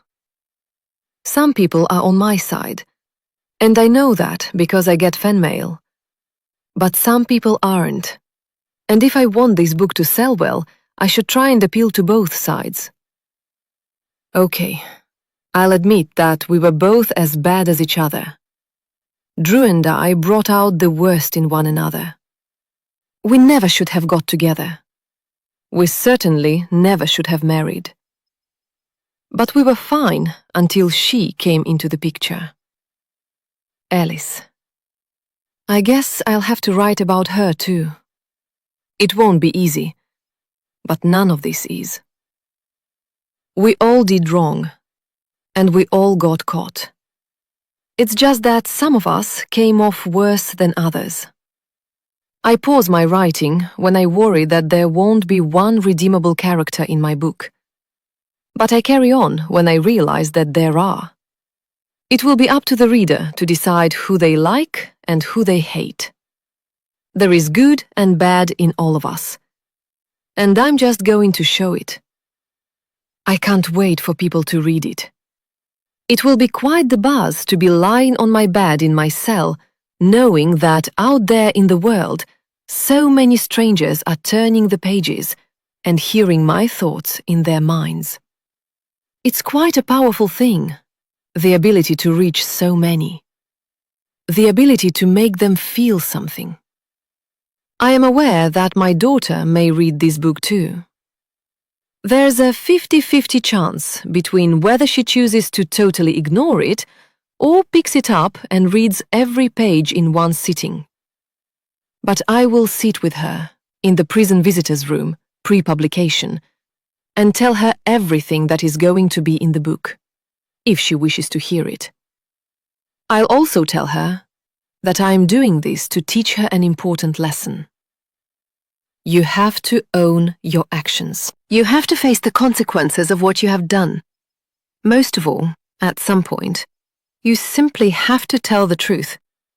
Out of every possible reader of my future book, I also wonder if that woman I bumped into on the street all those years ago will read it one day. If she does, she'll surely remember that she played a part in what happened too. She told me to become a doctor's wife, and I did. What she didn't tell me was that the doctor was going to have an affair. I guess she couldn't have known. She wasn't to know that Drew would make such a bad husband, just like she wasn't to know that I would watch him die right in front of my eyes one day. She certainly wasn't to know that I would make such a deadly doctor's wife. They say death follows doctors around because it's a part of their job, but I think it's more complicated than that. Sometimes death can follow a doctor around based on who they choose to marry. Did I make a mistake in marrying Drew?